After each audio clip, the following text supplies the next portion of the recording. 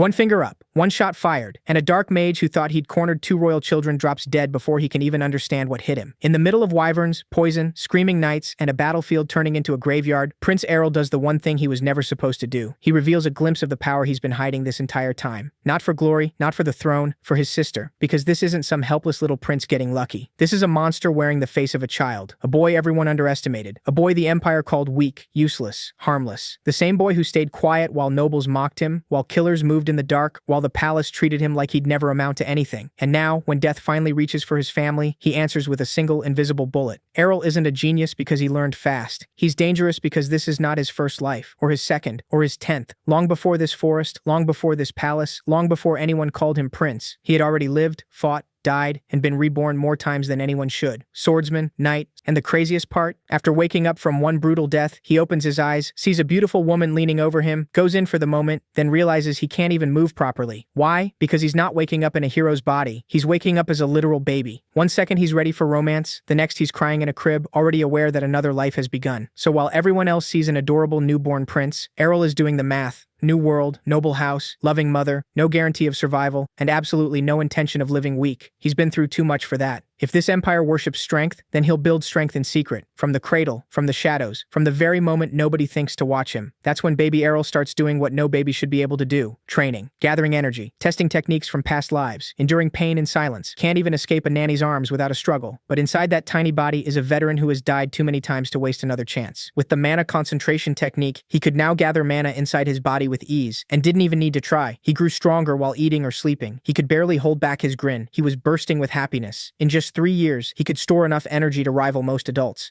By 10, the result was almost beyond imagining. He was convinced no one here could match him, not even across 100 lifetimes. Then the maid noticed something odd, a sound from above. But she was distracted again when she saw the hero wearing that radiant smile. Meanwhile, he kept thinking how he'd grow stronger and stronger until he could live like a king, and he could hardly wait. He wanted that day to come quickly. Exactly 5 months had passed since his birth. Thanks to the mana absorption technique, his physical abilities would rise sharply, and his inner energy was already surging faster than any of his peers. After all, mana gathered on its own. Even while crawling across the floor, he never stopped training. Soon, his strength would surpass every limit available to him. Then, for some reason, he began rising off the carpet. It was only his mother lifting him into her arms. She handed him a toy he absolutely hadn't expected to see, and he couldn't stop staring at it. But the moment he noticed his mother's disappointment, he quickly started playing along. Though he looked entertained, inside he felt a deep, embarrassing cringe over what he was doing. The maid and his mother laughed. The baby looked so delighted. And really, who had ever been born this handsome? To be fair, the hero didn't mind. He loved being admired. Still, he knew he owed that beauty to his mother. And since he was loved, he kept pretending to enjoy childish games. This time of life was brief and precious. Then his expression suddenly changed. His mother couldn't tell what he wanted, but he wanted only one thing: food. Tears welled up as he tried to show it with his whole face. She understood at once, and he was immediately given milk. While he drank, the adults started talking about money. The prince had to be well fed, but since yesterday their funds had kept shrinking. There was little his mother could do. This year, the mansion's budget had been cut hard. Raising even one child was difficult. The hero remembered hearing the maid say recently that his mother's meals would have to be reduced drastically, because if they didn't cut back, none of them would survive the season. They had no other choice. He could hardly believe it. He'd assumed talk like that couldn't be serious. But his mother stayed outwardly calm, saying that even if she died, it would be fine as long as the others lived. When the others answered her, the hero grew anxious. Was this really true? His mother was only a simple concubine. She had neither power nor status, even after giving birth to a prince. And he, despite being that child, had neither status nor influence either. Something had to be done, or surely something terrible would happen. The hero couldn't accept it because he'd thought that as a prince, he wouldn't be left to die in infancy. She'd been denied even a meeting with the king. As a concubine, she was told it was simply impossible because his majesty was too busy. Then the hero began to understand. Now it was clear to him where his mother had been going by carriage all this time. She'd been trying to gain an audience with the king, and apparently failing. But however cruel a ruler might be, treating the mother of your own child this way was unacceptable. Why torment her like this? Especially when the nobles already abused her enough. Even if the king had always been indifferent, such treatment was intolerable. The hero began to cry, and the nanny passed him into his mother's arms. He desperately wanted to help her. Even as a child, he knew he had to do something. No good idea came at first, but he had to find one. They only needed to survive this winter, because the real issue was the lack of money for basic needs, and winter would add heating costs. He kept wondering how he could help, what he could possibly do. Then suddenly, he realized there might be one way. He thought that if coal was made of carbon, like diamonds, and his mother wore precious stones, then gems in this world must also be extremely valuable.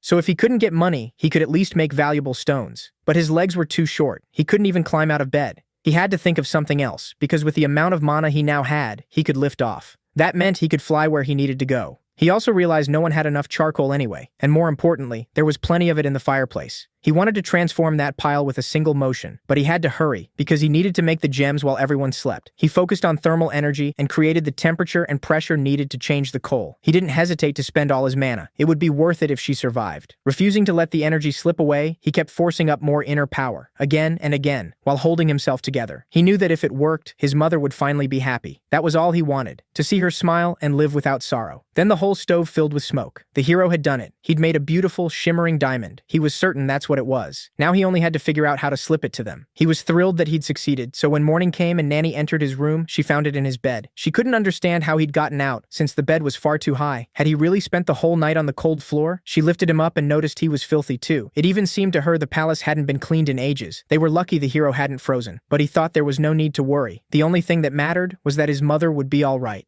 Then the babysitter noticed he had something in his mouth. Alarmed, she asked what he was holding. Had he swallowed something? But as soon as the hero opened his mouth, she saw a diamond inside. She had no idea where he'd found it, or whether he'd truly been lying on the floor beside it. She couldn't make sense of it, but if they sold it, they could get a very large sum. She thought this alone might save them from their desperate situation, and hugged him, calling him a truly clever boy. Not long after, wagons of supplies began pouring into the palace, enough firewood to last through winter, along with groceries. That single diamond, sold at an excellent price, covered 5 years of living expenses. Still, had they done the right thing? Because what if it belonged to someone? Yet that seemed impossible. The castle had stood for nearly 100 years before his mother ever moved in. So everyone decided it was a gift from God, sent from heaven for the prince. His mother was overjoyed, convinced it truly was a blessing from God. The hero just tugged at her dress in his own childish way, as if telling her to wait until he grew up. He would free her from all her worries. He pictured himself grown, standing before his mother, though for now he was too young, and he swore he'd make everyone open their eyes. Everyone would hear of him one day. Thanks to that, the palace stayed warm all winter. His mother couldn't even finish all the food alone, and the nannies kept telling her not to worry. She only needed to eat well. Everyone was happy to see them, happy to welcome the new maids, and even those who had been dismissed were hired again.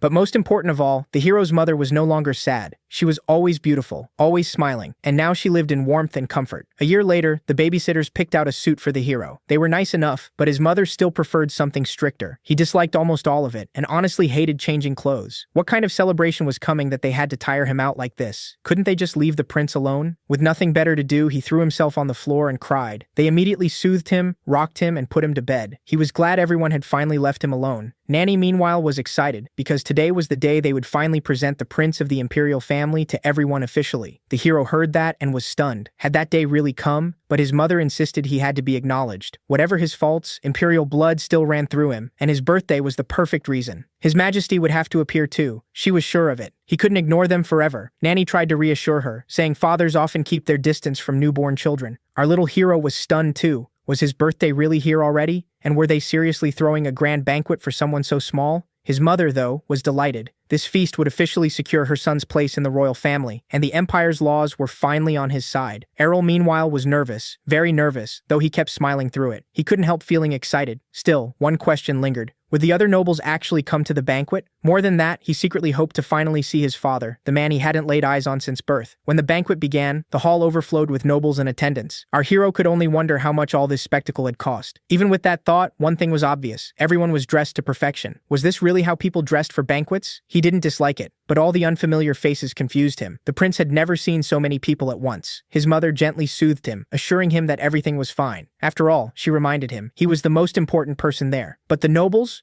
were already giving him sideways looks. He ignored them completely. They didn't matter to him anyway. What mattered was one thing. Where was the emperor, his father? He wanted to look that shameless man straight in the eyes, the one who had fathered a child and then never shown his face again. Still, he soon realized there was no point getting worked up over it. He only needed to know what the man looked like, especially if inheritance ever became an issue. Not long after the banquet started, the people everyone had been waiting for finally arrived, the imperial family. Our hero instantly tugged at his mother's dress, silently asking if that woman was really the acting empress with her children. Yes, everything about them made it obvious. She looked every bit the empress, and the children clearly took after her. At the center stood the eldest. What struck him most, though, was how serious they all looked. They walked right past his mother as if she didn't exist. Even so, our hero's mother didn't seem offended by their petty behavior. Instead, she simply asked him whether something was bothering him. She promised it would all be over soon. Then, while his mother kept smiling, he noticed her gaze shift elsewhere. She was looking at his father. The man radiated overwhelming force. He merely walked by, and all the gossiping nobles and servants fell instantly silent. Why did everyone bow their heads to him? Even our hero could feel that pressure on instinct alone. He couldn't tell whether his father was looking at him or at his mother. At that moment, he truly regretted that rebirth hadn't come with mind reading. How useful that would have been. Soon after, guests began offering presents, each one stepping forward to congratulate him. To them, simply seeing him was an honor. Then it was the imperial family's turn to offer congratulations, and they made no effort to hide what they thought of him, or of his mother. That open contempt infuriated our hero. He wriggled in his mother's arms, ready to lunge at that vile woman himself. How dare she treat him and his mother that way, as if they weren't even human. In that instant, he felt that everyone there was just as rotten underneath. He even considered exposing them on the spot with a shout, but he didn't want to embarrass his mother, so he chose the safer role. Quiet, obedient, harmless. Everyone around him was a hypocrite, and sadly, that was normal here. More than anything, he wanted to leave before he fell asleep in his mother's arms. But just as drowsiness hit, he noticed a girl. He guessed she was likely one of the daughters born to one of the emperor's concubines. She was still very young herself. By then, however, his mother's attention had already shifted away. When the banquet finally wound down, our hero and his mother both let out a quiet sigh of relief, but it still wasn't over. The empress herself approached his mother. She remarked that getting there so smoothly was all thanks to her son, the crown prince, who was always by her side. Our hero couldn't tell. Was the empress praising him, or just boasting about her own child? Then again, that was exactly what one should expect from the empress. She went on to say that our hero was adorable, and looked very much like his mother. He saw nothing kind in those words. Surely she had a hand in their misery. Otherwise, no one would have slashed the castle's funding that brutally. They had burned furniture for firewood, and his clothes had been stitched from rags and scraps by servants. Even so, the empress wished him a long life and offered the usual pleasantries, then left with a faint smirk. Just then, his mother spotted someone she never expected to see. The emperor himself. He asked whether she had gotten used to the castle. She answered politely, though it was plain enough that she was lying, and who could blame her? Those words surprised our hero too, because he wanted only one thing: for the emperor to give them the money a man in his position should have provided all along. Our hero suddenly started crying loudly, which made the emperor ask to hold his son, the child he hadn't seen for a full year. He wanted a closer look. The emperor seemed puzzled that our hero stopped crying at once, since his other children usually wailed non-stop the moment they saw him. But our hero only smiled, hoping to leave that old snob standing in metaphorical puddles from such a dazzling grin. The emperor clearly liked him. After all, this child wasn't afraid of him at all. Then our hero began making strange motions, urging the emperor to put him down. He meant to walk. His mother quickly said he couldn't walk yet. He was only a year old. But at that exact moment, our hero stepped down and walked. Errol understood at once. He was the star of the evening. If so, he had to show everything he could do. The room erupted with delight. At last, their little prince had taken his first step. Even the emperor was intrigued, realizing that our hero was full of surprises. Our hero, meanwhile, knew he had one more thing to prove, that he was absolutely different from the other children, and he'd prove it in front of everyone. After all, he was Prince Errol. But the moment he reached the table and grabbed for support, the whole thing tipped, food, cloth, and drinks crashing down with it. He looked alarmed as everything didn't just hit the floor, it shattered, scattered, and splashed everywhere. But that was fine. In fact, it was exactly the point. Everyone was so thrilled by the prince's first steps that no one would notice this had been carefully planned. He had picked the perfect moment. That was exactly what he wanted. And for extra effect, all he had to do was cry out. He was only a child after all. As he lay on the floor, the emperor scooped him up and checked him over. He found only wine on the boy's clothes, nothing worse. The child was unharmed, though he clearly needed changing. Linka moved to take him from the emperor, but he told her to wait, because as the outer layer was pulled back, he saw the dreadful clothes hidden underneath. Everyone else noticed too. Why was the prince dressed in such miserable clothing?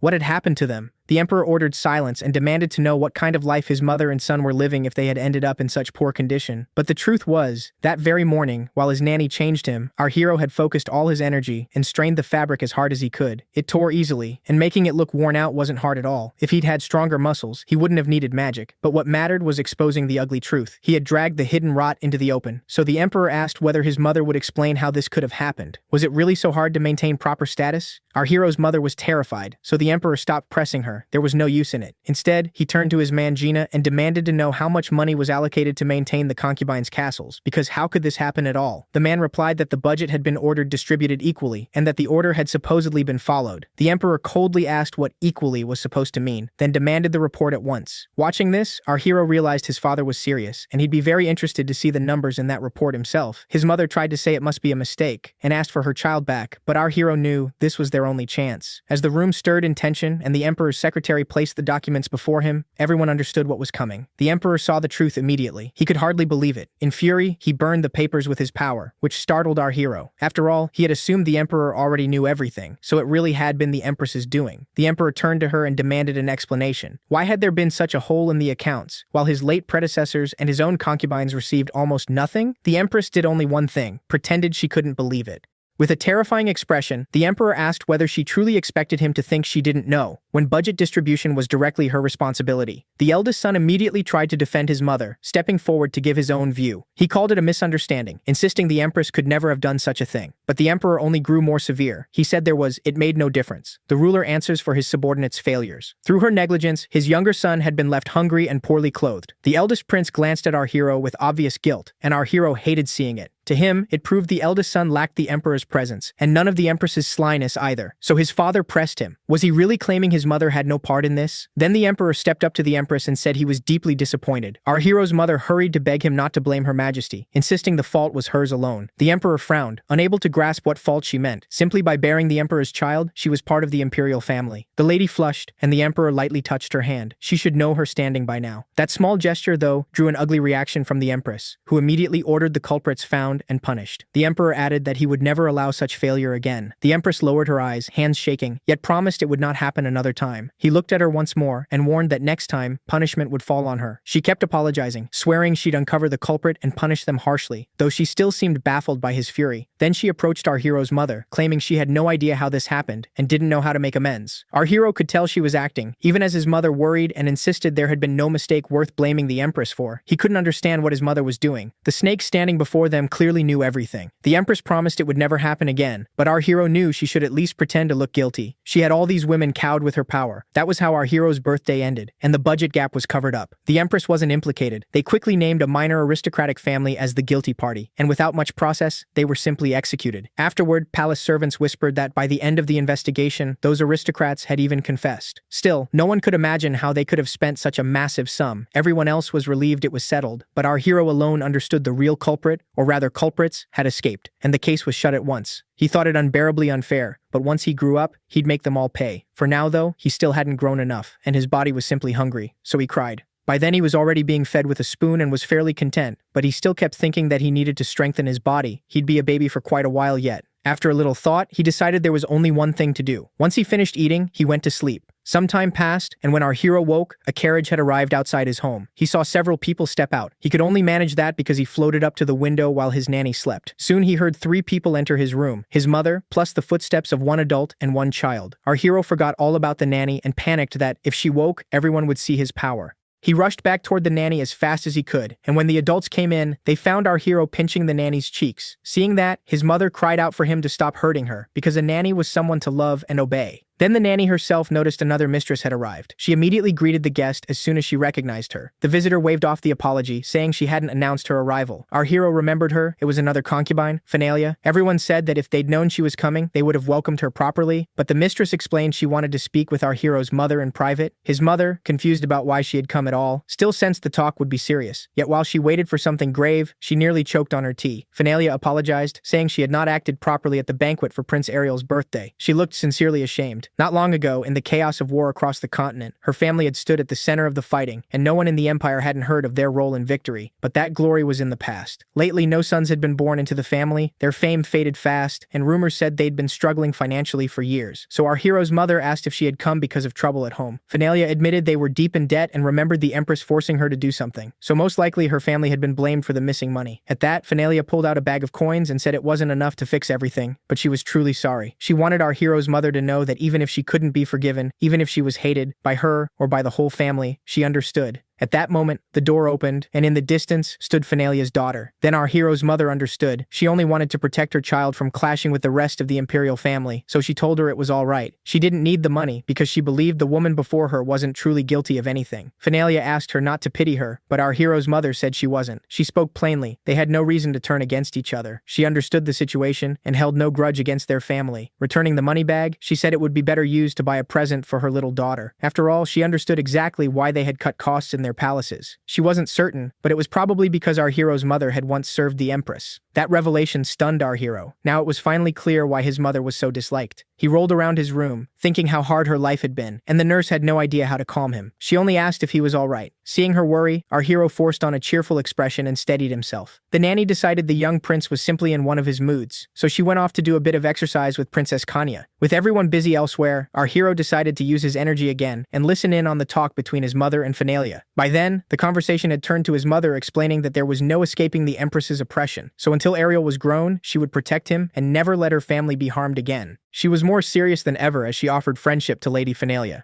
No, not just friendship. It was the start of something closer to a pact, an alliance among the concubines. She explained that even if one of them was ever cornered, there would at least be a hand to help. That was the purpose of this union. Our hero was bewildered. He had never imagined his mother understood so much. She even knew about the conflict between the Empress and the concubines, and had been preparing for it all along. While he was still thinking, that same little girl approached him. He had no idea where she'd appeared from, and silently begged fate not to let her cling to him. Instead, she simply crawled onto his bed and started squishing his cheeks. Apparently, she really liked using him like a toy. He thrashed in the crib, hoping someone would rescue him. She only grew more delighted, declaring that our hero was incredibly cute. He realized he was doomed, while the nanny kept asking whether the princess would visit again. Of course, the princess said yes. She'd love to come see him, and our hero found no help anywhere. Time kept moving, and now the prince was 30 months old. His third birthday was close, and life felt absurdly fast. How had he grown this quickly? Even so, he still had to reach adulthood and finally live normally. He remembered his 45th life, never expecting to repeat it. Just then, the princess walked into his room. She ran straight toward him, and our hero immediately tried to hide. But despite his efforts, the princess found him at once. He was miserable and exhausted, while she only wanted to play hide and seek. He meant to refuse, but she had already dashed off toward a bigger space. They headed outside, and we learned that after that mistress's visit, the princess had started coming over often, with the nanny's help, of course. Still, our hero saw no real harm in it. This was probably how they'd build a strong friendship. All the while, Kanya kept saying our hero was lucky to have such a wonderful sister. He might still be small now, but she could take care of him. Then when he grew up, he'd have to take care of her. She asked him to promise he'd come right away whenever she called, but the little prince still didn't understand why she was so fixated on him in the first place. Then Kanya admitted it herself. She simply adored him because, compared with Leonidas, or even Merle, playing with Errol was far more fun. He was the best choice. Errol only gave an awkward laugh, convinced she'd regret saying that once she was older. The princess had already scooped him up, declaring it was time to play and that she'd carry him there herself. She didn't realize her helpfulness was practically suffocating him. He silently begged for rescue, and fate delivered. A maid hurried over, warning that carrying him like that might hurt the prince. She asked to take him, reminding Kanya that even a princess shouldn't be hauling heavy things around when she was still a child. Errol thanked fate for the save. Princess Kanya was furious and shouted that she wanted to play. Even so, the maid calmly suggested she go draw instead, or listen to a classic tale. Kanya complained she was sick of all that. It was boring. She wanted to swing a sword, just like she'd seen her brother Kyle do. Watching her practice with a stick, our hero quickly noticed the center of gravity was off.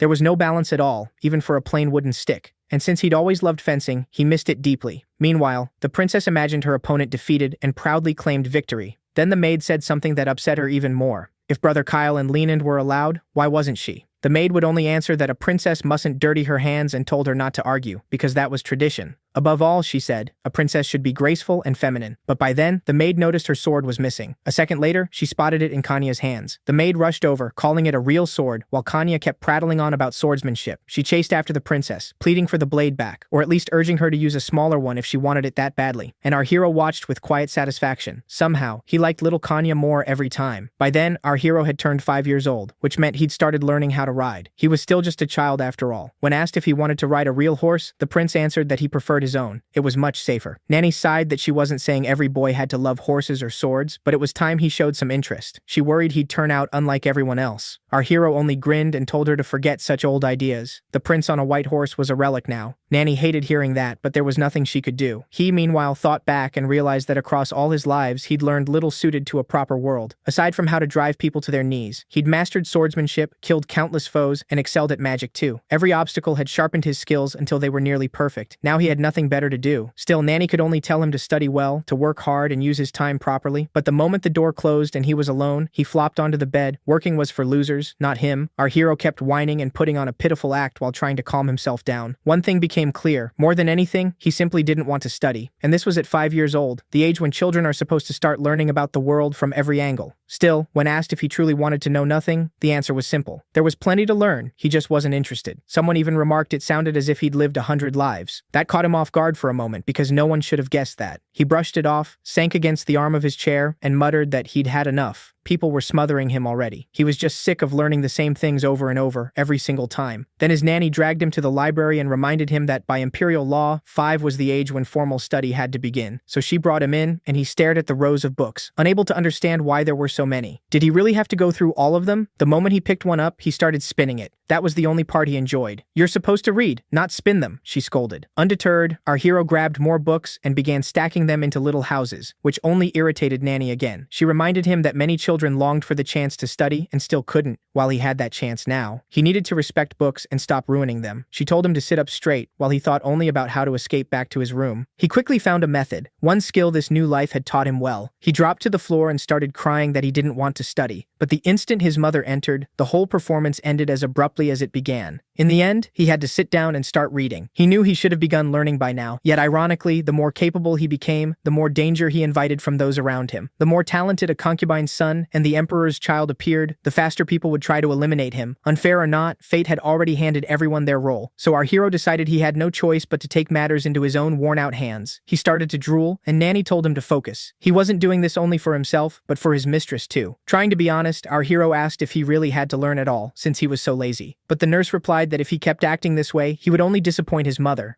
And that was exactly what he never wanted to do in this new life. So he accepted that he'd have to study seriously. He would learn everything except fencing, or else he'd surely end up with a blade in the ribs. And he didn't want magic either. If he avoided both, though, what exactly would he even become? Despite all those hopes, a week later, he heard from Nanny that someone had arrived to teach the prince magic. Our hero cried out at once. He didn't want to be a magician. What would happen if he turned out to be a powerful one? Then he'd surely get dragged into power struggles. By now, he had an enormous reserve of energy built up over the years, and he wanted to hide those abilities somehow. But Nanny gave him no chance. She took him by the hand and said not to worry. It would all be quick and painless. The moment he entered the hall, he saw the teacher staring in shock. Our hero could see mana flowing all through the mage's body and wondered how he himself was seeing it so clearly. Then the teacher stepped forward and began touching him, murmuring that the prince was special. Everyone around them was already hoping their prince truly was extraordinary, a child with a remarkable future ahead. But the teacher's conclusion was anything but pleasant. He couldn't sense any mana in our hero at all. He admitted it should have been impossible, yet no matter how he checked, he couldn't find even a single drop. Our hero nearly laughed. Of course it was useless, because on the way there he had carefully shut down the flow of his mana, compressed it into a single point, and expelled the excess energy. Seeing the mage's reaction, he felt instant relief. He'd managed to hide it. If there was no visible mana, the man simply couldn't detect it. Still, that came with a drawback. The master declared that if the prince lacked talent for magic, then he would have to become a knight instead. He explained that even commoners often possessed a little mana, but our hero apparently had none at all. That left our hero wondering whether he'd done the right thing, since all he'd achieved was disappointing his mother. Still, he told himself it was necessary. Everyone had to believe he was a weak, helpless child.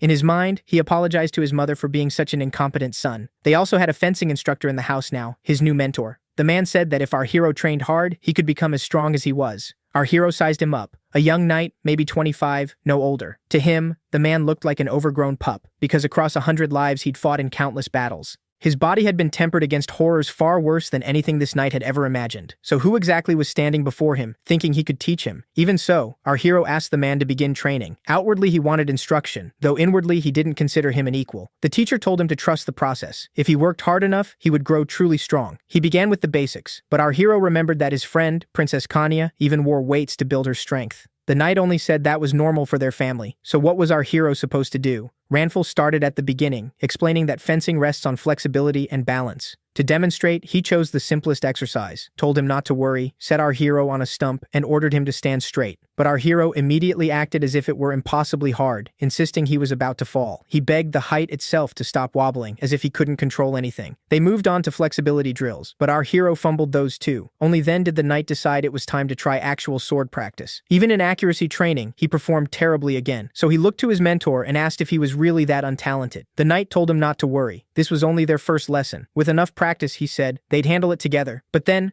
while our hero was speaking with his mentor, he noticed someone was watching him. He realized the more average he seemed, the faster people would lose interest in him completely. And as usual, rumors spread fast, so before long everyone was saying the prince had no mana at all, not even a trace. That was all anyone talked about. One man, likely one of those spying on him, claimed the prince was so frail he could barely stay on his feet, and added that he had no gift for the sword either. The empress was pleased to hear it. Only our hero understood that these rumors would make his guards drop their vigilance. Meanwhile, as he ate, he asked when his new teacher would arrive. But the nanny said it wouldn't be long. By now, everyone was calling him a useless prince. Almost every teacher had refused to instruct him, yet one man still agreed to come. His name was Gamelpernia. That day he became our hero's new tutor. He would teach him foreign languages. Our hero studied his face and noticed only reluctance. The man had most likely been forced into this. A pile of books was dropped onto the table in front of him, and the teacher said it was just basic grammar for one day. He added that this was the normal pace, because tomorrow they'd already moved to a new topic. Our hero couldn't figure out what was wrong with him, so he decided to act like he wasn't trying hard. He couldn't understand why the teacher kept pressing him while never asking for his thoughts. Was the man really going to ignore him in every lesson? Still, though our hero was very young, languages were one thing he understood well. Across his past lives, he had learned far too many, so his talent for them was genuinely exceptional. To start, he picked up a grammar book and some foreign literature. There was so much to discover in the world, and languages were built on similar patterns, so mastering them was only a matter of time. He spent the whole night reading, and by morning, our hero was asked if he'd really learned everything. He said he had. Should they begin? The teacher was stunned, but our hero knew that compared to the tongues of neighboring lands, his own imperial language was still a little tricky. The teacher handed him a book and asked him to read. The young prince thought that for any normal child, reading even a simple book before 12 would be difficult. Then he started reading aloud, immediately surprising the teacher, because a capable student raised a teacher's reputation too. So the man quickly decided he could present the boy as a top-class genius. At that point, the whole country was in shock, because the prince not only couldn't use magic, he had none at all. So how could someone like that learn languages in just 2 days? Soon everyone started calling our hero a genius. The source of the rumor was simple. The teacher got a little drunk and started talking about what he'd witnessed. Eventually, the rumors reached the emperor. He realized that if swords and magic weren't his son's path, then perhaps scholarship was. He even began to think the boy truly was a genius, while his consort only spoke with regret, saying she and her son had disappointed him. She noticed how much her son had changed and wondered whether she was even raising him correctly. The emperor saw the worry on his concubine's face and stepped closer. He asked if she was truly anxious about him, because to the emperor, our hero was growing into an extraordinary boy. Our hero, meanwhile, saw the whole picture. He'd show the world his wonders little by little to keep them interested. For now, while still a child, he could relax and enjoy the perks of being called a genius. A few days later, many knights were assigned around the court. It was surely the emperor's doing. Our hero couldn't fight, so he needed protection. He appreciated having such a caring father, but then a loud commotion distracted him. The nannies were hauling in something very heavy. Our hero wondered what was going on, and his mother told him they were gifts from the emperor himself. He was surprised that his father had sent him so many presents, but when he opened them, he found only jewelry. All of it was precious and clearly imperial gifts, but our hero cared only about their abilities. Most likely, though, this kind of item just overworked the mind and left the user exhausted. All the nannies were delighted, admiring how refined and beautiful the gifts looked. Our hero understood they saw them as simple ornaments, while he could sense mana inside the stones. He had little use for them himself, and even considered giving everything to his little sister. She'd been training far too hard lately. So our hero turned to his mother and asked if he could give one of the items to Princess Kanya. His mother didn't mind. If he gave away one piece, they'd lose nothing. When asked what he even liked about Princess Kanya, he couldn't think of anything better than saying she was simply very strong. It was a happy day throughout the castle, because the emperor had lavishly honored the prince.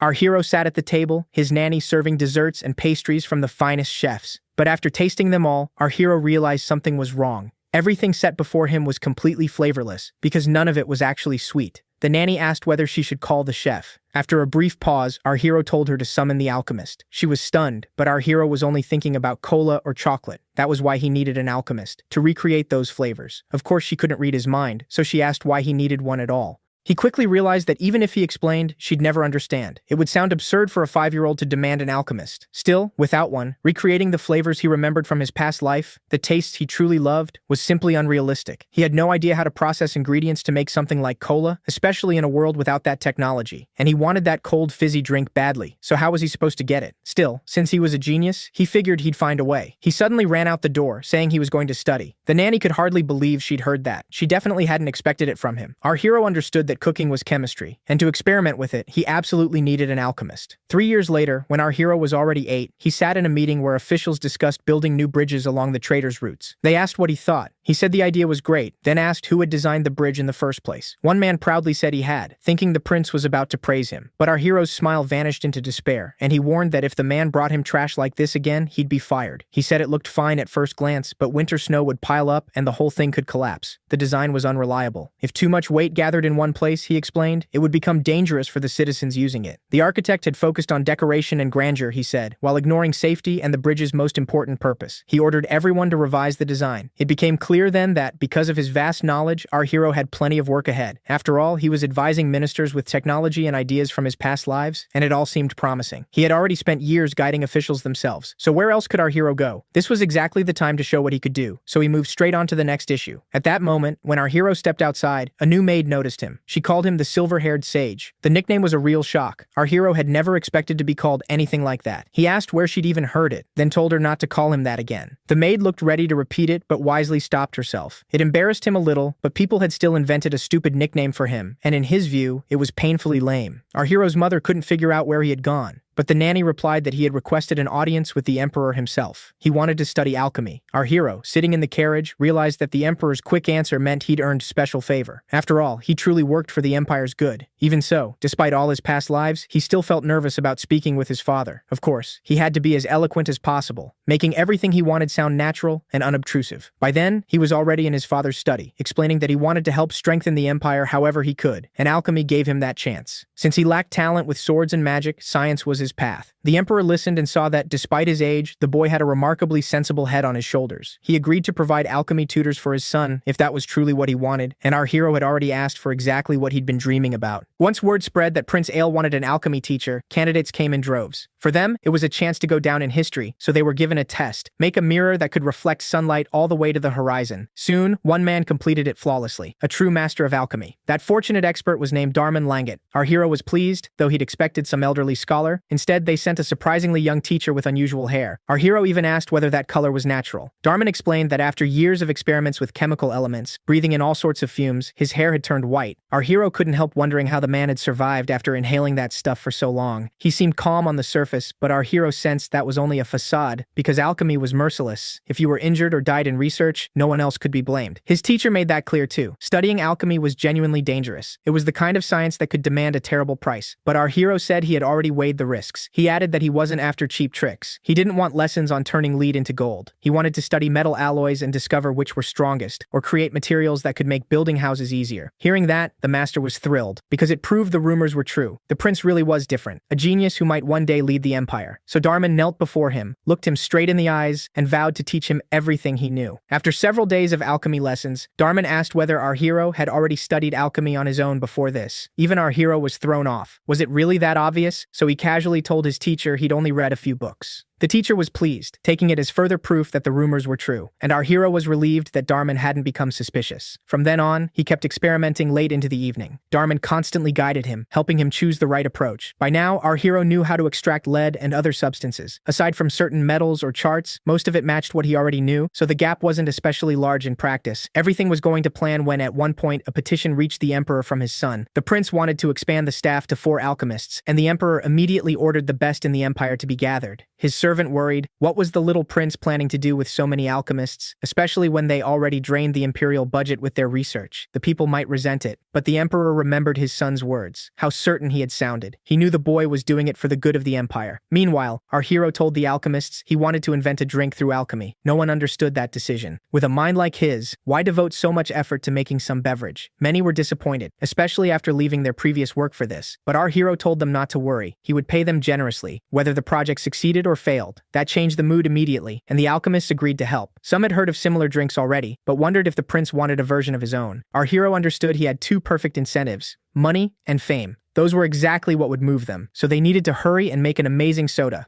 A few days later, mineral water had already been imported from abroad, giving them samples to test. One man doubted it was even drinkable, because it didn't look particularly appealing. But our hero was sure that, for the moment, this still wasn't the result he wanted. If natural mineral water wasn't good enough, then they'd make artificial water instead. The alchemists were baffled. They couldn't imagine how artificial water could even be made. So our hero handed them notes, saying he had a theory, and asked them to examine and improve it. Then he waited for the next meeting, fully confident his alchemists were the best. At that point, our hero rushed off, because it was time to test the theory in practice. Still, would 1 week really be enough? Even so, he knew money was the best motivation for alchemists. Within a week, our hero gathered them all again, because this discovery was about to turn the empire upside down. He announced that the new trend of the season would be carbonated water, the fuel of progress. He doubted the alchemists could recreate true soda exactly, so he started with sparkling water instead. Many asked who would even drink it, since none of them wanted to. He urged them to trust him, mix it with fruit juice or alcohol. He knew he'd wanted Coca-Cola at first, but creating that unique flavor here was unrealistic. So they prepared a few versions, and he decided to test them. The moment he mixed lemon juice into the water, he realized it tasted incredible. At that point, everyone was amazed. The alchemist could hardly believe how good it was. The prince's lemonade sold out with incredible speed, and beyond the empire, it gained popularity almost instantly. It became known as an expensive drink, a luxury reserved for the nobility. No one could believe the same prince had created it. Everyone wanted at least a taste of that remarkable drink. At that time, Count Dement, Lord of the Empire's North, wanted to know who the real creator was, or rather, whether it truly had been the prince. His secretary had already reported that the whole process was supposedly directed by Ariel himself. The drink had become a luxury good and a major boost to the empire's economy. Rumor said wagons of gold were constantly rolling toward the concubine's castle. The count saw it as his own mistake, because he'd assumed the prince was just another ordinary child. If he had known, he would have acted immediately. Now all he could do was regret it. By then, the princess was already 16. She was showing off her skill, and he genuinely admired it, thinking she looked impressive. Even the maid praised her, saying her fencing was incredibly polished. And that was true. She was far better than most boys her age. He thought she looked cute too, though she still needed a break. The princess sat at the table and said she'd been hearing about him non-stop lately. His miracle water had spread not just across the empire but beyond it. She called him the emperor's perfect son and said he had no idea how many people envied his mother. Our hero knew all this success was really dedicated to his mother's side, the Liff and Enrest family, because the Enrests had once belonged to the nobility, but their future promised little. They had only a title and a small house left, living little better than commoners. So after learning how hard his family's situation was, our hero decided to help. He gave them a share in his soda business and it paid off. People lined up everywhere, ready to buy it even at triple the price. Then he created yogurt and sodium glutamate, which also became huge bestsellers.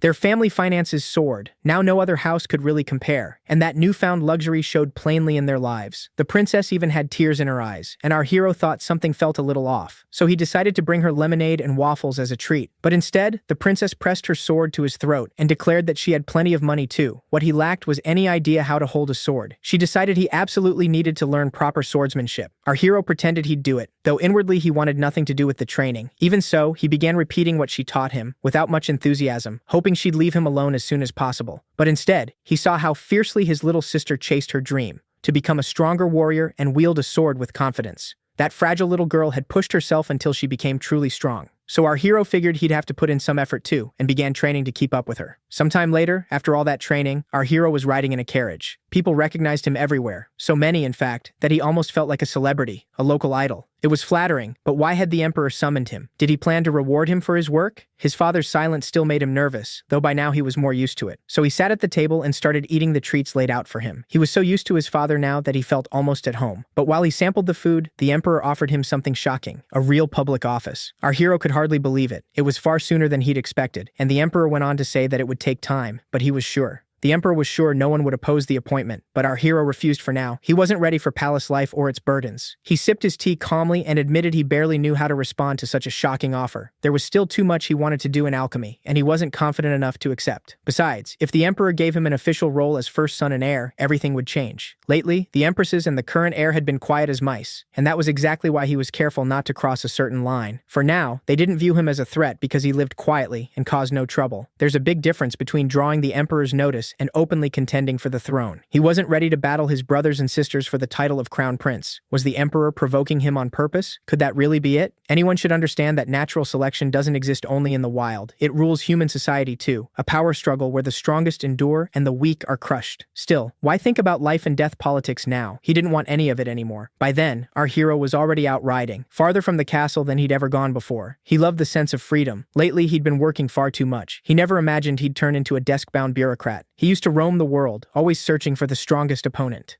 The memory filled him with sharp nostalgia, so while he still could, he meant to enjoy this freedom completely. He rode out with his sister. In truth, the whole trip was thanks to her. She hadn't known our hero was such a skilled rider. At one point, she asked why an entire platoon was following them. The soldiers looked ready to tear someone apart at any moment. She insisted they didn't need that many, but our hero only laughed. These days, he said, freedom was getting harder and harder to come by. As he laughed, he sensed a strange aura from the forest ahead, as if some monster was hiding there. The feeling was off, nothing like an ordinary beast. He warned them to set traps and be careful, but everyone pushed ahead. They kept going despite his warning. One of the men explained that the princess used this forest for training. That genuinely surprised him. Why would she train here? Wasn't she afraid? He remembered when his sister first suggested this ride. They'd been sitting at the table when she asked him, Wasn't he tired of spending every day working in the castle? She was sure it would be fun. Though only now did our hero realize his sister was a little reckless. She still thought adventures were something exciting. And today, that was true despite the danger, so he went along with her. He trusted her, even if at home she could be a real handful. Still, she had plenty of influence. The plan was for some knights to act as bait, while the princess and the rest circled behind to deal with the monsters. She coolly declared she'd handle it herself. Even though there were 20 orcs, our hero was seeing them up close for the first time. They were huge, but their side was stronger because the princess's combat skill, along with her speed and reflexes, was genuinely impressive. The unwavering aura around her inspired everyone present, and the battle dragged on until nightfall. Our hero asked how she felt. Was she all right? It had clearly been a while since she'd blown off steam. Still, she asked him not to say that in front of the others. If people heard, her image would be torn apart in an instant. Watching her, he noticed she was still just a child in some ways, so he asked what made her want this so badly. She grew a little sad and finally told him everything. Since childhood, all she'd ever heard was that a princess shouldn't swing a sword. People treated it like a phase. Sure, she'd get bored with swordsmanship eventually. Then she'd marry some man she didn't know and settle down. That thought always made her miserable. Our hero realized then that among aristocrats, marriages of convenience were simply normal, and someone always had to uphold the family and keep its place in high society. She said she hated all of it. She wanted to live like our hero, to earn wealth and respect herself, doing what she was truly good at, serving the empire, and winning recognition from the people. After all, our hero was already recognized on the streets, and she wanted to honor her family too. Not through marriage, but through merit no one could deny. She wanted to choose her own fate. Our hero looked at her and said he thought she absolutely could. She answered that he was a very good brother. Then she said that by dawn they should head back to the castle. Far off, above the moonlit horizon, a dragon appeared. Yet everyone kept talking, not noticing it at all. Meanwhile, trying to overpower Kanya, an orc ripped a tree straight from the ground and charged the princess with a savage roar. One precise slash from her sword mortally wounded him. Several dead orcs already lay around her. Even the guards were stunned by the princess, admitting she'd nearly defeated all of them alone, and that the knights were better off staying out of her way. They almost felt sorry for the orcs. Kanya cut down two with a single strike. Then Errol called to her, telling her to wrap it up. They had to hurry back in time. With a bright smile, he met her startled look. She'd gotten carried away again and hadn't noticed. Kanya wasn't too bothered. Her enemies were finished anyway. After a short, self-satisfied pause, she agreed to leave. Unfortunately, her horse looked exhausted, and when she noticed, she was surprised. Errol suggested the animal was simply too tired to ride any farther, so he proposed that his sister ride with him, while the princess's horse would be checked by experts. The cheerful brother and sister climbed up together, and Kanya took the lead, because Errol thought she handled horses best. He was shorter than she was, so riding behind and controlling the horse himself would have been awkward. They sped across the green meadow ahead of their many guards. Then Errol noticed something. He stopped at once, and worried Kanya asked what was wrong. He sensed something in the sky, or rather, he sensed what he couldn't see. Something enormous hid behind the clouds, and it was clearly dangerous. It was a wyvern. Before anyone understood what was happening, Errol grabbed the reins, shouted for his sister to hold tight, then drew everyone's attention to the sky. He warned them about the creature and ordered the guards to scatter and run. They didn't believe him. Seeing nothing, they stayed put and insisted no such monsters could exist in the training grounds. After all, the emperor had hunted wyverns before, supposedly none should have been here. But while one knight was saying exactly that, a wyvern snatched him up and carried him over the others' heads. Panic exploded as the men realized there were several of them. Everyone looked around in shock, wondering where so many wyverns had come from. Errol spurred his horse forward, trying to save himself and his sister. They watched as knights fought or fled. Some were swallowed whole, others crushed beneath massive clawed paws. At that moment, the prince understood this wasn't a hunt at all, but a massacre. The wyverns were releasing poisonous gas. As if their raw strength alone weren't terrifying enough, they were poisonous too. Many soldiers were already down. Poor Kanya, she'd lost so many of her men. Errol ordered her not to look back. Her only job now was to hold on while they escaped. The wyvern chasing them had already begun spewing poison when one of the mages hurled a fireball at it, and an order rang out to protect the princess. But there were too many wyverns, and the situation was desperate. Wyverns resisted magic up to class 4, so most mages couldn't even scratch them. One circled above the prince and princess, leaving Errol no choice but to use mana. He shaped his hand like a pistol, firing condensed mana bullets, and one wyvern crashed to the ground. Another one should have been taken down too, but pretending none of this was on him, Errol casually thanked the mages for their hard work and urged the horse onward. Then, without warning, a wyvern dropped right in front of them. Errol and Kanya both froze. Who knew what would have happened if not for a blonde female knight who killed the wyvern in a single stroke? She ordered them to run for safety immediately. The guardswoman sent them into the woods, and Errol thought the girl was incredibly skilled. He'd have to repay her somehow someday. He pushed forward, leaving the terrifying battle behind. They had already reached the forest when suddenly they heard a voice laughing at those pitiful people. The prince reined in his horse, looked around, and demanded to know what that was. In answer, he heard a cruel laugh from within a dark aura. A man in a long black cloak stood there. A staff rested in his hand, and even his face was hard to make out. Errol repeated the question more sharply, demanding to know who stood before him. Studying the stranger, the prince decided that staff looked especially suspicious. He bluntly asked what the cloaked man wanted, receiving only a mocking smirk. Then the man turned serious, aimed the staff at the brother and sister, and unleashed a magical volley. In that instant, only one thought crossed Errol's mind. The spell was powerful, and it tore through most of the troops. He reacted instantly, wheeling his horse to shield himself and Kanya from the blast. When he looked back, many knights had fallen dead, smoke rising from their bodies. The mage praised Kanya for being quick enough to run, though really the credit belonged to Errol. Kanya was terrified. Errol, on the other hand, grew only more focused and suspicious. Why did the mage know his sister, and had Kanya been the real target all along? The mage laughed, offering the prince and princess a little entertainment. At his own words, his eyes gleamed and his grin sharpened. He lifted his staff as dark energy coiled around him. The prince was unsettled by that aura, but his sister broke his focus, pointing urgently ahead. He followed her gaze and saw the fallen knights and wyverns rising. That same dark aura poured from their bodies, and the surviving soldiers recoiled from the walking dead. The mage commanded the undead to kill the second princess, Kanya, and yelled that he would teach the arrogant ruler on the throne a lesson. That threat hung in the air as his fury spilled out. Then the dead army lurched toward Errol and Kanya, but suddenly confusion flashed across the mage's face. Errol had raised his hand again, index finger and thumb forming that same shape, set on protecting his sister. If the mage truly meant to kill her, Errol would strike first. He fired mana bullets straight at him. The mage screamed in rage, then dropped dead. Kanya stared at her brother in shock and asked what had happened to the mage. The surviving knights were wondering too. Errol just told her he wasn't sure. Maybe the man's magic backfired. Complex spells can do that. The mage lay still, but the undead he summoned kept moving, and the knights grimly lifted their weapons again. The fair-haired girl who had saved Errol and Kanya from the wyvern urged them to run once more. Still stunned, Kanya asked her brother why the undead were active when the mage was already dead. The spell should have faded. Apparently, it wasn't tied to him directly, but cast to last a fixed time. They should leave. Errol told his sister to trust him, and they withdrew, while their soldiers selflessly held off the undead.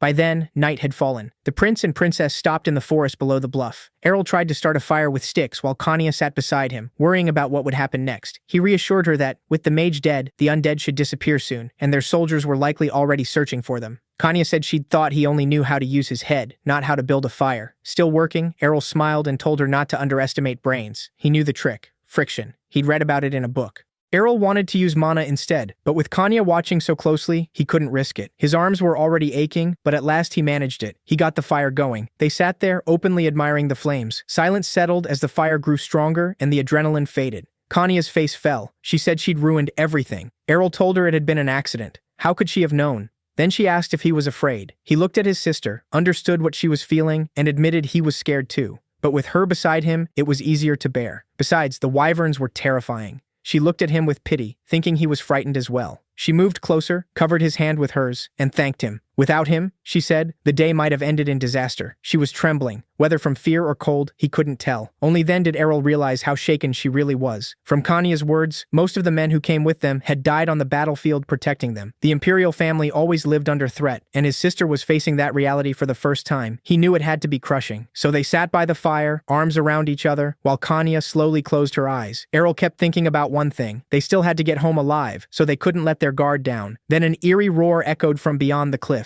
Two creatures were battling in the sky above it. Brother and sister jumped up. It looked like a griffin fighting a wyvern. Why now? The griffin started to fall, and the wyvern dove after it. Only then did Errol notice a nest in the rock. The wyvern was hunting a griffin chick. The griffin reached the nest first, but the wyvern caught its throat. The still blind chick squealed from the nest as the fight raged overhead. Then with a piercing cry, the griffin crashed down, and under its weight, part of the cliff gave way. Errol reacted at once, shouting as he dragged his sister clear of the falling rocks. They stopped well away as the debris in the griffin's body slammed down, dust swallowing the area. Coughing, they tried to make out anything through it. Luckily, the wyvern had already flown off. Maybe the blood on their bodies hid their scent from it. Then Errol literally froze mid-sentence. His sister was no longer beside him. She was already crouched near the griffin, half buried under the rockfall. Errol ran over, warning her to be careful. It could still be dangerous. Kanya calmly told him the griffin was already dead. Errol was annoyed that she never listened, while Kanya looked sadly at the massive body and asked what they should do. With a faint smile, her brother asked if she meant to bury it, but she was talking about the baby the griffin had died protecting. She was already holding the chick in her arms, quietly examining it. Errol had no idea where she'd even found it, and the sight left him stunned. He cast a wary glance at the dead griffin. He wanted no part of this, but what choice did they have? Before he could finish that thought, Kanya suggested keeping the baby. She thought it was a great idea. Errol very much did not. Then the blonde-haired girl knight called out, relieved to find the prince and princess unharmed. They were standing there beside the dead griffin with the chick in Kanya's arms. Soldiers rushed over, and Kanya happily greeted them, glad they were safe. The knights reported there had been no more losses after the mage died. Then a griffin cry rang out, and the fair-haired woman shrieked as she realized what it was. Errol dryly remarked that the knights had arrived just in time. His sister had decided she wanted to keep the baby griffin. No one had the slightest idea how that was supposed to work. A week later, everything had calmed down, except for one issue. There was now a pet in the house, a baby griffin. It leapt onto Errol's bed, shrieked loudly, and woke the prince. He tried to shoo it away, still wanting to sleep, but one sad, clingy look was enough to melt him, and he started petting it instead. It was just too cute. The griffin was allowed to stay until its mother returned. Back on that night, orders were given to escort the princess away to rest and remove the carcass before wild beasts were drawn by the smell of the dead griffin. As the orders spread and tents went up, Errol glanced around, made sure no one was watching, then raised his dagger over the griffin's body. While everyone was distracted, he quietly cut into its chest and took the magical stone. He needed it to tame the baby griffin.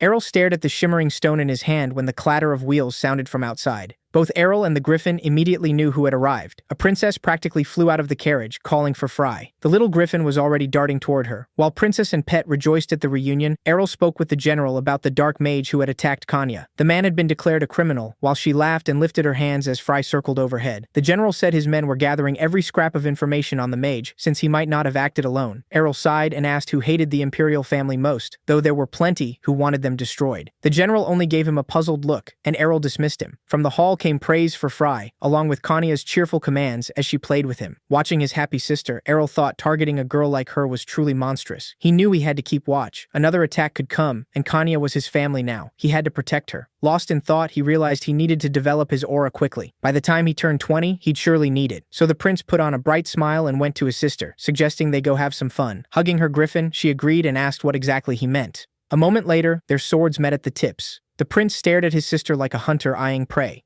She clearly hadn't expected that kind of fun, and let out a startled huff as they sprang apart. Kanya settled into a firm stance and asked, impressed, what that had been. Beaming, her brother told her he'd started training. He wanted to show her something. Pleased with the exchange, Kanya praised Errol. He'd learned it on his own. He had. Self-taught. He was just channeling mana into the strike, the most basic principle. Kanya nearly cried hearing that. Wasn't that what she'd been trying all this time? Errol assured her he was simply training in a different way. When he explained the trick, she called him a genius, and he told her she could learn to use her mana too. He could even teach her. Her face lit up, and she asked if he really believed she could do it. Smiling broadly, Errol said that if she followed his instructions, she'd learn fast. After all, her brother was an excellent teacher, especially since he was secretly feeding mana into her. For instance, whenever she nodded off after tea in the garden. Later, locked in the training room, they began in earnest. Errol told her to listen carefully, and the blonde knight outside the doors found that a little surprising. Kanya came to her brother's place every day to practice aura swordsmanship, and her control improved even beyond Errol's expectations. At last, blue aura wrapped around her sword. She had done it. She could finally use mana. Even Fry seemed to approve. His mom was amazing. There was just one small problem. Her mana aura made the cub grow at an absurd rate. The griffin perched on Ailey's back, and with each passing day that load grew heavier in the most literal sense. Kanya had made her start. Now she just needed practice, and Errol kept teaching. He explained that the more mana a person held, the stronger they could become, speaking with clear admiration. He even painted grand pictures of her charging into battle atop Fry. Kanya only smiled, teasing that her brother's imagination was far too lively. Errol grinned and agreed. Hugging her pet, she asked if he'd mind letting her try someday, and he told her that day was probably close. Then the hall doors opened, and an arrival was announced. It was His Majesty himself. Errol and Kanya stared at the entrance in open surprise. Both wondered why the Emperor was here. Their mother entered behind him, while the maids at the rear bowed politely. Errol had heard the Emperor was occupied with work in the north, so he was certain this visit wasn't casual. The Emperor and their mother walked over and stopped in front of Errol and Kanya. The children bowed in greeting, and with obvious pride, their father said he'd heard Errol had started sword training. Their mother stood just behind him, smiling. Errol confirmed it, saying he'd grown curious. He couldn't focus only on science forever. After recent events, he'd decided to learn self-defense and how to raise griffins as well. His father seemed genuinely impressed, and Errol could tell he was proud. With a smug smile, Errol scratched the tip of his nose and silently wondered if his father finally saw him as equal to the other children, or perhaps even better. Two servants carried a box into the hall. Without taking his eyes off it, Errol asked what was inside. His father said it was for him. When they opened the box, a truly beautiful sword lay inside. His father urged him to try it at once. It had been forged especially for him. Their mother added with a sweet smile that Errol was still too young for such a weapon, but father only answered that boys like the feel of a real, formidable blade in their hands, so Errol shouldn't be denied it. Errol lifted the sword high, drawing worried looks from both parents. Gazing up at it in awe, he could only think one thing. This was cool. For a moment, he even wondered why he shouldn't seriously take up swordsmanship. The Emperor had never seen that kind of excitement in Errol's eyes before, and in that instant, he understood just how happy the boy was with the gift. Still, Errol simply took the sword and fell to the floor with it, refusing to make too much of the moment. Even with talent for the blade, he had no intention of letting others notice. Once people saw him as a swordsman, he'd be dragged into fights over power. That future didn't suit him at all, and he had no intention of wasting all the caution he'd shown so far. No one suspected anything yet. Sitting on the floor, he said he liked the gift very much, but felt sorry he couldn't truly appreciate it properly. After all, he added, a sword like this would suit someone talented, like Sister Kanya. Errol knew she'd grown incredibly strong, barely below the Imperial Knights. That alone put her among the elite. She still had a long way to go, but he believed her future could easily place her among the top 30 Imperial Knights. He decided she deserved that recognition. The Emperor seemed to understand what Errol meant. He gave one condition. Kanya had to show all of her ability. Kanya froze in shock, and Errol was just as startled. He couldn't understand why his father suddenly wanted a display of power so badly. Then, after thinking it over, he realized that the Emperor was simply obsessed with swordsmanship. He asked Kanya to show how far she'd advanced. If she could strike him with the sword Errol had handed her, that would be enough. Kanya was too stunned to answer, and Errol saw at once that she was frightened. He nudged her, signaling that she shouldn't be afraid to reveal everything. There was something to learn here. Inside, Errol laughed. He was sure the princess could hurt him, while the one facing her didn't need worrying about. And so, right there, a match began between the Emperor and the princess. He stepped out and noted that her stance was good, solid even, but not enough to win. Errol couldn't tell whether his father was really judging her that casually on first glance, because Kanya was already moving to attack. She shot at the Emperor with incredible speed, so fast that even Errol's mother couldn't follow what happened. Errol, meanwhile, was delighted. His sister's speed was top tier. He barely had time to blink. Her strength and mana control were impressive too. What he couldn't understand was the Emperor's strange smile. Wasn't he fazed at all? In the same instant, the Emperor blocked everything with a single motion. He remarked that it wasn't bad. Actually, it was quite a strike. He said he'd never seen such an aura in a child except among his commanders, then asked if it was true Errol had been helping with her sword training. Errol answered that not much had been done. He was only testing a theory, and it had worked perfectly. How to raise a swordsman's potential. He decided to try it on his sister, since she was the most suitable. The Emperor wondered what exactly that meant, and Errol immediately sensed his father was trying to pull him into something troublesome. But he also knew his father was thinking bigger than that. The Emperor was likely imagining mass-produced Aura Knights, an unmatched, invincible army. So Errol said that if his father expected results like Kanya's from everyone, he had to disappoint him. His sister had always possessed high potential and had trained since childhood. She'd reached this level through natural talent and relentless effort. The Emperor clearly didn't like that answer, but Errol knew the truth. Almost anyone could be helped by correcting weaknesses and finding the right approach. The problem was how exhausting it would be to train everyone one by one, and most of them were men. The last thing he wanted in front of him daily was a parade of testosterone. His eyes were made for beautiful things. Still, he couldn't reject the idea too bluntly, or it would look suspicious. So he considered calling it a super-secret technique reserved for a chosen few. In other words, something only Imperial family members could learn. The Emperor hesitated, and Errol hoped he understood the point. For the Emperor, the surrounding nobles were like hyenas. You never knew whether they'd use knowledge for the Empire or against it, so why make potential rivals stronger? At last, the Emperor agreed. Fine then. Let it remain a secret passed down only within the Imperial family. Errol practically lit up. His training method would be inherited for generations. An Imperial family martial art. It sounded unbelievably stylish. He smiled wide and realized that one way or another, all of the Emperor's children would now be forced to train hard. For him, that was a perfect chance. And just a month later, the Emperor himself had already pushed the training to its maximum effect, with her as one example of someone who'd earned this unique style. Some were even judged too weak to use it, but one thought remained impossible to ignore. Errol was so extraordinary that, without him, the Empire would never have grown so powerful so quickly. Not long after, while Errol was eating his favorite cookie, someone came to escort him. He needed to choose his escorts. There were many qualified candidates and just as many applications, though these were only the ones personally selected by the Emperor. Errol looked over the huge stack of papers and realized most came from noble families, even though only a few years earlier those same people hadn't considered him worth much at all. Now he was quite popular. Still, he knew this was inevitable. With his abilities, he hardly needed guards in the first place. But there was something he didn't want to repeat, or his life might end as miserably as before. The princess cried that it was unbelievable, and Errol felt a bit dizzy. Couldn't he just pull 3 random sheets? But Duke Merman said he could do that, though it would be better to choose personally. Errol agreed. For the first time, being on the other side of an interview sounded fun. The resumes in front of him listed personal details, skills, achievements, and more. There was far too much to read, Asha noted. But Errol needed to protect his eyes. If he had to choose, he'd much rather look at beautiful Adam. He drifted off immediately, confusing everyone around him, then snapped back and realized it was time to begin. Next came the moment when Errol met the candidates in person. He'd expected unbelievable beauties, but instead he saw something intimidating. They were shouting loudly and gave off a frightening aura, even though they were women. women. He felt disappointed. His fantasies had been far brighter than reality. They asked why he'd gone pale, but Errol insisted he was fine and told them to ignore it. He understood this wasn't a fairy tale. This was what first-rate knights who trained every day were supposed to look like. Enough dreaming, it was time to work. Leaning over the table, he asked for everyone's attention and announced the start of the interview. He knew they didn't just look imposing, they were genuinely strong. One of them even seemed more heavily muscled than the emperor. If people like that were protecting him, he'd definitely be safe. But then he noticed one more conventional noblewoman among them. Compared with the others, she looked much more feminine. After the interviews, choosing should have been simple. Everyone answered flawlessly. He dismissed the candidates for a while so he could think alone. Still, what was he supposed to do? Picking among them wasn't easy, so he decided to focus, release his inner energy, and spread it through his body to sharpen his mind enough to choose. He knew this skill wasn't easy to trigger. It took long training and real discipline. He floated up, rusty from not using it in ages, then called for round 2. This time, he had them enter one by one. That was the whole reason he used the technique. He wanted to read the intentions of every knight, hoping to join his personal guard. Again and again, he found darkness in their thoughts, almost all of them. These eyes showed a person's inner self, so he didn't need a lie detector to separate the sincere from the false. He could read the color of their emotions. What he needed were people who wanted to serve him personally, by their own choice.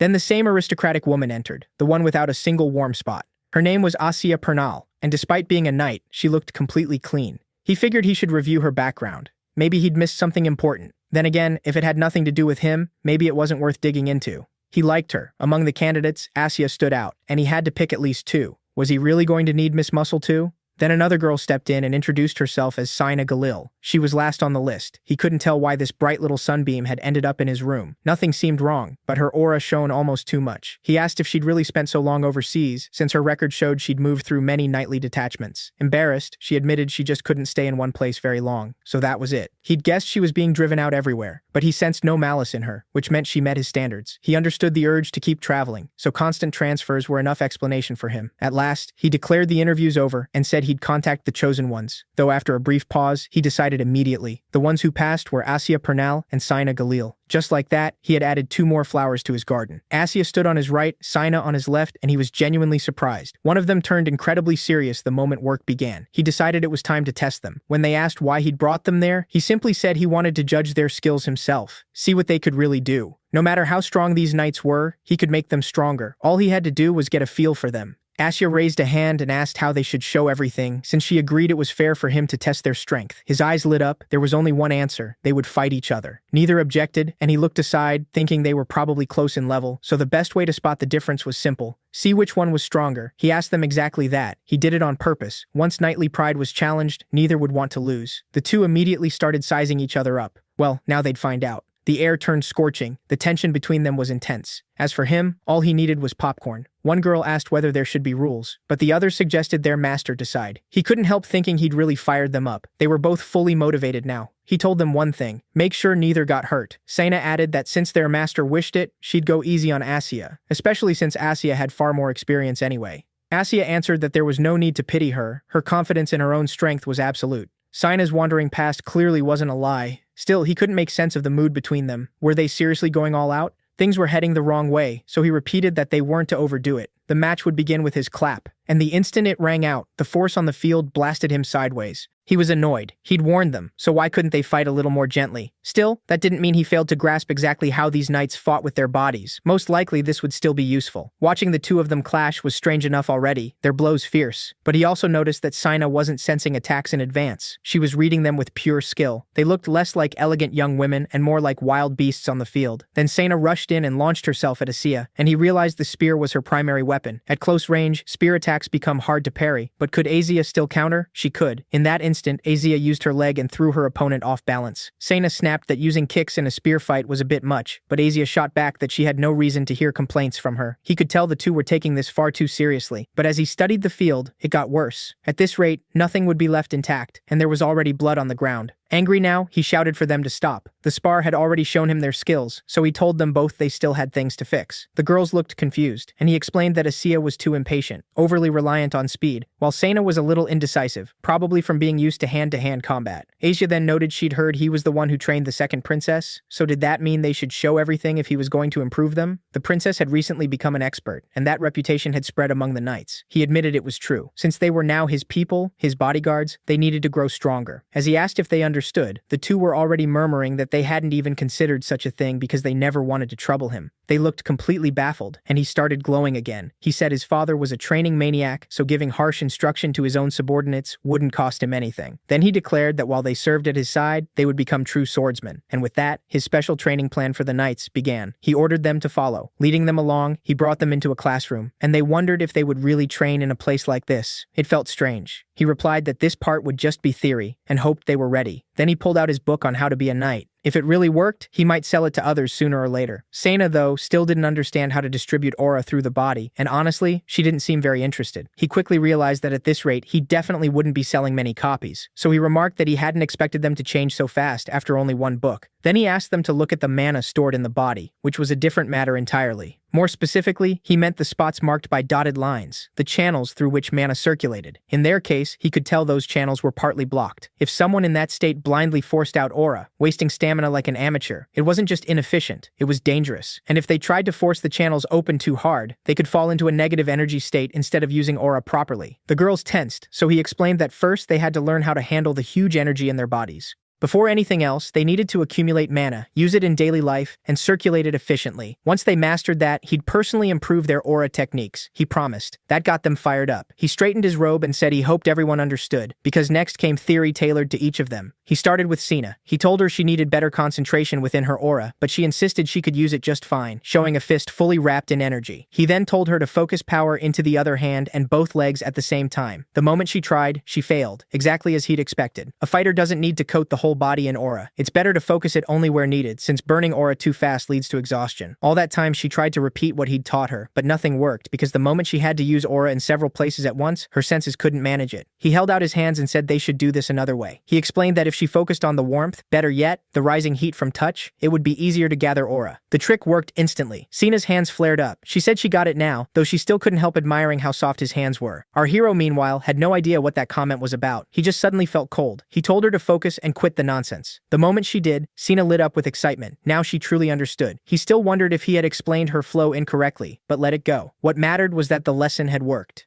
Next came Asa. He brought up their last fight and how, when she closed in on him, Asa had attacked with a kick without hesitation. She could hardly believe she'd chosen hand-to-hand combat like that, against someone who might easily have better technique. He said that was a mistake. When it comes to true skill, especially with the spear, the key is staying calm and never rushing. Exhausted, Asa finally understood why he had put her through all that training. We see our hero sitting on her back. She'd had enough of his talking, but he only told her to keep concentrating until that feeling reached her, to stay calm, steady, and focused, as if nothing around her could disturb her while she moved. Then the girl suddenly sat up, realizing our hero had been doing quite a lot for her lately. Still, there was no point worrying over some fly. Last time Asa had simply ignored him, but that pest had grown irritating enough that it looked like she'd have to deal with it herself. As expected, the training left Asa drained, yet under His Highness's guidance, our hero could clearly tell she had become much stronger. At first, she hadn't believed the training would be that hard, but now she understood. The proof stood before her, a tree cut clean through. Asa Pernal wasn't sure she even deserved instruction from our hero. Though born an aristocrat, her family had fallen into ruin, living modestly in a small southern village. Then monsters attacked, and her family was caught in the disaster. Because of those monsters, her father died. He said he'd stay behind to hold them off, and that decision cost him his life. Asa cried, and before long, even the nobles once friendly with her family turned their backs on them. In the end, she joined an order of knights to make a living. Thanks to her talent in martial arts, she awakened aura quickly and was sent to the royal capital. By the king's direct order, she was placed in the 15th lowest-ranked squad, a pack of low-level trash. Worst of all was their lazy, incompetent commander. Despite his age, his aura was pitiful, and he held the post through connections alone. He insisted on personally instructing his subordinates, then leered at Asa, saying she reminded him of his daughter, so why not have dinner together? So she stormed out and took all that anger out on a tree. Still, she wondered, should she just cut into his lower body the next time they met? It all came from despair. She had applied to become the bodyguard of a royal family member, but never imagined she'd actually get it. Even so, she couldn't complain. Because of this post, her family was living far better. She only needed to save a bit more until she had enough to send her brother to the academy. In her eyes, all the good things lately came from our hero, and she felt she had to repay him somehow. At the same time, Sena mentioned that after joining the royal guard, she had been asked why she always woke up so early. One of the others still wasn't used to the work, so staying alert was necessary either way. Sena herself came from a mercenary family that had lived that way for generations. She grew up in a mercenary tribe that belonged to no nation. That was simply how they lived. Then someone reminded her that the last war with the Empire had ended 30 years ago, and with peace lasting this long, mercenary work was drying up. The man told her that one day there'd be nothing left for people like them, so she should leave while she still could. The older men would deal with the stubborn elders who insisted on staying mercenaries. He wanted someone young like her to leave and find another path. We then see that man was her father. She told him that if he'd already decided, no one would stop him, so she left. Sana realized home had gone quiet, and even night training wasn't hard for her. The only shock came later. While she was away, her father had clashed with a corrupt lord and died. She thought her dad was an idiot, but she wasn't exactly one to talk. Like father, like daughter, she threw herself into things without fully understanding them.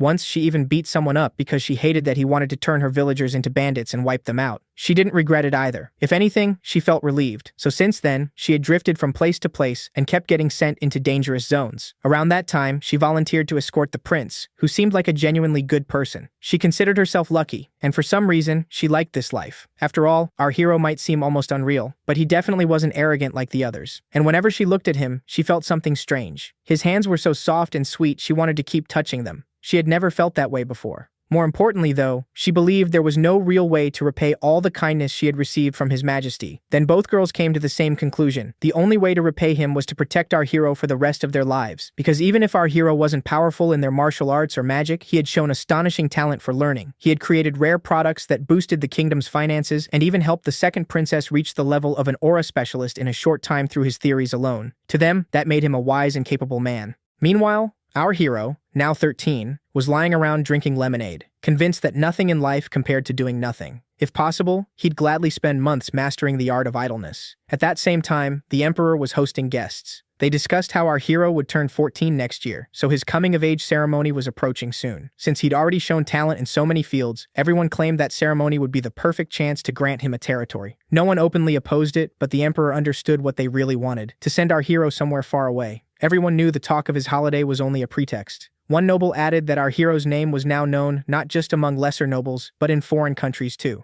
A count warned that people might think the emperor intended to make him the next ruler. The moment he said that, the emperor turned red as a tomato, veins bulging on his face. He couldn't believe such nonsense. How many times had he said the heir was the crown prince? Our hero had no interest in the throne. But another noble pointed out that those rumors were already spreading abroad. Worse, young nobles were backing our hero instead of the crown prince. Public opinion was starting to shift, and even if the people involved refused to show it, the emperor knew where that could lead. Apparently something similar had happened under the previous king, but he cut them off, not wanting to hear it. The others kept pressing, saying this was not just their personal view. Many feared it reflected the royal family's intentions. They claimed they only wanted the kingdom's stability. But the emperor knew these appeals all meant the same thing. They were determined to force the issue. What they wanted was to send our hero far away. Faced with that ultimatum, the emperor exhaled. There was little he could do. He said he'd consider their request, and if they knew of a suitable territory for our hero, they should recommend one. Now our hero opened the letter and finally understood how that meeting had really gone. Everyone had urged his father to grant him land, but in truth, they just wanted to banish him. He laughed nervously at first, then admitted he was incredibly happy. At last, he'd get his own territory. Wasn't this exactly what he'd wanted? Why cling to the throne, especially with nobles acting like potential terrorists? He was glowing with joy. His own land was 100 times better than staying boxed in with his brothers. Finally, he'd have a place of his own. He was thrilled, feeling like he'd earned it all himself. Then northern Thalia appeared before our eyes, a land where snow fell all year. If anyone relaxed there even for a moment, they might freeze to death. Our hero saw at once that farming in such brutal land would be difficult, and it seemed the nobles had planned this from the start. Even so, he firmly decided they would leave exactly 1 month after the coming-of-age ceremony, giving them 1 year and 1 month to prepare. He knew they had to be ready for everything, so he told everyone that becoming independent of being independent from other territories wasn't child's play. It was only for people truly ready for it, so anyone unwilling could take another post. Those who wanted to follow him should step forward. At first, our hero hid his excitement. He was glad the alchemist and most of the others chose to go with him, but the place awaiting him still clearly troubled Sanam. She explained she'd been sent there for a year before.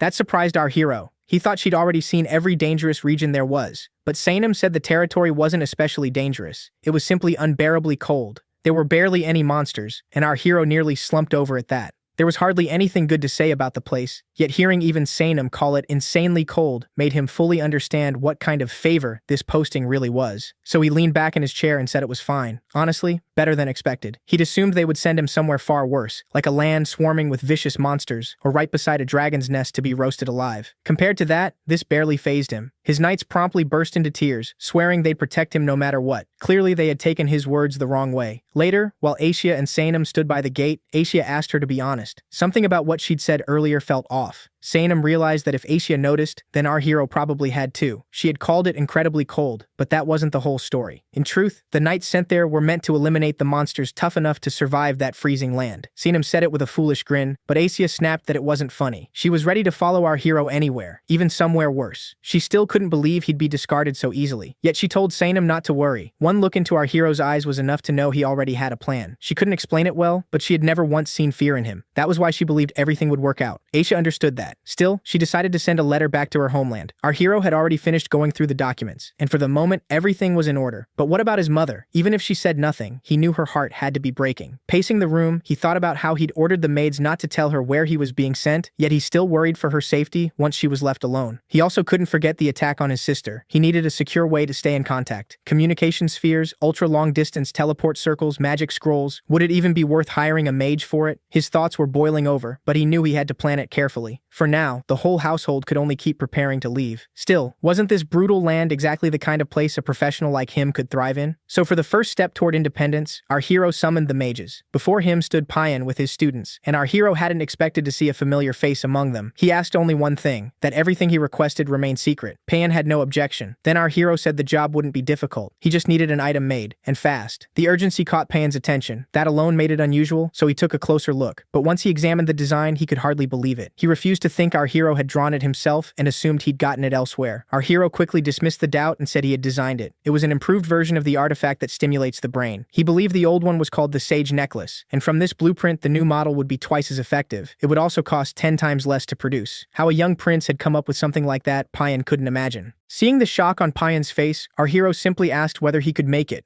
or if it was beyond him. Payan, stumbling over his words, answered that with the right materials, he could make anything. Still, since he didn't know the creator of the original artifact, he wasn't sure what to think. Our hero smiled, eased his uncertainty, and handed over a huge bag of gold, payment for the materials and for keeping the secret safe. Payan nearly cracked his glasses from sheer shock, while our hero casually added that generosity aside, he expected a few useful tips for future deals too. All the mages dropped to their knees before him, and he was delighted. He had long understood that money was the quickest way to make people bow, even if he looked like nothing more than an ordinary boy. He said he looked forward to working with them and wanted the job finished within a month. At that point, he knew the gold was well spent. Now he could keep them fully occupied. A few days later, the mages returned to our hero with the item he'd ordered, the newly made Sage Necklace. He asked them not to call it that since the name embarrassed him. Then he picked it up and could hardly believe they had refined the design in only 10 days. The quality was solid too, proving Payan was skilled. He said one sample was enough. Now they had to begin mass production. The mages hoped he meant no more than 5. Our hero was holding up 5 fingers after all, but with the same sweet smile, he said they needed 50. The exhausted mages, who had already worked non-stop for 10 days, were stunned. Payan still declared they could handle it. Our hero could pile the work on them. Our hero sent them off with that same radiant smile. If they thought this was unfair, they were welcome to try living 100 lives like his. With that, his preparations for independence moved into the second stage. Now he was riding in a carriage when Asiya asked where they were even going. If he needed something, he could simply order it brought to him. He replied that this time he had to choose personally. Asiya wondered if he was planning to buy something again. He was. They were heading to the slave market, and those words didn't register for Asiya at first. Then she realized where they were going. She immediately shouted that this was wrong, even if our hero was being pressured into it. Our hero quickly understood she had taken him completely the wrong way. In her mind, he was about to buy slaves, force them into brutal labor, and beat them without mercy. She even pictured him demanding impossible work in a single day while refusing them food. So our hero frantically waved his hands and said he'd never do anything like that. He'd never sink so low. But when people hear slaves, what else comes to mind but a living hell full of screams and sobbing? Child theft, broken families, misery everywhere. Yet when our heroes arrived, he found the place much cleaner than expected. Asiya explained that if slaves got sick, it would cause major problems, so the overseers kept a close watch on their condition. After all, this was a market selling carefully selected, healthy labor. Just then, a man came out to greet them and said their slave market was large and varied enough that our hero, Errol, would surely find what he needed. He introduced himself as the manager and asked to be called Jan.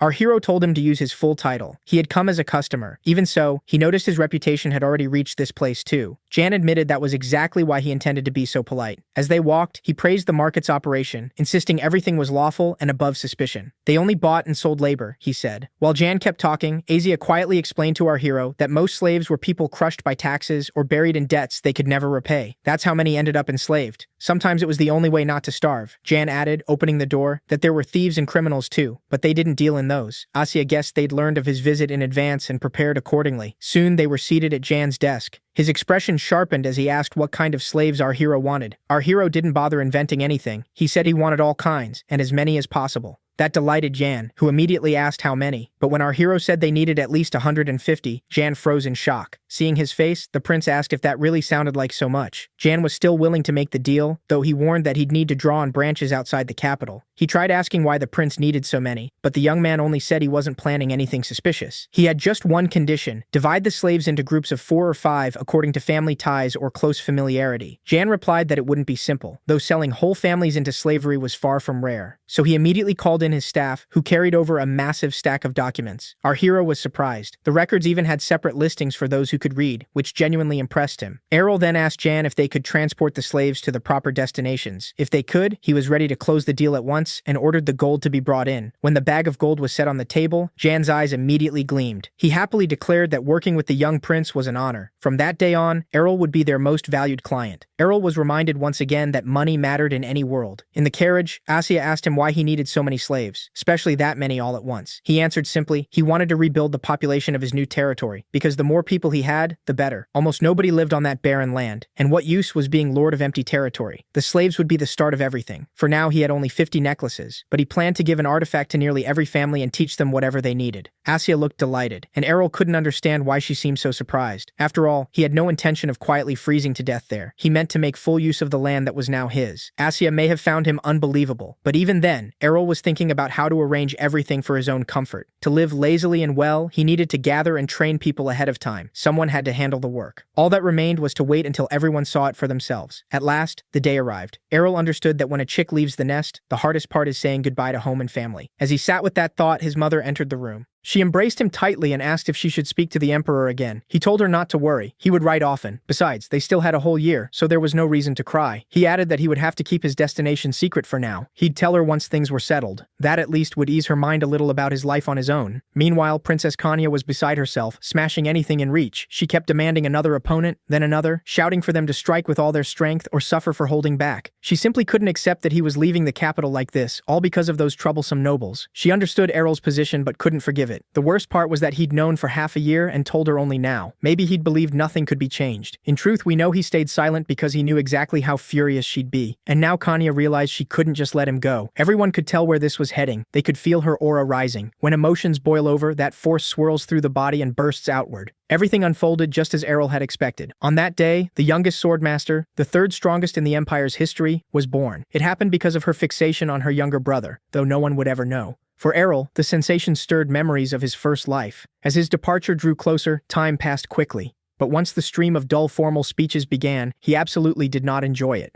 When the summons came, it felt as if time slowed again, and that was exactly what happened. The banquet celebrating his coming of age was in full swing. Everyone wanted to congratulate him on growing up, but those were exactly the tedious speeches he never wanted to hear. Still, he kept smiling. Inside, though, he wanted everyone to vanish. Compared with his first birthday banquet, this one left him no room to breathe. Back then, he could at least pretend to be asleep because of his age. Now he had to smile and wave like a doll. Even so, he knew this wasn't just a celebration for the palace, but for the whole empire. The day that troublesome prince would finally leave. He was sure that was what everyone thought, which made the hypocrisy even more irritating. Still, once he noticed his mother, he realized that as long as she could see him, he had to behave. In just over a month, he wouldn't have to look at any of these smug faces again, so for this miraculous farewell, he'd be merciful. Even the empress approached, remarking that he was all grown up and now had lands of his own. She added that his mother must be upset. Errol, meanwhile, understood that no such occasion passed without that white-haired menace. He bowed and answered that his mother wasn't upset at all. He would have had to leave someday anyway. He'd simply chosen not to delay it. The Empress hid her doubtful expression behind a fan and said Zale would miss him. Thanks to Errol, his skill at the ball had improved greatly. Zale was apparently grateful for the help, so the Empress had decided to repay Errol for his efforts.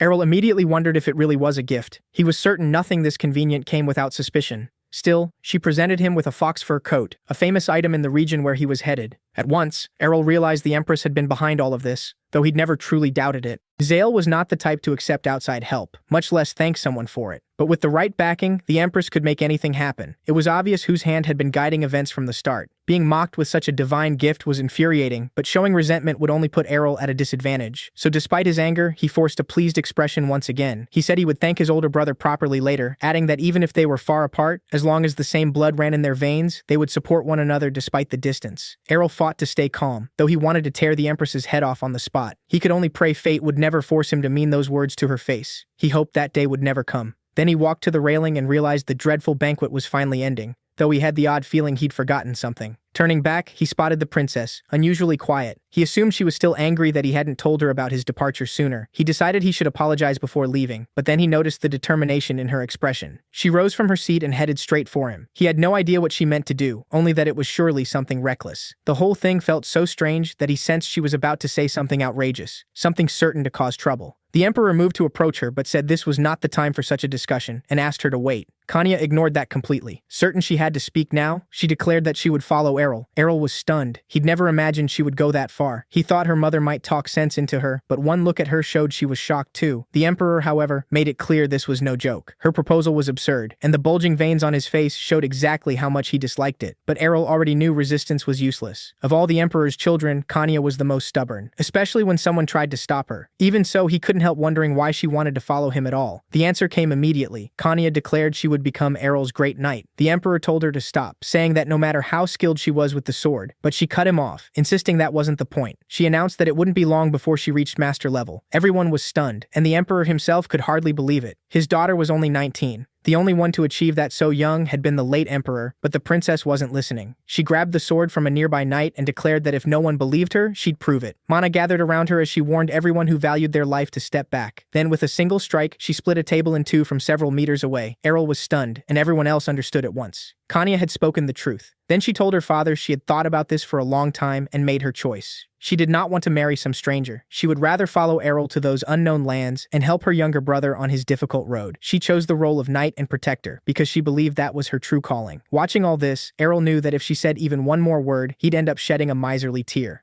Right there before everyone, she was renouncing life as a princess. It might sound absurd, but the consequences were anything but funny. Did she really want this? One look at her smile told him yes, and now things had gone too far to easily turn back. What on earth had pushed her this far? Then he realized the answer at once. It was him. Errol himself was the reason. He moved to stop her, but Kanya had already decided she would prove her resolve here and now. She stepped up to him, dropped to one knee, and began. She dropped to one knee and began a formal vow, swearing that from this moment on, she would serve as our hero's knight until death parted them. Our hero recognized it immediately as a knightly oath, though technically it shouldn't count. Officially, she had no authority to do it. Her older sister still hadn't even been granted knighthood. Worse, none of this had been approved by anyone, but too many witnesses had already seen it happen. And a knight's oath is no small thing, especially when it comes from a swordmaster. Everyone in that hall would treat it as binding. So had she planned this from the start? On the surface, she was only protecting her frail little brother. In truth, she was securing a better future for herself. The faces around the room wouldn't leave our hero's mind. Some were stunned, others nearly fainted. He'd thought one problem was gone. But now a new one had appeared. Strangely enough, his eyes started to sting with tears. For the first time, a thought crossed his mind. His birthday was cursed to end in disaster, and he never wanted to celebrate one again. After that day, everything kept moving. People were already packing their belongings, because it was finally time to part with their families. Our hero's mother wasn't panicking anymore. She had already braced herself for this. He told her not to worry and promised he would visit, but she said he had no idea how much she truly worried about him, especially when she remembered how often he cried over every little thing as a child. That made him wonder if he really had been such a crybaby. Still, there was no time to dwell on it. His mother kept urging him to seek treatment right away, since his body was so weak. He tried to reassure her, even about to mention where he was being sent, but she cut in. She already knew. Though he'd kept it secret, she simply smiled and said mothers know everything. Wherever he went didn't matter. Her son was clever, so she stopped voicing her fear and only asked him to stay safe. That nearly brought him to tears. Family farewells always hurt, even when he could come back someday. The carriages finally rolled out toward the Empire's far north, the frozen lands beneath the icy mountains. He was heading to tame a place no one dared touch, where even pickaxes shattered against the ground. Looking out the window, he couldn't help wondering if someone truly wanted him dead. Then again, even if they threw him into a volcano, he'd find a way to survive. In truth, when he stuck his head outside, he was only checking the magic items keeping him warm. His sister asked why he'd spent so much on them when the carriage was already warm enough. She was sitting there in a dress despite the cold, and when he looked closer, he realized she was unconsciously using mana to protect herself. He'd never taught her that. Was it pure survival instinct? Leaning back, he admitted her talent was honestly frightening. She blinked and asked if everyone couldn't do that. He quickly told her never to say such things so casually. People could be punished for less. Then he asked whether she regretted coming with him. She instantly bristled and demanded to know if he was already tired of her. Pinching his cheeks, she complained, while he clarified that he meant her choice to leave everything behind. After all, the princess had insisted on heading north as his personal knight. That gave our hero exactly one day to beg the emperor to excuse her. Even then, she refused to stay and came with him anyway. Still squeezing his cheeks, she said she'd never regret it. It was a perfect chance. He had no idea what chance she meant, and then she realized he hadn't been told anything. If she'd stayed in the palace, she said, she definitely would have been married off this year. That explained everything. She was already 19. Honestly, he was surprised she hadn't been married sooner, so now her eagerness to leave finally made sense. Like him, she hated being boxed in, and he could understand that. From that day on, the princess believed she was finally free. Our hero then wondered who they had even chosen as her future groom. She turned away and said she'd refuse before even seeing his face. The man should count himself lucky the marriage was canceled. Living with her, she claimed, would have been unbearable enough to make him beg for mercy. Our hero honestly couldn't tell whether he should thank that unknown man or pity him. When he finally arrived at his estate, he realized 1,000 soldiers and 200 slaves would now live there, along with his whole retinue, alchemists, maids, and the rest. So it was time to start building his own paradise. His first priority was securing the territory's defenses, but that duty ended up going to Isia and Sina. As for the princess, much as he regretted it, he didn't dare put her in charge. If something annoyed her, she might demolish the knights' barracks herself. She didn't care much for military work anyway. She mostly wandered outside and lay in the snow. So our hero decided it was time to focus on the people living there. His domain held roughly 10,000 residents spread across 12.5 tiny villages. The first step was meeting them, since most were hunters and gatherers whose families had lived there for centuries. No one had really moved in or out for 100 years, so the population kept shrinking. The region wasn't just poor, it was slowly fading into oblivion. The palace didn't even try to collect its debts anymore. It had practically written the place off. Our hero wondered whether the previous lord had ever been present at all, so he checked the ledger and found that the man had only ruined the land. Short on money, he'd borrowed enormous sums, enough to guarantee bankruptcy. Our hero had thought things couldn't get worse, but the former lord was a perfect example of what never to become. So he spread a map across the table and realized he'd have to handle everything himself.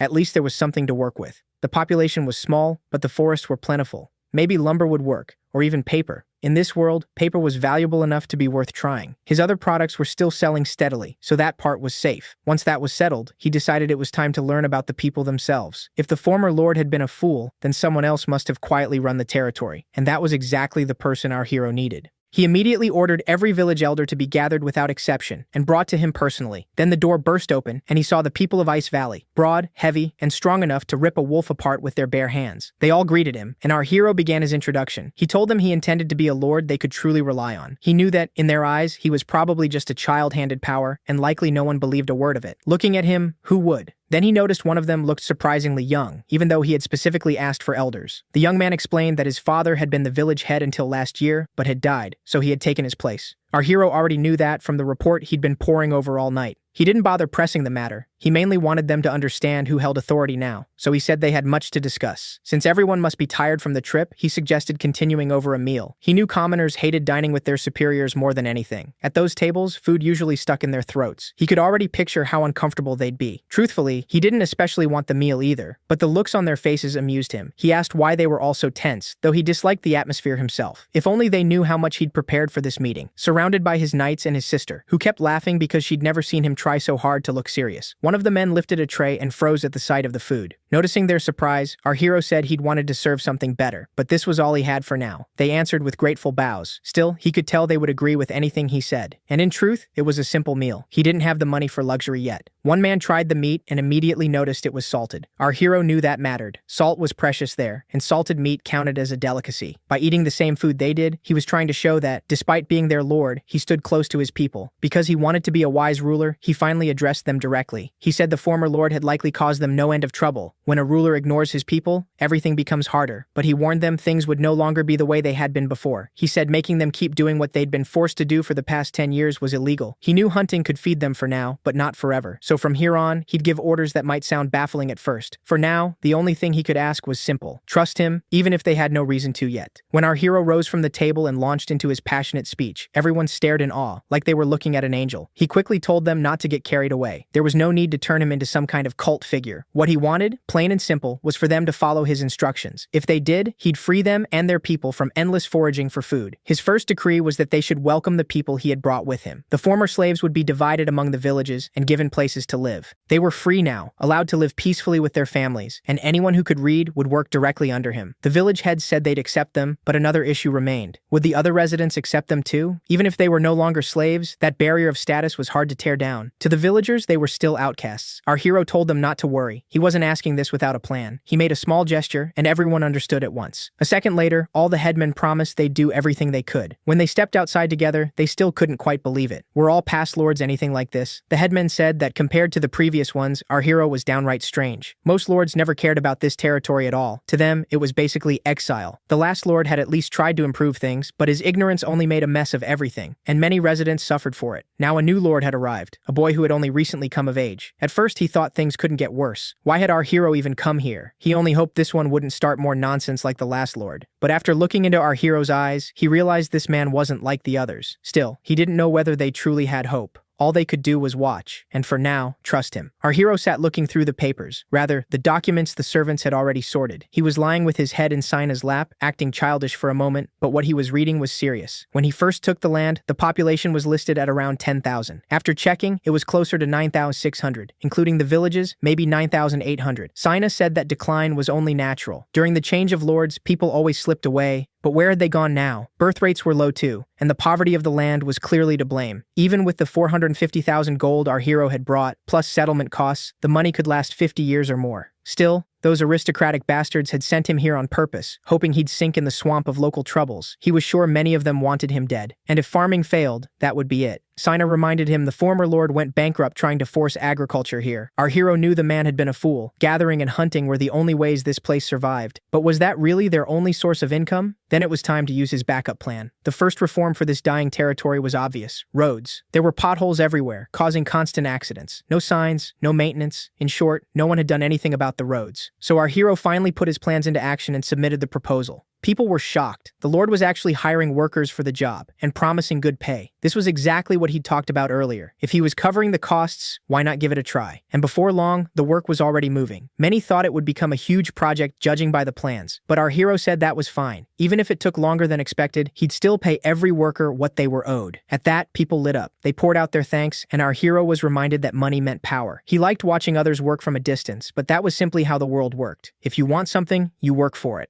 And once the roads were finished, our hero said travel would finally be easy, which meant they could move on to the next stage. The second reform for the struggling region was founding a trading company. One man said he didn't think their land was suited for trade. Our hero basically told him to stop talking and get to work, then handed over a large sum of money. For now, he only needed them to establish trade in everyday necessities for the locals. If he gave the orders through the company he controlled, trade itself would become a major step forward. Meanwhile, our hero moved on to his latest reform for the dying territory. He asked Damon whether what he had in mind was even possible. Damon checked the papers and realized our hero wanted to make paper. Paper did exist in their world, but it was poor quality, made by steaming and pressing fibers. And even that method came from abroad, so no one in the empire truly understood it. Because it was so expensive, only the upper classes could afford paper. He'd mostly seen it traded through the Imperial Library. Most people relied on parchment, and only when absolutely necessary. Damon understood paper was valuable, and its production could be highly profitable. The problem was simple. No one knew how to make it. So did our hero actually have a method? Our hero stood and asked if Damon really thought he'd bring it up without a plan. When Damon mentioned competitors, our hero brushed it off. They'd create an entirely new kind of paper. He told Damon to speak up if he had objections, but first asked him to examine the specialized equipment they would need. Damon said the design was excellent, but he wasn't sure they could build it yet. After all, they specialized in alchemy. Chemicals and medicine were one thing. Machine design was something else entirely. The local blacksmiths could hardly forge anything like it, but if they could hire dwarves from the capital, then it might be possible. When our hero heard that name, he realized there were quite a few of them in the empire, and they accepted commissions. People said they could make anything, no matter how difficult. So he immediately decided this was exactly the kind of problem money was for, and went to prepare the funds. But with dwarves, you couldn't just wave money in their faces. It wasn't only that they loved gold, the real issue was their pride. They only accepted jobs that let them show their skill, so our hero was told to hold on to his gold for now. He was warned that if they disliked the request, they'd refuse outright, no matter the payment or the client's status. Our hero found that hard to grasp. Were they really that proud of their craftsmanship? Did no one value the experience and knowledge that came from taking on a difficult commission over mere high wages? He figured if those jobs ever dried up, they'd regret it. Damon said he'd show the plans to some dwarf acquaintances, and our hero lit up at the news. Damon was sure the blueprint would catch their interest. So a few days later, in a dwarf village, more precisely inside a forge, one dwarf barked that no one should slack off. The sooner they finished, the easier things would be. While he worked, one of the men announced that a letter had arrived. He scoffed, assuming someone from the Empire wanted something, and told them to reply that he'd think about it in a year. But the man insisted. The sender was the alchemist who had visited 10 years ago. The dwarf remembered him, though he couldn't imagine why the man was contacting him now. Then he suddenly fell silent, and a few seconds later, told his servant to handle the work for a while. He left the room, saying he needed to discuss this with the others immediately. The servant couldn't understand it. Was the letter really that important? His expression had changed in an instant. So what exactly was written in it? No one understood why the dwarf had gathered them all when they were already buried in work. Some grumbled that if it mattered so much, he should just go alone. Why make such a fuss? He said it wasn't trivial at all. Someone had sent them a blueprint drawn by his own hand. The man wanted them to build equipment for him in Fahilia. One dwarf snorted that the request was outrageous and told them not to say the chief had called everyone over just for that. But the dwarf who summoned them admitted he'd thought the same, until he actually saw the plans. It was a blueprint for papermaking, and he told them to remember what happened 5 years ago. He meant the Easterner who had claimed he would produce high-quality paper. Everyone remembered, because in the end they hadn't been able to meet his standards. Their work had earned them nothing but humiliation and shame. Some had nearly thrown away their hammers afterward, but the dwarf held up the scroll and said this was their chance again. The idea and technology they couldn't reach 5 years ago were now in their hands, and that same man was asking for help, asking them to come to him. He let out a breath, grinned, and said that if nobody else wanted to go, then he'd head there alone. The others immediately told him to stop the nonsense. Wasn't he already buried in work? He just scoffed, saying his disciples could handle the forge without him. That shut the room up. Then silence turned into arguing, because they all wanted in. If this was a work trip, everyone was volunteering. No one could hide how excited they were. At last, the gnome raised his voice and told them to stop, because if all of them left, the forge would grind to a halt. Only half the people in the room could go. He said there was no helping it. But then, the worker serving that dwarf stepped into the room and saw something unbelievable. Dwarves brawling. After all, when they can't agree with words, they settle it with their fists. That was the dwarves' iron rule, especially among those who had run the forge for years. The worker backed out and slowly pulled the door shut behind him. Meanwhile, our hero sat in his chair and realized their reply would take at least 5 days. So what was he supposed to do until then? The answer came quickly. Nothing beats idleness. He quite liked lying around, and since there was no work for the moment, he could finally take a break. Still, shouldn't he get started? He had waited an unbelievably long time for this chance to rest. Then suddenly he heard a scream. At first he wondered since when his griffin had become that loud.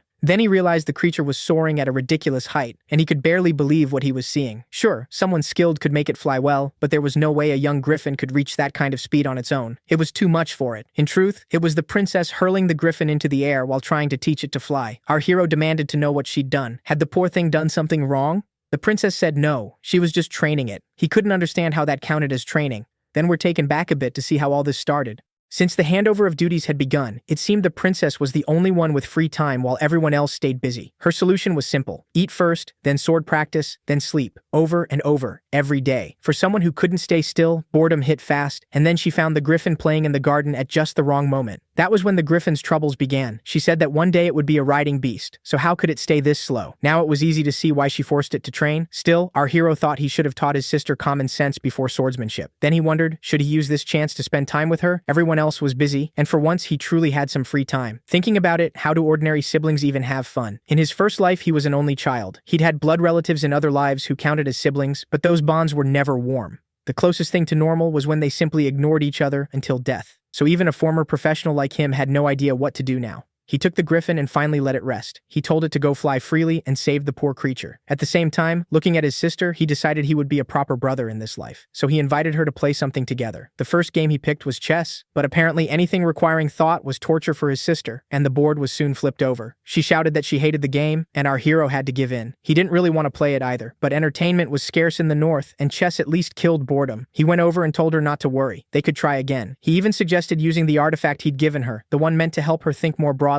In truth, he knew nothing would help, because his own chess experience was 100 times greater than any normal person's. Still, did he really need to hold back this much? Then, during the next round, the magic stone simply cracked. His sister's face instantly turned furious. She drew her sword and chopped the chessboard into 4 pieces. Our hero sank into despair, because chess had been the best option for making her a little wiser. The princess acted like she knew nothing, then casually declared they wouldn't be playing chess anymore. He couldn't imagine what else they could do, so he asked what she normally did in her spare time. Her answer was simple. She trained. He could hardly believe it. Was she never tired of doing nothing but training? He couldn't even rest properly himself, so what was he supposed to do with that answer? Then, as soon as his stomach growled, he came up with a new idea. They could cook together. That immediately scared her because she'd never cooked before. She asked if they really had to. Our hero replied that knights were expected to cook for themselves sometimes. In his view, knights weren't just guards. They went on monster hunting expeditions, and the key point was that those trips could last longer than a week. Did she expect to starve the whole time? And without understanding food or preparation, she could poison herself. He explained that cooking was an important life skill for anyone, which was exactly why his sister needed to learn it. She looked deeply unhappy, but agreed anyway. He told her not to worry. He'd help, though he still found it strange that the younger brother would be teaching the older sister how to cook.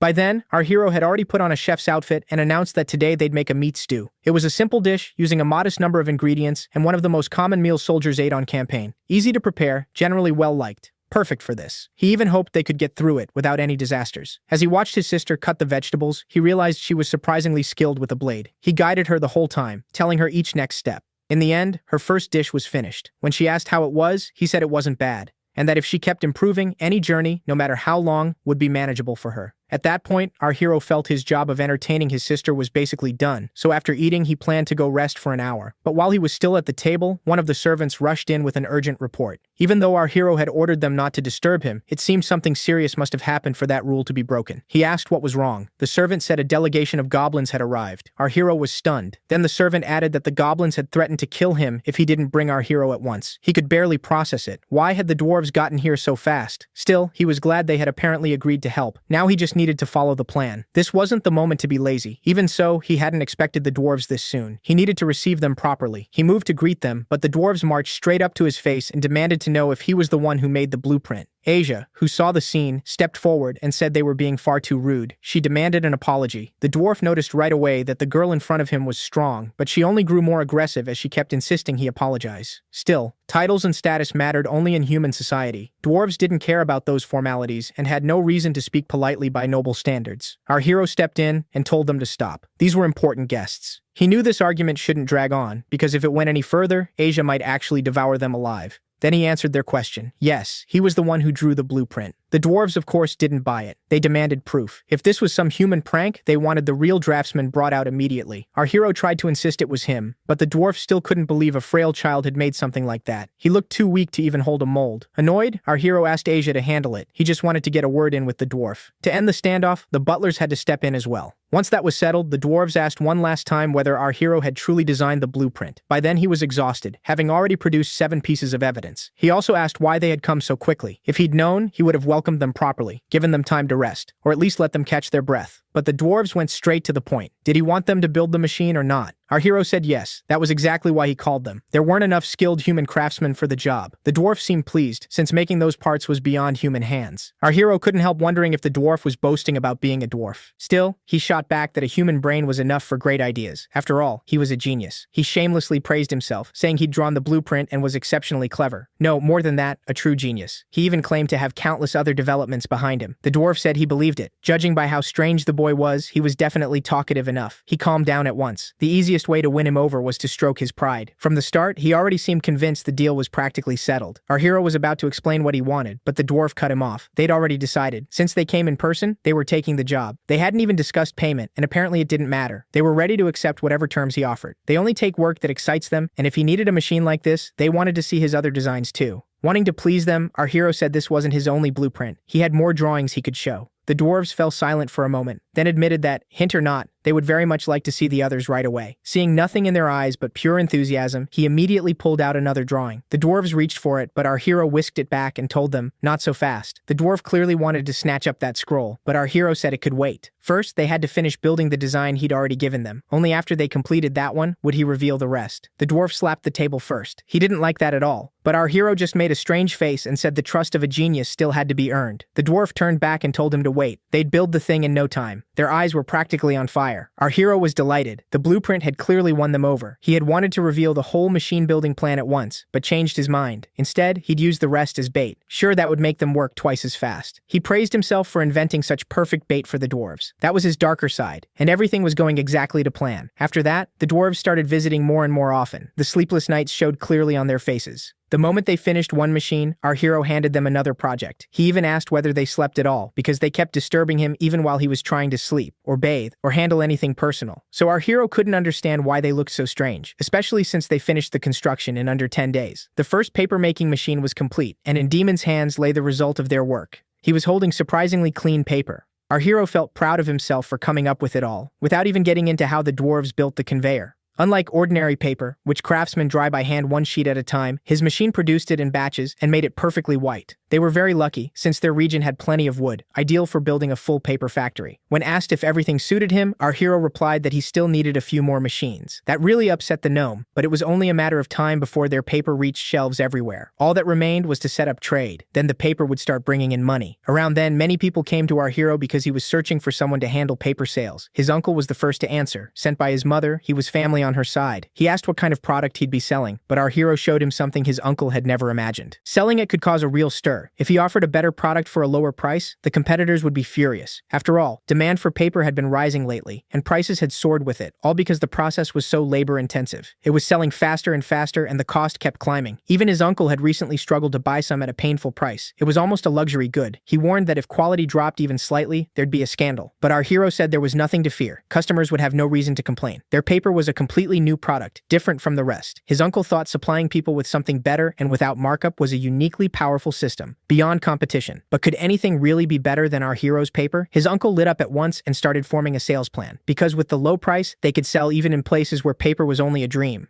Our hero saw a born salesman in front of him, someone he could trust. It was finally time to make money. By then, our hero realized he'd finally gotten the dwarves to build at least some of the machines he wanted. But less than a day had passed since the construction finished. Were they really already coming back? Didn't they want to celebrate first? Maybe enjoy a good dinner? But the dwarves answered that they had plenty of work waiting. Their apprentices were handling it, but it would still be better if they returned. Still, they made one thing clear. If more interesting work appeared, they'd gladly come back any time. Then the dwarves immediately headed home, and our hero was left confused, since he'd expected at least some celebration. He truly couldn't have done it without them. Still, he knew what came next. They could start selling the paper. As soon as it reached the shops in the cities, people were stunned. They couldn't understand why the ink didn't bleed and the paper barely tore. The quality was astonishing. Many princesses and queens talked about how the new Lord of Fahilia had created a new kind of paper, and that he was even building new roads there. Everyone was amazed that such a young lord was working so hard in such a troubled place. Naturally, the king also noticed that the material used for documents had changed. He asked his butler if he knew anything about this new type of paper. The butler immediately admitted that he did know what it was. This new paper was cheaper and better than everything before it. The king asked where it came from, and the butler answered at once. It was a new type of paper, the work of the ruler of Falia. The king was instantly delighted that it was his son, and the butler added that Fahilia would begin paying taxes this year. The king was overjoyed, though he still found it hard to believe Fahilia had changed so much in such a short time. While he was thrilled by all this, our protagonist was lying in bed, thinking that someone must be remembering him right then. Still, what pleased him more was that he could now afford plenty of honey. By then we returned to the queen, drinking tea with her son, the very tea gifted by our hero. Of course, the son believed Fahilia was finished, but that question caught the queen off guard. She quickly composed herself. All she could think about was how to get rid of both our hero and his mother. Her son noticed something, but she soon calmed down and left the table. She said the crown prince, the future ruler, was sitting before her, so naturally he would need to buy the perfect sword. He had to live and think like an emperor. As soon as her son left, the queen was alone. She swept the cookies from the table and could think only about that paper from Fahilia that everyone seemed to love. She kept hearing our main character's name, and the news enraged her so much that she hurled her teacup to the floor. And here we learn that the queen's true name is Aaliyah Prats.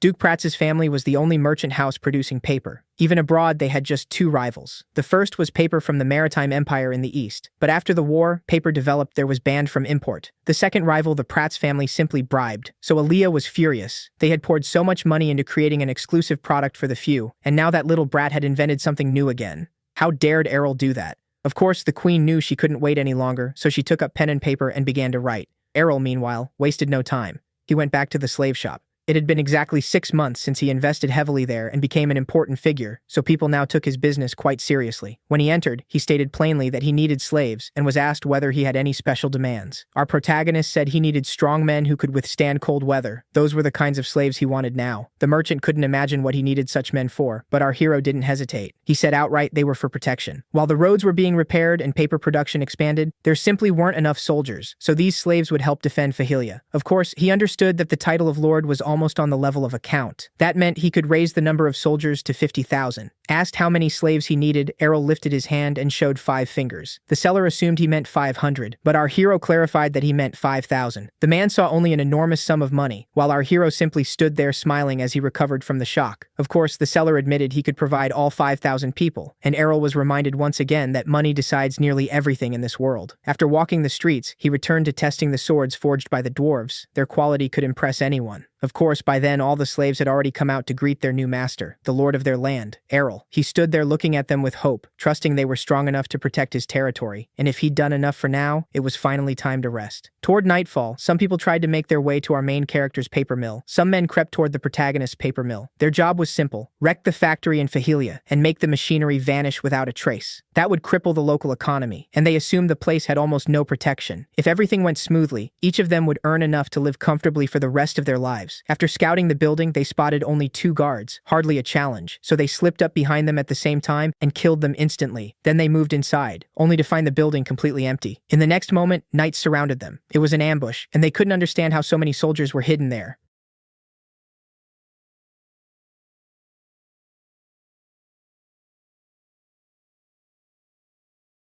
The moment the commotion broke out, Errol arrived. The captured attackers immediately begged for mercy, insisting they were only following orders. Errol had no sympathy. They'd invaded his land illegally, harmed his people, and damaged property, so he ordered them taken away for interrogation. He wanted them questioned until they revealed everything they knew. After that, Errol headed home, knowing the rest could be handled without him. He hated violence, but some crimes couldn't be ignored, especially when they threatened his family and friends. He wouldn't allow even one of them to be hurt. Those principles kept him from compromising himself because he'd already suffered through too much. The next morning arrived. The captured men were interrogated, then sentenced under the law. From then on, they would live as slaves for the rest of their lives. Still, they knew nothing about who had hired them, so the interrogation brought little value. Errol would need another approach, but there was good news too. His economy was finally stable, and money for future development was no longer a major worry. There was still plenty to do, but first he wanted to test the teleportation magic circle. The goblins had finished it, and the cost was outrageous since every component was magical, but Errol believed it was worth every coin. He didn't want to dwell on what might go wrong. One way or another, he intended to use it to get home. The magic stone was inserted, the final piece completed. Now only the other side needed to be prepared. For that, Errol called Kanya, though she was deeply uneasy about the device. She wasn't sure she should have agreed to go with her brother, but Errol calmly told her there was nothing dangerous about it. The trip would be quick, he said, so why was she still feeling this nervous? Kanya didn't really want to do it, so Errol finally took her hand, stepped into the portal with her, and told her she'd see the result herself. She just had to focus. Kanya agreed, though fear still clung to her, and Errol reassured her once more that it was safe. The worst side effect would be a little dizziness. Once his little sister was ready, they began. Kanya was so terrified she nearly strangled him, so Errol couldn't honestly say things were going smoothly. But a second later they were home, and she finally calmed down. Memories of childhood flooded Errol's face, and he dropped to kiss the ground beneath him. At least now, he realized, he no longer had to worry about freezing all the time. A nanny hurried over, clearly pleased with herself, saying she'd successfully inserted the magic stone, and that Lady Finalia was waiting for Lady Kanya. Errol said they should split up, which upset his little sister, but there was no avoiding it. His own mind was fixed on one thing: whether his mother had needed anything while he was away. He opened the door at once and threw his arms around his mother, who was just as overwhelmed to see him. She said she already knew what he'd been doing, because her uncle had written to her about everything happening in his duchy. Errol couldn't imagine how his uncle had found the time to report anything at all. He'd been overworked, probably even thinner lately from fasting, but Errol still wanted to explain the situation in his duchy himself. His mother agreed, and together they stepped into the yard. There, Errol began describing the endless snow, the white rabbits, and everything else, though he conveniently left out the fact that those rabbits were 3 meters tall. He told her about his progress, the animals in Fahilia, and the native population, everything likely to please her.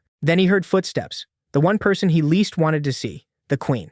She acted as if the prince had arrived without warning, but Errol knew perfectly well he'd informed everyone, so he immediately wondered what she was planning. To keep his mother from speaking first, he asked what was happening with His Majesty, adding that he'd heard the eldest prince was doing well. At once, the queen made it clear that palace affairs were continuing as usual. Then she mentioned the rumors she'd heard, that his territory's economy had been flourishing lately. Errol confirmed it without hesitation, saying it was all thanks to the machine he had developed. The people of the empire, he added, were thrilled with the new products. He said it that way on purpose, to make the queen squirm. Her pride had to sting. The prince she once dismissed had struck hard at her family's business, though Errol saw no reason to worry. His paper was plainly better than hers.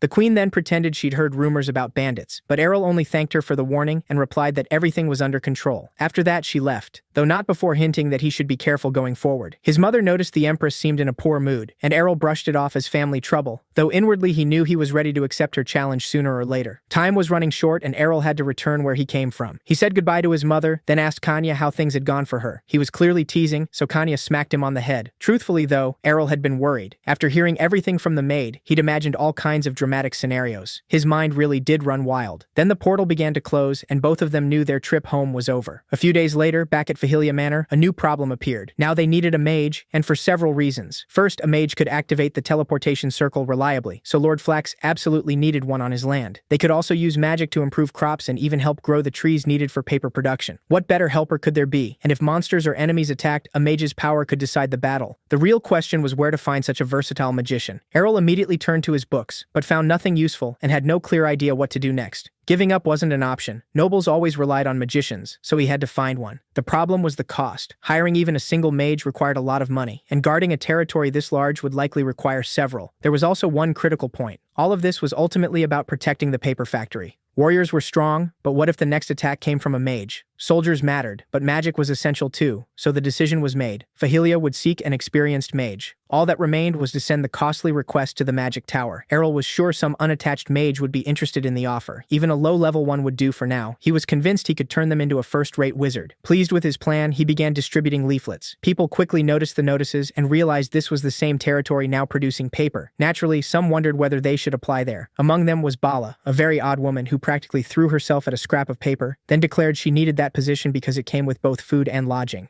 Within a few days, far more mages than expected had submitted applications. Errol wanted to hire them all, but first he had to conduct personal interviews. He even planned to test their strength himself, though what mattered most was making sure they wouldn't become enemies later. He needed proof they truly wanted to work in good faith, so he handed over the data sheets and ordered his people to review every application. Soon, the inspection day arrived. After studying the resumes, 12 mages were selected. They were told they could work for him now, which made many of them happy. Errol explained that he'd assign their duties and teach them magic. For the most part, they'd be caring for the forest and fields, though their own preferences would be considered as well. First, however, he needed a leader, so he asked anyone at level 4 to raise a hand. 2 people did. Errol clearly favored the girl, though not because of her appearance. What mattered were skill and ability. And then he thanked the girl who would become his personal magician. Her name was Daya Lecky, and of course, no one should think our Errol wasn't just making excuses. There was another reason he picked her. During the interview, something about Daya caught his attention. With credentials like hers, she could have gone somewhere far better, so why come north? Daya simply answered that she wanted to serve the prince. That genuinely threw Errol off. Most applicants care about pay or prospects, not devotion. So was serving the prince really why she had applied? When Errol examined her soul, he found no trace of ill intent. She truly seemed sincere. If that was the case, he had every reason to accept her. After the briefing, their duties and benefits were laid out. Then Errol opened a door and revealed a room packed with books, all recommended by the Mage Tower. The books themselves weren't too costly. Getting the tower to cooperate had been the hard part. The mages were thrilled. Errol understood most of them were the kind the tower didn't value much. Borderline cast-offs. Without this chance, they likely never would have grown stronger and might have faded away entirely. No wonder they were so excited. None of them had expected this many opportunities. Errol added that he'd monitor their progress, so they needed to keep improving their knowledge. But his real aim was different. He intended to use them to deepen his own study of magic. He already knew the basics, and now needed advanced understanding. The more sharp minds around him, the easier the future would be, so the effort was worth it. Once everyone stepped outside, Errol told Daya they needed to restore the forest, since too many trees had been cut down, even though timber fueled their paper business. He asked if the mages could handle it, and they said yes. A moment later, trees began rising from the ground. It stunned Errol, because they weren't merely casting spells. They were using a ritual, gently guiding the growth process.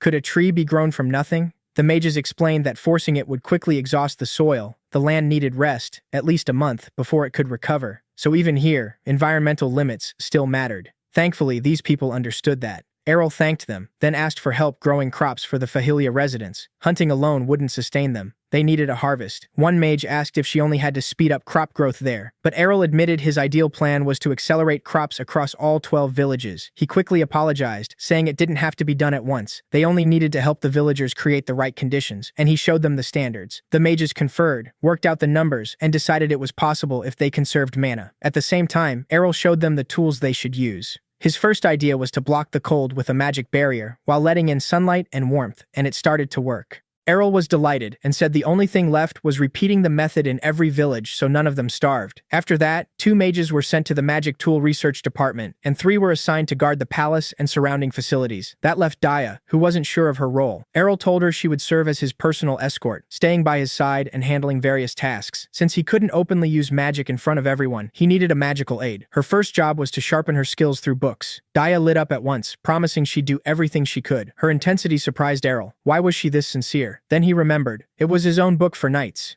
It had never brought him fame, since most people failed to grasp what was inside. He asked why she wanted a book like that when she wasn't even a knight. Daya explained that a friend had given it to her. She said mages and knights each had their own approach to mana control, but the core principles were the same. For magicians, the mana control system wasn't truly different, so Errol's theory held up. Errol had reached similar conclusions in his own research. And Daya said the book was like a Bible to her. She'd even crossed the continent to serve its author. That left Errol stunned. Those ideas had really moved her that deeply. Daya was also enchanted by the rice she'd been served. Errol was relieved her loyalty came from something so simple and hoped he hadn't misjudged her. Seated in his library, Errol read through stacks of books until he finally began to understand how this world worked. First, he decided to observe how Daya herself used magic. Once he recalled her method, he quickly learned to use that same type of spell as well. He was ready to call himself something of a professional there. Still, practicing magic carelessly would be risky, so he chose to start from the beginning. A short while later, Errol was already in the capital of Ernessy, heading to the dwarf iron factory. His bodyguard remained hostile toward the dwarves, remembering how rude they'd been to him at the start. Errol assured her there wouldn't be any trouble, but the moment they entered, the heat hit him hard. The first to greet them was Ben, a craftsman who had worked there for 15 years. Both Errol and his bodyguard felt a little sorry for the man. 15 years in that place was no joke. Ben then led the visitors to a door behind which the master sat, already waiting after receiving Errol's letter.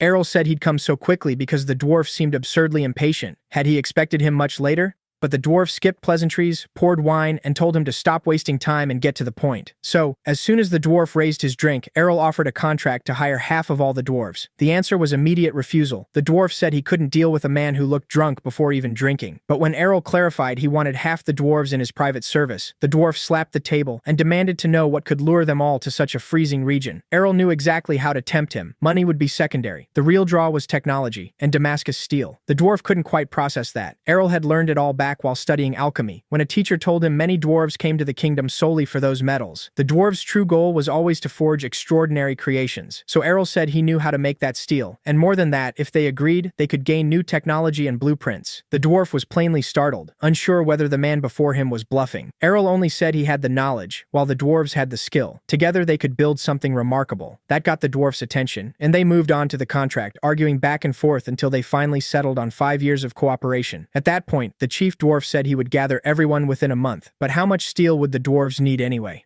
By then, Kanya was in the palace chatting with the guards about her brother. She said she couldn't stay shut in one room for more than a week, so she headed straight for his room. The moment she walked in, she found Daya feeding Errol with a spoon and even lifting him into the air to dress him. A second later, magic had seated them at the table, and Kanya could only stare. Her brother seemed bizarrely lazy. What annoyed her most was that he claimed he was about to take a bath. In the next moment, Kanya and the guards were crowding behind him, wanting answers. Daya just stared, completely confused, while Errol grew visibly uneasy at his sister's and the guards' behavior. He asked what this was about, but Kanya grabbed him and slammed him onto the table, demanding to know why he relied so much on magic. Errol couldn't understand why they were so against it. Had Daya done something wrong? She took her work seriously and tried to serve him well. But Kanya snapped that wasn't the point. Did her brother even walk on his own anymore? Errol quickly said he was just heading to the bathroom, but Kanya collapsed across the table anyway. Errol insisted there was nothing wrong with it, since Daya never complained at all. The guards immediately cut in, saying it still wasn't right. They went up to Daya and warned that if she cared for her master like this in public, many people might get the wrong idea. Errol finally began to see why the guards were so shaken, but then he quickly brushed it off as a joke. Kanya shot back that if he wanted life that easy, then magic was off limits for him now, and so was any contact with Daya. Daya instantly wilted. She turned so pale it looked like she might collapse. Was she really being dismissed? Errol, meanwhile, started realizing just how wrong his recent lifestyle had become. He'd spent all his time relying on Daya, letting her care for him like he was paralyzed. Kanya said that was exactly the issue, but Daya stunned everyone. Whenever she carried or moved her master, she explained, she used magic to stimulate his muscles so they wouldn't waste away. Kanya still objected to using magic that way, but Daya flatly refused to accept the accusation. Errol realized Kanya had likely insulted a magician's pride. Then another girl jumped in and asked why Daya was so determined to become the master's personal magician. Our hero tried to speak, but once again no one listened. Kanya kept pressing, saying she needed proof Daya was truly useful enough to justify the role. Daya refused to back down, immediately bringing over a huge stack of papers, which she sorted in seconds. Kanya still wouldn't stop, so she brought dishes and turned it into a cooking test. Daya set the table in moments, and the food was delicious. It all pleased Errol. He stepped out of the room, where his guards admitted Kanya probably suspected Daya of something. After all, 2 days earlier there'd been an incident. People discovered the newly installed security system had been damaged. Errol asked if they really thought Daya did it. The guards said they were only considering it, especially after receiving a letter demanding Daya be returned to the magic tower. Errol pushed back. Were they really making this much noise over one letter, and had they even shown it to her? It turned out they had, yet Daya showed no reaction at all. The girl trusted her, but still couldn't understand her behavior. Why was Daya so determined to look after their master? Errol joked it was probably his charisma, though he honestly couldn't sense any malice from her, not even enough to explain his feeling. The truth was, Kanya was just afraid of mages. Errol rose and said he understood why Kanya reacted that way, but before making any decision, he needed time to think it through himself. At that point, he realized he had to tell her the full truth. Meanwhile, everything was unfolding in the room next to Daya's. It felt oddly bare. Almost nothing was there, as if she had only just moved in. Still, Daya was cheerful. She kept talking happily, proud that she had passed Kanya's test. For her, she said, abilities mattered far more than possessions. At that moment, Errol pointed out that Kanya was really upset because he now had a personal magician. Daya already knew that. It was probably tied to the Black Mage's attack, not because Kanya told her, but because the case was widely known, even discussed at the Magic Tower. Errol could hardly believe it, but all he said was that he'd convince Kanya next time. Daya told him there was no need. She had already passed the test and would prove her worth herself. Even so, Errol still didn't understand why she wanted so badly to become his personal magician when they'd only just met. Daya said it was a long story. She began by explaining that she had been taken to the Magic Tower as a child. Her village had been struck by plague, so she wandered alone, just trying to survive. She guessed they brought her to the tower because they noticed her talent for mana. From there, she said, she learned magic, but she wasn't good at anything else. Eventually, she fell behind in magic too, and got stuck doing dirty, odd jobs. Errol simply couldn't understand. How was that possible when she was such an excellent magician? But Daya explained that 2 years ago she had only been a first-class mage, and now she was level 4. Then she asked him to hear the rest. At first, controlling mana through the tower's theory alone was incredibly hard, but then she found Errol's book. He practically jumped out of his chair, realizing the girl before him had climbed that high just by reading what he wrote. Could she really be such a genius? Someone who advanced from that alone, without anyone even recognizing her talent?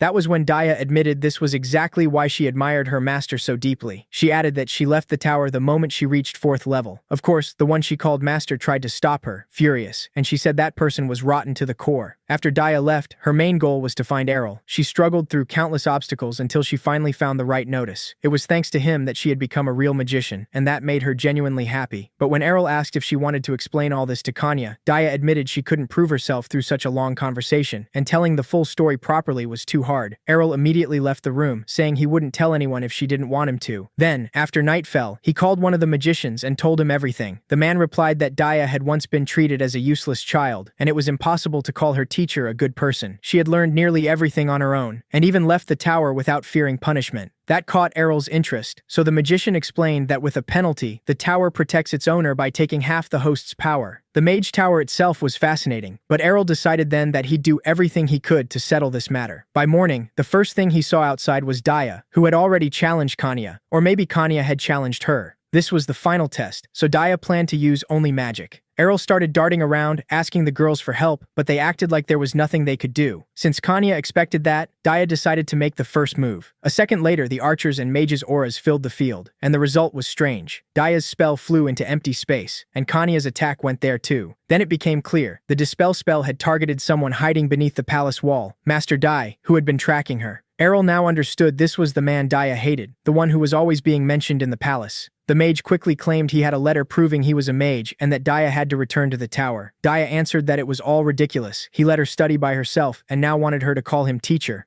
The magician started ranting again, saying she only caused trouble and more, but Errol cut in at once, refusing to let anyone speak to Daya like that, especially in front of him. The mage immediately grabbed Daya's hand and sneered that even the lord of these lands had no manners, and that she would be punished. But the instant he said it, Errol knocked the man's hand away from his personal magician, and declared that she had already signed a personal contract with him. The mage was clearly stunned, because without the tower's permission, she had no right to become a mage at all. Irritated, Errol said that was exactly why he'd requested permission from the tower much earlier, and that the man needed to leave his kingdom before things got worse. The mage instantly threw strange orbs to the floor, and from them, his golems appeared. He declared Daya would definitely return to him, and the magic tower would protect him if anything happened. Errol kept scratching his ear, then coolly ordered the girls to deal with the golems and teach that man a lesson. The mage thought the golem behind Errol was about to attack him, but Dia destroyed it instantly with magic. She then went straight for her old teacher and trapped him inside a tornado. The mage realized he had no way out, so a second later he used an emergency teleport scroll. Once he vanished, the girls were furious they'd let that bastard escape, but Errol told them not to worry. Dia started apologizing at once for all the trouble, but her master told her it was fine. They'd noticed someone like that teacher earlier, so they let Dia show what she could do.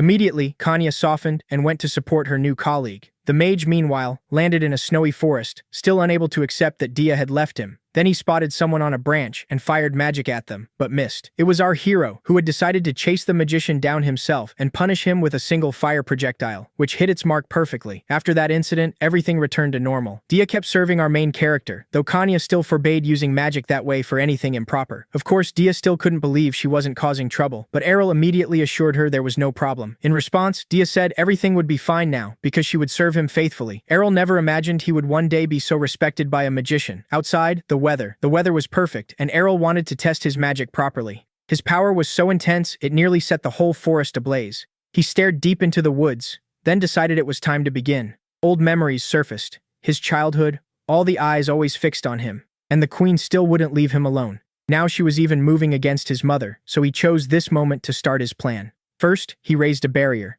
Then he flew around the queen's mansion and started hurling fireballs at it. Everyone in the house was terrified, while Errol enjoyed himself, darting around under invisibility and stun magic. He even decided to taunt them further by slipping into the treasury. While he entertained himself, the king received a letter containing the song lyrics our protagonist had left behind for the queen. She was completely stunned and collapsed to the floor, thinking the king had been harmed, but she was quickly told he was unharmed. The next day, the king summoned every mage in the kingdom, and they concluded the attacker was at least a level 6 mage. Errol stood before the others and smiled. In front of them was a blue glowing grate, and inside it was food. The residents had done such a good job that food was no longer a concern. A man stepped up to the hero with ears of corn over his shoulder, amazed they'd gotten such a harvest in a place like this. Then he held out 2 kinds of grain, both twice the normal size, and credited it all to Prince Errol. Errol just smiled, imagining how the mages had pulled it off. He told them the credit belonged to everyone who'd worked overtime to make this happen. The hero raised a hand toward the bars, satisfied with the mages' work. Errol looked up and smiled. The queen's family wouldn't bother him anymore. They didn't care, and his mini-empire was back on its feet. He only hoped it would last. 50 years after the Great War, only 3 nations still stood strong: the Urnesia Empire, the Merman Empire, and the Demanuel Kingdom. Of the 3 great powers, Demanuel held the least influence. This country had survived more through luck than strength. Now we're taken to the kingdom of Demanuel, to a banquet hosted by the chancellor of the kingdom. A man in a monocle raised a glass of yellow drink and said he hoped everyone would enjoy the night. Beside the chancellor stood a green-haired man, announcing they had prepared a modest gift made with great affection. He waved to a maid and told her to bring it over quickly and show the chancellor. The girl opened a box containing a jar. The chancellor picked it up with a smile. It was a precious elixir sold only in the Urnesia kingdom, and if applied to the head, it could make hair grow back. A cure for baldness. The green-haired man eagerly asked him to accept it. The chancellor placed a hand on the man's shoulder. A gift like this couldn't have been cheap, so he asked what the man wanted in return. The green-haired man smiled slyly and said he hadn't expected anything back. Still, with his son being sent to war next year, he admitted he was a little worried. The chancellor narrowed one eye and smiled broadly, taking note of the man's words. The banquet went well, with everyone chatting and drinking. Under the lamplight, the yellow drink bubbled beautifully, and it tasted good too. Lately, imported goods from the kingdom of Urnesia had become wildly popular in Demanuel. Of course, this was smuggling. That same year, in Demanuel's conference hall, King Hezenluxuritania sat in his chair scattering papers, demanding to know what it all meant. His subordinates sat before him with their eyes lowered, even as illegal imports from Urnesia kept pouring in. The king had even heard that the recent banquet served only imported goods. Holding his face in frustration, Hezenluxuritania wondered what would happen next, while the purple-haired Duke Elgagan, his second in command, urged him to calm down. The 3 subordinates looked confused. Didn't they understand what would happen if this kept up? The king warned that if nothing changed, their external debt would double or even triple. Hezenluxuritania looked up sadly. The economic gap between the 3 nations was still small, but the balance was already tipping, all because people kept chasing new products. Errol appeared riding a kind of swing, with a pile of gold beneath him, while the king sat on his throne, sweating. The Merman Empire had already protested the import of their paper because of its unusual production methods, so how could Hezenluxuritania close the economic gap? Duke Elgagan stepped forward and said they couldn't delay any longer. They had to act.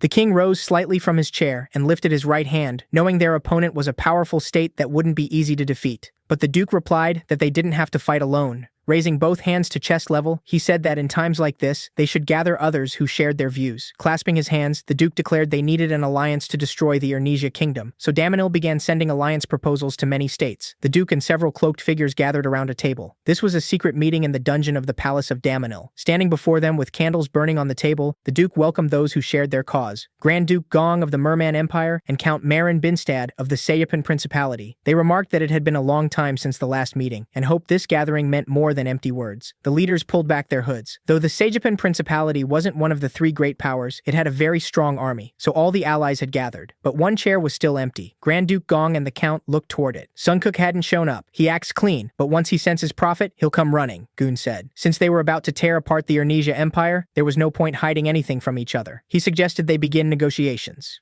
Goon and Count Gelding nodded. Elgigan raised his left hand over the table and said the Ernisia Empire's fast-growing economy could no longer be ignored. Goon agreed. He added that this was only one of their headaches. Then the scar-faced man raised a hand and asked whether they really had a chance of defeating Ernisia. If they failed, it would be disastrous for them. Elgigan strode straight to Count Gelding, sweat already on the man's face, and said that was exactly why they needed an alliance. No matter how strong a nation was, it would struggle against an entire coalition. Half closing one eye, the purple-haired Duke added that if Ernisia were dragged into war, it wouldn't have the strength to keep producing. Duke Elgigan recalled Errol's face. According to rumor, it was the younger prince driving all these new products. At 8, he had already created something remarkable, and by 14 he had revived declining land. Maybe some stories were exaggerated, but if they left him alone, he'd only grow up and become an even bigger threat. Ernisia's dominance would never end. Elgigan looked at his hand, then clenched it into a fist. They couldn't wait any longer. Either they sat there fearing war, or they went out and took the boy's head. Goon and Count Gelding sat there smiling. The Duke of the Merman Empire lifted his right hand and opened his mouth slightly, while the Count of the Sejapang Principality struck his palm. The rulers of the Merman Power and the Sejapang Kingdom had long wanted to challenge Ernisia. The Duke of the Kingdom of Damangal clasped his hands and smiled coldly. Pleased they had reached an agreement. He suggested they look more closely at their plans. Meanwhile, in the castle of the Ernisia Empire, the king sat in his chair. He knew something was happening, but he asked if those three countries had really made a secret treaty. Their intentions were obvious. Closing his eyes, the king pressed his fingers to his nose. They needed to prepare. He rose with a scroll in hand and warned that a storm was coming, one that would make the conflict 30 years ago look like a child's quarrel. But this year, tax revenue and military strength were several times higher than last year. The Ernisia Empire would not lose to them. The king shouted and thrust out his hand, ordering official letters sent to all the vassals. A young boy sat on the grass with a piece of paper in his hand. A girl wearing a purple cloth around her neck and a cone-shaped hat looked at him. The hero wondered if he had overdone it, but no, he was sure he'd done it right. Daya asked what was wrong. Errol, now 15, sat on the grass looking at her and said he didn't like this feeling. Errol closed his eyes and held his head. Something felt off. He needed to meet his sister and prepare himself properly. Here is a summary of the situation. The Alliance was furious that this young guy was making too much money, and they had to work together to stop him. Goon and Count Gelding stood with their mouths open. The Duke of the Merman Empire had disliked Errol from the start, and the Count of Sejapan said he had an army ready to help. The three leaders looked at each other, all thinking the same thing. They barely knew one another, but this time they were willing to cooperate to bring down that upstart. Errol pointed to himself with a smile. So they had formed an alliance, and the Ernisia Empire would have to prepare for war. The hero sat in a chair inside the castle, light falling on him through the windows. He could feel evil intent aimed his way. A yellow-haired girl sat nearby reading the paper. It described the alliance of 3 states, even though the Merman Empire had once been Ernisia's ally. Kanya imagined herself attacking the alliance first. If they were acting this suspiciously, maybe striking before they moved made sense. The girl asked. Errol said it sounded reasonable, but there was a problem. Without proof of the alliance's intent, Ernisia would look like the aggressor if it attacked first. Sitting across from her, he added that the dukes of the 3 countries weren't foolish enough to leave evidence, and Ernisia was already lucky to learn of the alliance at all. Errol closed one eye and crossed his arms. He had expected this, just not for another 5 years. It was almost funny. No matter the world, those in power were always the same. Who cared if people died? That was why the military was always in demand. Errol shut both eyes and pressed a hand to his forehead, irritated that it was apparently so hard for people not to fight. Kanya started to wonder if he was feeling unwell. Kanya and Errol sat at a table covered in papers. Errol was thinking that until everything was confirmed, he wanted to know what she planned to do. She didn't understand why he was asking. The girl sat in her chair, a faint glow spilling from her body. Errol figured she'd want to return to the palace. Her father was worried enough to send a letter asking about her. Errol picked his nose while Kanya, bunny ears on her head, sat beside him. Still, their father wasn't nearly as worried about his son. What he really didn't want was sending his precious daughter to a battlefield. Sitting across from her with one hand raised, Errol said he wasn't telling her to run. He just thought Kanya should stay in the palace until the danger passed. In an emergency, her status as a princess came before her role as a knight. Kanya closed her eyes and folded her arms. She rejected the idea immediately, which caught Errol off guard. Errol frowned at her. This wasn't a joke. If things got worse, they'd be fighting to the death, so he asked if she was really sure. Kanya smiled as she sat before the very young prince. Resting her hands on the chair, she smiled a little wider. She wasn't about to hide behind her title as a princess. She had sworn to protect Errol, so why should a member of the royal family run from danger? Errol stared at his sister in surprise, like he barely recognized her. Dabbing at his tears with a handkerchief, he said he couldn't believe their little princess had finally grown up. Kanya just asked what on earth he was talking about. Errol said he'd tell their father she was staying with him. Kanya thanked him. In the end, he couldn't talk his sister out of it, though he had tried. The prince and princess's father took up the letter and read it. Meanwhile, in the living room of Lord Fahilia's castle, a dark-haired girl sipped her drink. Two other girls sat beside her, one with white hair. With a long exhale, she said war was no small matter. The white-haired girl turned to Sina and asked if she had real wartime experience. Sane's face flushed slightly. That was all in the past. She had gone to war twice, moving along dangerous front lines, but those had only been local conflicts, nothing like the one coming now. As she sat there, she wondered how long it had been since she'd returned home. The white-haired girl sat with a mug on the table in front of her. Sane had heard the girl's younger brother entered the academy this year. Maybe she wanted to see him while she still could. Taking a sip, the girl admitted the timing might be bad, but she was sure her brother would understand. Smiling over her mug, Sane said she wasn't going on vacation herself. There just wasn't much time left. She and the white-haired girl clinked their mugs together. They decided to drink while they still could, since who knew whether another chance would come. Then Sane asked the purple-eyed girl if she'd already eaten everything. Shara pleaded that she had just been starving, and the blonde girl shot back that beer wasn't exactly something you filled your stomach with. The room's chairs were piled with books. At the desk, Errol sorted through his notes. A green book in one hand, he stared at the table. He had told his sister nothing was certain yet, but his calculations said war would be declared on the Ernesia Empire within the year. Either way, preparations had to start now. Errol moved pawns across the map. He gave the Alliance a 30% chance of winning. Drawing on his military experience from past lives, he estimated their force at 600,000 to 700,000 soldiers. Two colored pawns sat on the paper. Since Ernesia would be defending, they would also field around 600,000 troops. That made any clear victory hard to predict. Errol toppled the pawns and built a formation from mismatched chess pieces. In the worst case, he'd have to fight dirty. He raised a hand to his mouth. Still, even in the worst case, things were manageable as long as he could protect himself and his fortress. Closing his eyes, Errol leaned back in his chair. More than anything, his priority now was living as he pleased. With a wink and a broad grin, he figured this reckless little lord just had to find a way to survive the war.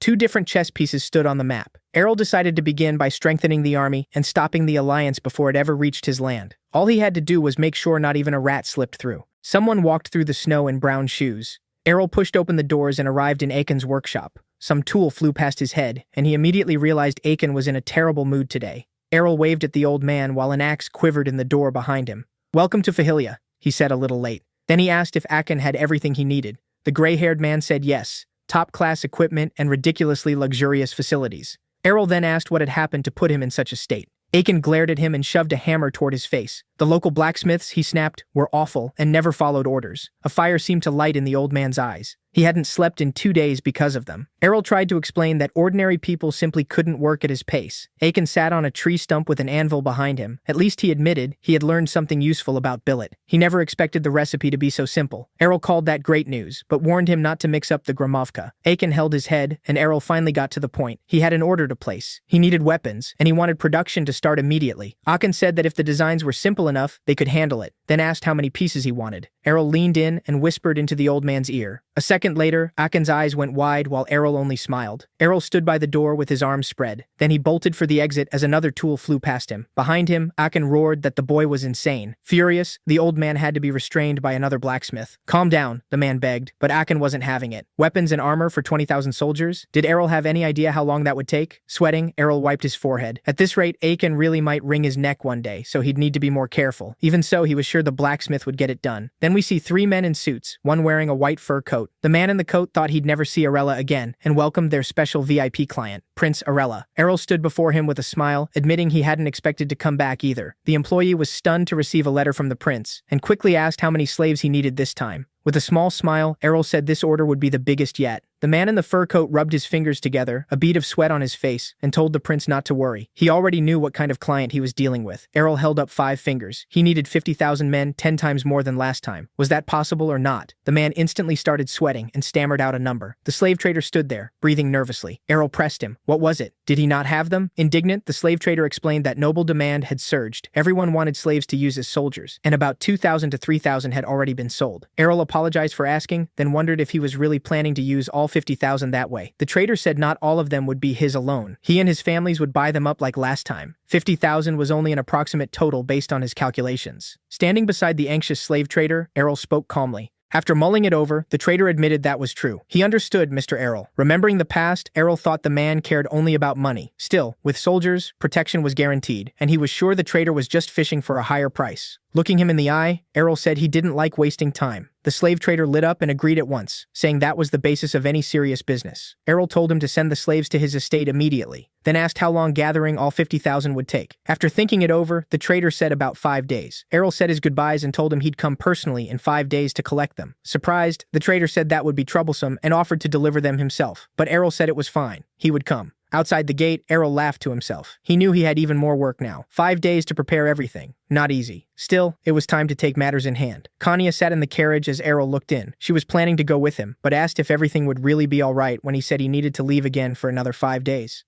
Standing confidently at the carriage door, Errol thought the main thing was making sure she suspected nothing. He wanted to keep her occupied so she wouldn't become a problem. Kanya said fine, but they'd return to this conversation later. Then Errol suggested she take a walk around the capital. The suggestion caught her completely off guard. He remembers his sister is a princess. Because of war rumors, she rarely goes out. And after spending most of her life in the palace, she's always been curious about the world beyond it. He pictures a little girl staring out the window. That thought lingers as Kanya nervously asks what he means by a city tour. Errol tries to lighten the mood, saying they might as well take a short walk. There isn't much else to do here anyway. His words hit her like a blow. After a pause, Kanya quietly admits he's right. She finally offers him her hand and says, "This is just for once." In high spirits, Errol helps Kanya down from the carriage and happily agrees. The streets are full of life. Sellers in the market shout over each other, trying to catch the attention of everyone passing by. The two weave through the crowded square, and Kanya says she imagined the city very differently. Errol, excited, tells her this is just the outskirts and urges her to stay close, sister. They stop for food, with Errol standing behind Kanya holding a fried lizard on a stick and clearly not thrilled about it. But when Kanya tries the grilled meat, she's surprised by how good it tastes. Later, as they pass a fountain, Kanya asks where they'll go next. Errol lets her decide and tells her to choose wherever she wants. They soon stop at a building with a sign out front, and the crowd gathering there immediately catches Kanya's eye. Standing ahead of Errol, who is busy eating ice cream, she points excitedly and tells him to look. Reading the sign, exclusive goods created by the third prince, silver-haired sage, Kanya says in surprise that his creations are being sold there. She's seen them before. Errol freezes in horror. Seeing those words, he blurts out that this is ridiculous. That silver-haired sage nonsense again. Who came up with that? Are they really calling these his creations? The thought makes him blush with embarrassment.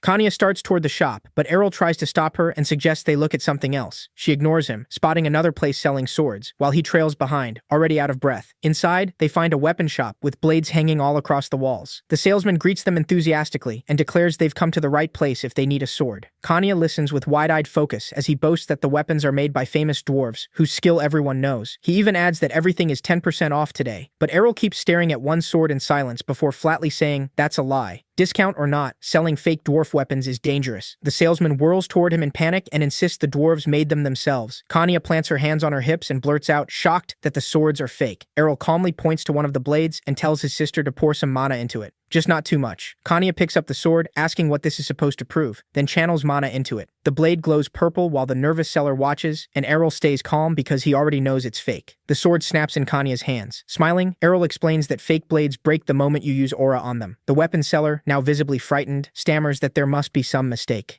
Errol doesn't budge. If the man insists, they can go ask the dwarves around the corner, and if he's wrong, he'll pay for the damage himself. Faced with that, the seller all but breaks down, apologizing and begging to settle it quietly. Errol grabs one of the daggers and says he'll take this instead and forget the whole thing. Kanya looks confused, while the salesman stiffens and starts to protest. Errol flashes him an irritated, toothy look and asks if there's a problem. The salesman immediately folds, stammering that no, none at all. He nervously thanks Errol for his mercy, and the two leave the shop. Outside, Errol lifts the dagger in his hand like a trophy. Kanya studies it and asks if he really likes it. Errol says with confidence that it's genuine. Nothing fancy, just a real original dagger. Then he holds it out to her and tells her to take it as a gift. Kanya stares at him, bewildered, and asks if it's really for her. She accepts the dagger and raises it toward the sky, delighted. Clutching it tightly, Kanya thanks him in a flustered voice and says he's the only one who cares this much about her. Errol walks beside her with a smile, hands behind his head, thinking she looks as happy as if she'd just been given the most beautiful dress in the world. His sister really is unique, and she keeps blinking shyly over such an unusual gift.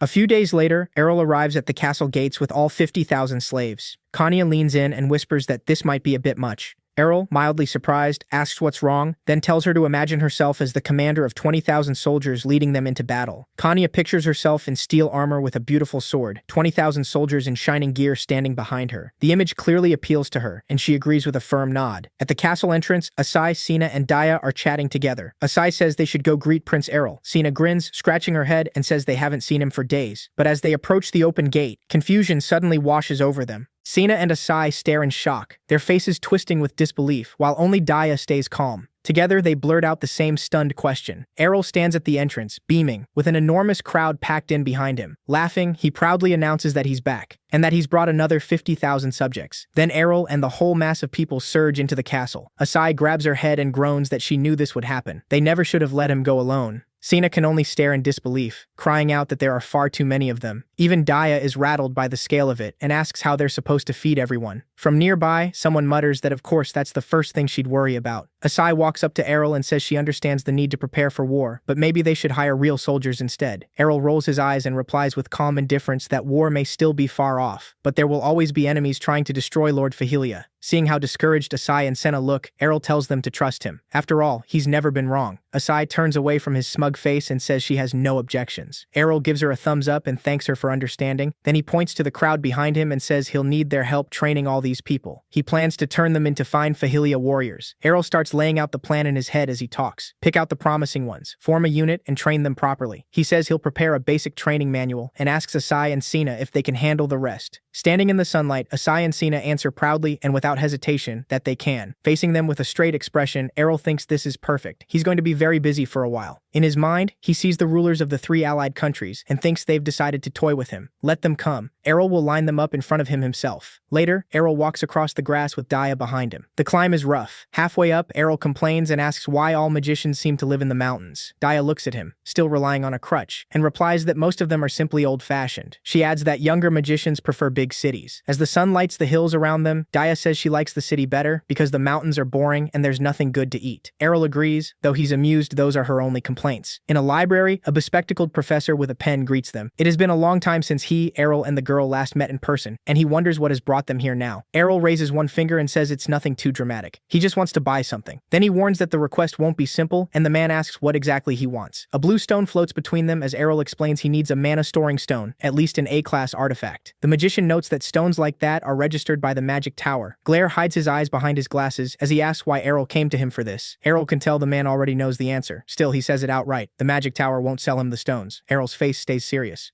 The professor asks what he plans to use them for. Ordinary mages may be no different from other people in war, but magical artifacts are another matter entirely. Adjusting his glasses, the man listens as Errol asks him to understand. He only wants to protect his territory. The magician believes him, but still asks why he should do him this favor. Errol breaks into a wide smile and makes a ring with his fingers, making it clear he knows the man is smart enough to understand. And as the professor should remember, Errol never leaves a debt unpaid. The man strokes his chin while Errol keeps smiling. He knows the professor acts like a snob, but underneath he's still a miser who understands a good deal quickly. At last the man says it will take time, and Errol happily answers that he has no problem with that. Errol stood in the forest, stretching. Another problem solved. He'd been pushing himself too hard lately and wanted some rest. Then Daya suddenly dropped to her knees beside him. Errol had no idea what she was doing. Daya was still thinking about the price he'd offered the mage. Sure, it was far too much. Errol just told her not to worry. He makes plenty of money. Then he leaned in and whispered something in her ear. Daya froze in shock while Errol smiled behind her. He'd just told her how much money he actually had. Holding her by the shoulders, Errol added that this didn't even include the queen's stolen treasure, so there was nothing to worry about. Then he said it was time to head back to the castle. Sometime later in Fahilia, Errol dropped a sheet of paper on the table before the mages and announced that work was starting. They had an important mission. One mage picked up the draft and read it. Errol explained they had to finish everything before the war began, and the details were confidential. He expected them to keep it secret. The mages looked terrified. Errol gave an awkward smile and said it was time they learned about overtime. Of course, he added, they'd be paid properly. He told them not to lose heart. All of this was for their sake too. After that, Errol decided to take a walk around the capital. Walking with his hands behind his back, Errol had Asai trailing him. She asked what brought him to the capital, and he said he just wanted to take a walk. Tugging lightly at her arm, Errol mentioned that, while preparing for war, he'd been making deals here and there. Sweat beaded on Asai's face. She was surprised. The two stopped near the Golden Gate, where Errol pointed ahead and said this was the Imperial Academy. The 4-story building looked like a castle. Asai's younger brother studied here, and Errol said she should at least see him once.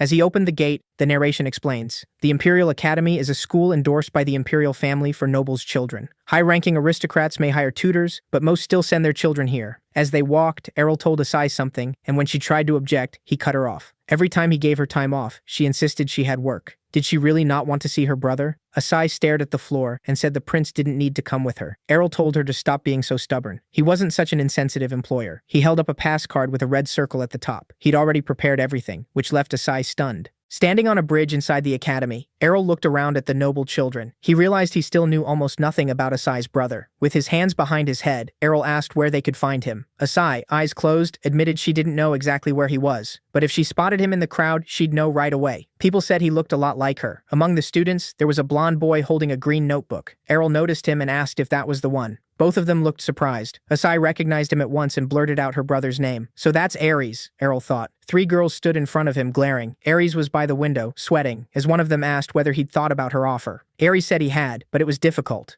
Errol was baffled. Even in a place like this, there were bullies. He moved to help, but Asai stopped him and asked him to wait a little. The girls finally left Aries alone. The boy let out a breath and wiped his tie. Asai hurried over, grabbed his shoulder, and demanded to know what was going on. Aries stared at her in shock, not understanding how she got here. She couldn't understand what those girls wanted, especially after his letters claimed everything was fine. Aries looked a little frightened, clutching his notebook with his eyes shut. Asai pressed him to explain what those girls wanted, but he refused to say. She sat down beside him, confused. Then Errol stepped in. It was the first time he'd seen Asai this flustered, so he told her to slow down and let him talk to the boy. He walked over to Aries, put a hand on his shoulders, and introduced himself as his sister's boss. Aries recognized him at once and nervously asked if he was the 3rd prince. Errol told him to forget the titles for now, then leaned in and asked what was really happening. Was someone bullying him? He meant the girl bothering Asai's brother. Aries said it wasn't like that. Hooking thumbs with him, Errol promised to keep it from his sister. Sweating, Aries finally said the girl's name was Haya Kurt, the youngest daughter of Marquis Kurt. The name sounded familiar. Touching his chin, Errol remembered meeting the light-haired Marquis on his birthday. He hadn't seemed like a bad nobleman. Sticking out his tongue in thought, Errol listened as Aries shut his eyes and nearly screamed. So this girl was harassing his bodyguard's little brother? Aries looked away and started to explain. He remembered being pinned against the wall by her hands. Errol urged him to spit it out quickly. Then the image became clear. The girl in the dress standing before him, Lady Kurt flashing a tooth as she said, "Aries, let's date." Aries nearly cried, admitting that was what she wanted. Errol sat there in total shock, pen and paper in hand. Aries was just as mortified. He'd run away shouting that he didn't want to date her because they were both only 11. Kurt had not taken that well. Errol molded over while Aries sniffled. Aries said he'd rejected her right away, but she kept pursuing him anyway. And it wasn't just her. The other girls in class treated him like a pet too. He sadly remembered all the ways they kept fussing over him. Looking down, Aries said they weren't really bullying him. It just felt like they were doing too much. Errol realized Aries had no idea how popular he was, and let out a heavy sigh. He was already exhausted just thinking about children's relationships. Turning away, Aries admitted he simply didn't know what to do about her. Then Errol suddenly pointed and asked why he didn't just ask her directly. Aries jolted and demanded to know how long she'd been standing there. She said she'd come back because she still had something to tell Aries. First, though, she wanted to know who all these people were. Scratching his head, Errol said they weren't suspicious or anything. Then he pointed at Asai and declared that Haya was basically her future sister-in-law.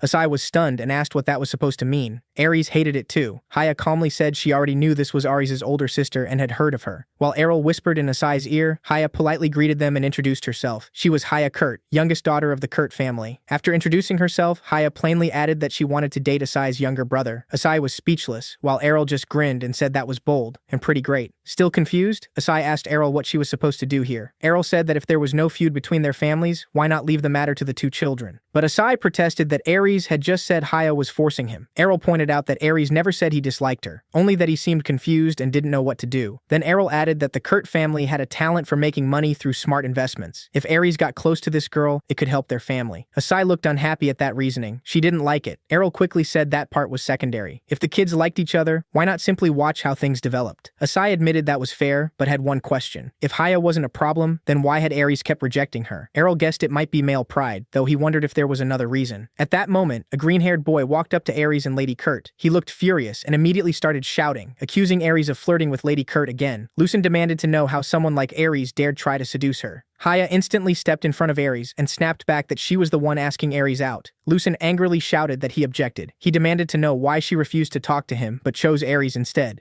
Errol froze. So this was a love triangle. What exactly was happening here? Lucen kept ranting that Aries' family was declining, and that his older sister had even gone off to work in a village. He shouted that Haya would disgrace her family by dating Aries. Errol decided the worm had gone too far. Aries told Lucen to stop insulting his sister and Lady Kurt, but that only made the boy angrier, and he swung at him. A moment later, Errol caught his arm and coolly asked if he ought to change the subject. He warned Lucen that if he kept sticking his nose into other people's business, one day it would get torn off. Lucen snapped back, asking why Errol was interfering when no outsider had been invited. Errol replied that, unlike him, he at least had permission to be here. Just then, someone else approached them. A green-haired man stepped over and asked what all the commotion was about. Arella was already tired of seeing such a crowd gathered. Lucen lit up the moment he saw his brother. Errol noted that the older one looked more like a teacher than a student. Lucian's older brother asked who Errol was, and Errol answered with a smile that he'd been waiting for that question. He gave a slight bow and introduced himself as the third prince of the Ernesia kingdom and the owner of the village of Fahilia. The man froze in shock, wondering why a prince was here at all, then awkwardly suggested moving somewhere else to continue the conversation. So a little later, they were seated in another room. The green-haired man apologized for his younger brother's behavior and said Lucian would formally apologize later. His name was Cadell Lucian, eldest son of the Lucian family and a fencing teacher at the academy. Errol said the apology should go to Ares, not to him, but Cadell dryly replied that Errol wasn't involved. In his view, Ares had started it, so if anyone should apologize, it was the Pernal family. Asia was baffled. She insisted Ares hadn't done anything wrong. Errol had been wondering how this childish love triangle started, but now he was beginning to understand. The Royal Academy may be a school, but it's really a place where young nobles build connections, not just learn. Errol guessed the boy was following his family's orders. Maybe it began for some other reason, but even a proper goal can turn ugly over time. Cadell said the Carrot and Lucian families had long been close, so the Pernals had no business interfering with this. Errol was furious that an academy teacher could talk like that, and even more that they saw the Pernal family as nothing but an obstacle. Errol shot to his feet, hands on the table, and said Cadell was talking nonsense. Walking closer, he asked what a family name had to do with children's relationships and whether teachers still taught discrimination in their day. Cadell calmly answered that rank could never be ignored. Making proper connections was a noble's duty. Errol then asked if he knew Asia was his personal knight and whether he meant a royal knight ranked below him. Cadell was shaken. He headed for the door, saying he'd warn his little brother, and added that he hoped the Pernal family would avoid doing anything that might cause misunderstandings.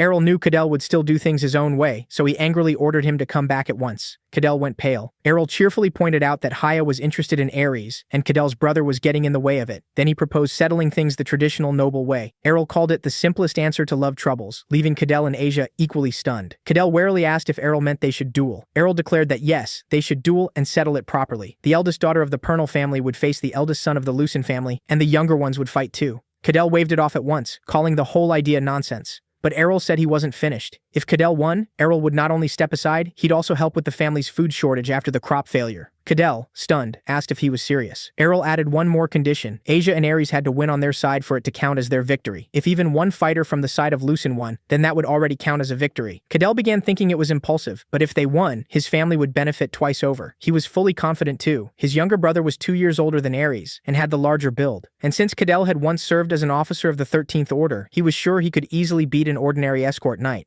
So Cadell bowed and said that since the prince himself had offered, he had no right to refuse. Errol cheerfully swore on the honor of the Ernesia family that he would keep his word. Asia grabbed her head in horror. Asia exploded, shouting that she usually let Errol get away with this sort of thing, but this time was different. Errol said she normally just grumbled and told him not to do that, but Asia snapped that this wasn't the point. Errol admitted he might be going a little too far, then asked if she truly didn't care what Cattle had said. Asia hesitated. Errol reminded her that Cattle mocked their family and disrespected Ares. Was it really fine for her brother to be treated like some roadside stone? She answered that, as Errol's bodyguard, she couldn't act on personal feelings.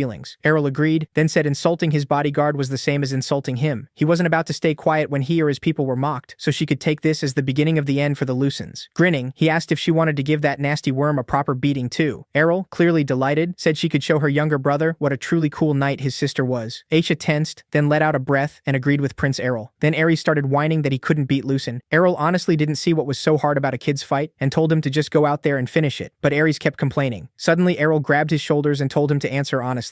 Lucen was always bullying him, so didn't that infuriate him? Ares admitted it did, but with his sister working to restore their family's reputation, he felt he couldn't act recklessly. Ares said the only thing he could do was endure it and build up his strength. Errol said that was one option, but asked when exactly Ares planned to change the situation. He pressed the boy so hard that Ares nearly cried. Errol told him it would be too late by then, and that some problems have to be solved on the spot. If he kept holding back and waiting for the perfect chance, Errol said, he'd just end up covered in mold. Then he fired Ares up, saying this was his chance to show what happens when someone hurts their family. Errol added that he wasn't telling Ares to fight all the time, since that usually ends badly, but this time the third prince himself would back him up. With that, Errol threw an arm around him. The speech worked. Ares' eyes lit up, and he finally looked encouraged. Errol smiled to himself. His strategy had worked perfectly. Then he started explaining a plan that would let Ares win for sure. Errol said duels only sound noble. In reality, there's something even more barbaric to behold. Public violence, accepted by both sides. And naturally, that draws a crowd and plenty of gossip. Errol chuckled that even though kids were fighting, everyone was ready to watch, right down to the old people. He took the worst seat. Haya came over, annoyed that nobody had asked her before arranging a duel. Errol apologized for not warning her and said they just really wanted to teach Lucen a lesson. Haya said she'd love that too, but this wasn't a good way to do it, especially since Ares himself admitted he barely knew fencing. Errol rejected that completely. To him, it didn't matter whether Ares was a swordsman or not. Haya was stunned and argued that ability obviously mattered in a duel, but Errol still disagreed.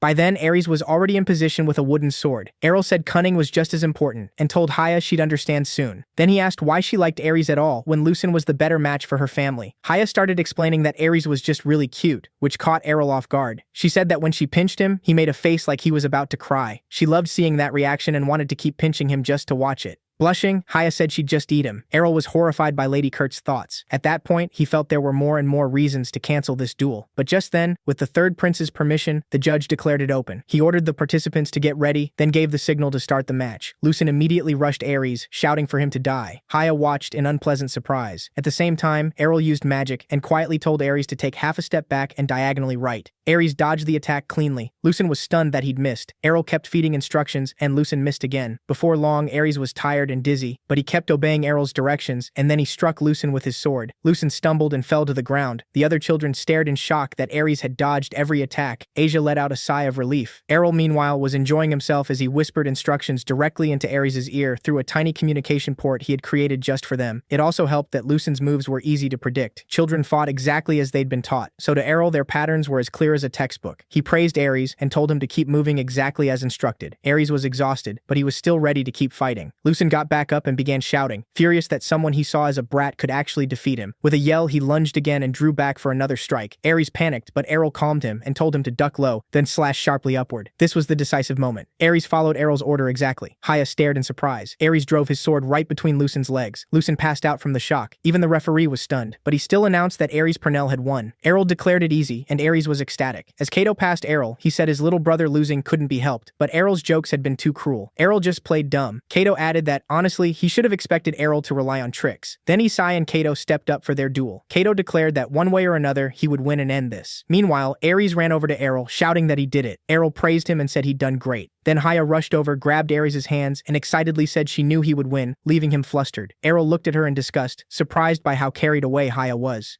Ares' excitement faded when he remembered his sister was up next, and worried because he'd heard Lord Cato once led the Order of the 13 Knights. Errol confirmed it. Cato was obviously confident in his skills, but so what? Isai would still win. The third prince put an arm around Ares, pointed at Isai, and told him to watch closely. Errol proudly said his sister became a knight for a reason. At the same time, Cato told Isai he wouldn't hold back and asked her to fight with everything she had. Then he charged straight at Isai. Cato thought he never underestimated an opponent. Even if he lost, he would at least go all out. A moment later, Isai's punch sent him flying. Cato was stunned, wondering if his eyes were failing him. The blow launched him backward at terrifying speed, slammed him into a wall, and knocked him out. Spinning her spear, Isai sighed and said she'd meant to promise she'd fight seriously too, but that seemed unnecessary now. She added that, for someone of his rank, Cato had terrible resistance to a punch. Isai let out a breath of relief. Then she asked Prince Errol to warn her if he ever planned something like this again. Errol smiled and said that thanks to him, her brother was respected now. Pointing to himself, he winked at Ares and said that after today's fight, no one would look down on him. As for the Lutzens, Errol said he'd handle them himself so they'd keep quiet. He told Isai she could relax and leave it to him.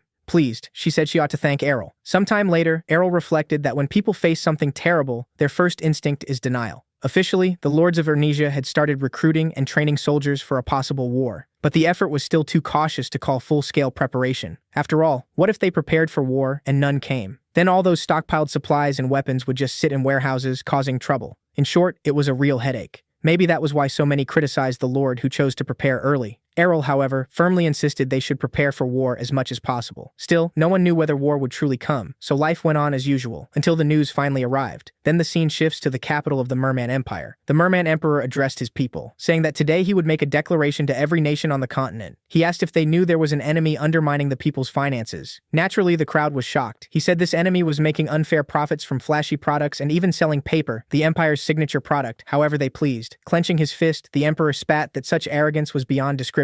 Then he drew his sword and shouted that this villain came from in the name of peace on the continent, he declared. He and every ally harmed by this scourge would raise their swords against that enemy. Beside him stood the ruler of the kingdom of Domanial and the Grand Duke of the Principality of Sejapan. They crossed swords as the emperor announced that the empire, together with Domanial and Sejapan, would judge the Ernesia Empire. The people roared in approval while the rulers held their swords together. Sometime later, the emperor received a letter. It demanded that, to stop innocent blood from being shed, Ernesia must immediately stop making paper, shut down every production facility, city, share the secret recipes for its unique goods, divide the profits among all nations, and send Prince Errol abroad to study so all his talents could be uncovered. The emperor was furious. Were they trying to bully Ernesia? Ready for war, he ordered the army assembled at once. He shouted that this was land defended by their ancestors, and they would not surrender a single inch. Now we move to the border of the Ernesia kingdom, to the fortress of Bizion. There, troops were already rushing into battle. Someone remarked that the alliance of the three kingdoms had finally arrived. Then the story shifts to Ernesia's main palace. A man turned and asked what the scouts were reporting. A soldier answered that, including the forces on the northeastern border, roughly 100,000 enemy troops were preparing to attack. But the man knew that wasn't the end of it. The main force would surely come after them. As heir to the empire, he thought he had to stop them at any cost. The prince agreed and declared that if they stood together, they had nothing to fear. They should fortify the place so tightly that not even an ant could enter the fortress. The real battle had begun. Errol still hadn't given the mobilization order. While everyone in Fahilia waited for the enemy to appear, he was absurdly busy, sitting across from Daya. He lifted a dome lid, revealing a piece of meat underneath, and announced that it was time to unleash her culinary talent. Daya lit up at once. Her mouth watered. The dish looked amazing. A stew made from tender rabbit meat. Errol said it was delicious, and that if people knew it was rabbit, they probably wouldn't eat it. Daya replied that people only said things like that because they'd never been hungry enough to eat insects or poisonous mushrooms.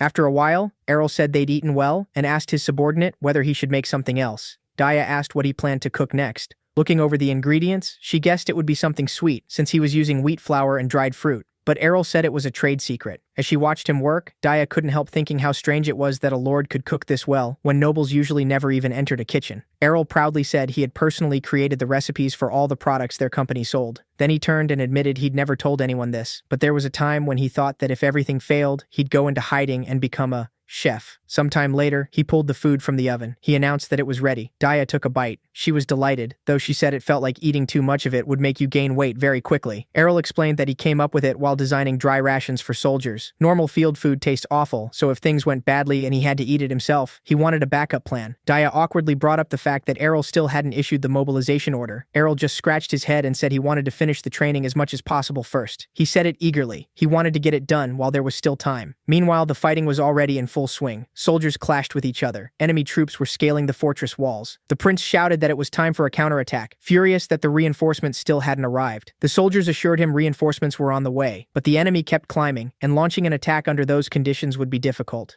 Then a soldier rushed up with an urgent intelligence report. Another enemy army was approaching, and it numbered 210,000. The prince froze in shock. And then, we see that enormous army. The prince was stunned. He never expected so many, let alone that they had arrived already. Next, we move to the council chamber of the Ernesia Empire. The emperor sat at the table with his subordinates, looking exhausted as they argued around him. What angered him most was that the enemy army just kept growing. Some of his subordinates insisted it was only a matter of time before they crushed the invaders. One of them finally shouted that this couldn't continue. He argued they should retreat and rebuild the front line, while the green-haired subordinate added that the emperor's safety came first. Annoyed but convinced, the emperor agreed. He ordered the front line pulled back and told them to make the people understand how serious the situation had become. Then he stood, thrust out his hand, and called for every feudal lord and noble still capable of fighting to take the field. He decisively ordered a full mobilization of all forces. Errol thought it was remarkable that his older brother had still chosen to join the battle for the sake of glory. Normally, members of the imperial family weren't sent to the front at all. Then Errol received a summons, which caught him off guard. 3 against 1 was rough enough already. Nothing was worse than a numbers advantage. Errol stood and said that if he had to keep dealing with this nonsense, the empire needed to survive. So for now, he decided to become a mere private soldier. After leaving a few soldiers behind at the manor, Errol began preparing to head to the battlefield. He patted his eagle fry and told it that the time had come for a major mission. Kanya stood beside him, and Errol told her she could stay in Fahilia. But Kanya protested that she wanted to go too. It made her furious that everyone else could fight while she couldn't. Errol thought she was unbelievably stubborn. He knew her swordsmanship would be useful in war, but what sane person would willingly send someone they loved to the battlefield? Front. Errol knew that if it was about protecting the estate, their father might pressure her to stay. Then Kanya suddenly patted Errol. She placed both hands on his shoulders and thanked him for caring for her, but said she wouldn't let him go to war alone. If the younger one was going, then the older sister was too. Errol smiled and let out a relieved breath. If that was how she felt, he wouldn't stop her anymore. Then Errol said it was time to give her something. He suddenly drew his sword. Errol handed it to Kanya and said Lady Fahilia had entrusted it to him. Kanya was stunned. It was a sword passed down through the Kensis family for generations. Its name, Kelsha, came from the family's first head. Even dwarves acknowledged its quality, saying a treasure like this was incredibly hard to forge. Kenya asked if she could really take it, and Errol reminded her she was the kingdom's 3rd swordmaster, so refusal wasn't an option. Kanya stared at the sword in awe, and Errol decided not to interrupt her moment of admiration. As he left, Errol thought he should make his exit like a gentleman. His task now was to reduce the number of casualties as much as possible. To him, no reward was greater than saving his soldiers' lives, so Aurelius must never be alarmed. Standing before the gathered soldiers, Errol announced they were marching to the front by His Majesty's order. He reminded them the enemy numbered 320,000, but he had not trained them just to die in battle. He didn't need a safety net built on their sacrifices. They had to survive and preserve the honor they had earned. He added that their Manor's force was only 23,000 strong, and he wanted that number unchanged when the war was over. Then we shift to the northeastern front line, near the fortress of Derja. When they arrived, they saw wounded soldiers everywhere. Errol quickly realized the battle was even harsher than he had expected. He placed a hand over his heart and greeted the Crown Prince. Kanya greeted him as well. The Crown Prince apologized for dragging them into this, ashamed that if he had handled things better, it never would have happened. Errol found that strange, even with the enemy's overwhelming numbers. Compared to the Empress, his older brother was clearly a decent man. He said he had heard the situation was grim. The Crown Prince confirmed it anxiously. Their stronghold was under siege, and all 320,000 enemy troops would be here soon. He added that the enemy had paused for now to regroup, but the battle would resume tomorrow. Errol thought the situation couldn't be much worse. If he had arrived just a few days later, this territory would already have fallen. The Crown Prince asked if Errol had brought 23,000 soldiers. With them, he said, they could hold out until the other feudal lords arrived. Errol was taken aback. Was his brother planning to use the men he had spent so long training as a human shield? That was unacceptable. Leaning over the table, Errol told his older brother there was no need to wait and urged him to stop fighting only on the defensive. He declared it was time to completely turn the battle around. They couldn't delay any longer. The Crown Prince said he understood Errol's feelings, but their position was different. Errol replied that he had prepared something for exactly this moment and told him to come see it. Errol stepped out of the tent and they headed off together. On the way, Errol recalled that the moment he heard about the war, he had asked his blacksmiths to improve one of them. The sight left the Crown Prince stunned. It was a mobile belvedere. Errol explained that it was meant to carry archers and mages. It was a prefabricated tower, making it extremely easy to move. The Crown Prince said happily that this really could help them, but Errol said that wasn't all. The prince was stunned again. He spotted another structure and asked Errol what it was called. Errol suggested the name Blink Gun on Wheels. He explained that weapons like this were often used in ancient sieges. They worked in defense too and put psychological pressure on the enemy. This version had been improved with help from mages and dwarves. Errol said they had enough blades already. They only needed to assemble the bases, and the weapon would be ready. Then he declared that he would handle the defense and told his brother to focus on the counterattack. The Crown Prince was overjoyed. Errol smiled, thinking the three hearts had crossed paths the wrong way. He knew it was time to strike back. At the Union of Three States forward post, one of their commanders-in-chief sat at a table with a huge sheet of paper in hand. Studying it closely, he noticed the enemy seemed to have received reinforcements. Two other commanders sat with him. One remarked that the resistance was serious, judging by how smoothly the first wave had been repelled. Another added that the Crown Prince was clearly not as foolish as they had assumed. A third said it still wasn't enough, while one of them sat there grinning broadly. Suddenly, one of the others asked why he was smiling. He said he was simply interested in the boy who had brought the reinforcements. The second commander looked confused and asked who he meant. Frowning, the first answered, Errol Ernesia. He added that Errol was behind the Empire's sudden enrichment and the war itself. The other two commanders jolted up in shock and shouted together that he was here. The first man's face twisted with anger and envy. He imagined seizing little Errol in his hand. At first, he said, the rumor that some nobody had created those remarkable products sounded absurd, but now they had a chance to see if it was true. He slammed his snow-gloved fist onto the table and asked what his colleagues thought. They were interested too, weren't they? One commander stammered that yes, but the matter of status was irrelevant. The first cut him off and told them not to worry, because he had no intention of breaking their agreement. Straining and clenching his fist, he went on, making sure his point was clear. Now it was time to destroy the enemy. Under a clear blue sky, Errol's army of roughly 23,000 stood ready with modified weapons. On the castle wall, beneath the scorching sun, Errol stood watching his army. He muttered in weary amazement at the might of both his own forces and the Union of Three States. Around 50,000 soldiers from the Three States army burst through the smoke and charged toward the castle. Their armor gleamed as they ran forward, shouting. From the wall, Errol ordered his warriors to follow the plan. The Arella soldiers stood by the walls with gilded shields, each bearing a red stone in the center. One mounted warrior from the Union of Three States shouted that Arella's men were cowards for hiding behind shields. Crush them with everything you've got, he yelled, sending his soldiers forward. As they charged Errol's army, he boasted that an army of over 50,000 was attacking them, and even the best strategists couldn't win such a battle. Then he stopped short and looked up. Hundreds, maybe thousands, of magic arrows were flying overhead. The army of the Union of Three States was terrified by the sudden turn. Some soldiers managed to raise shields, but others were wounded. Someone shouted for everyone to get their shields up. Blocking arrows with his shield, one soldier yelled that they had to cast aside their fear and charge anyway. From the wall, Errol watched with clear dissatisfaction. It wasn't enough to crush them, he said. The two forces slammed together behind their shields, and dust rose across the battlefield. One Union soldier threw his full weight against the enemy line, yet still couldn't budge them. Alarmed and confused, he realized he couldn't push forward at all. These shields were clearly unlike ordinary ones, and he wondered what they were made of. Then a cry rose from behind Arella's shield bearers. "Clear the way!" The shield line parted, revealing soldiers behind them with a new weapon, a blade gun on wheels. The enemy troops froze in shock, then panicked and shouted for a retreat to the rear.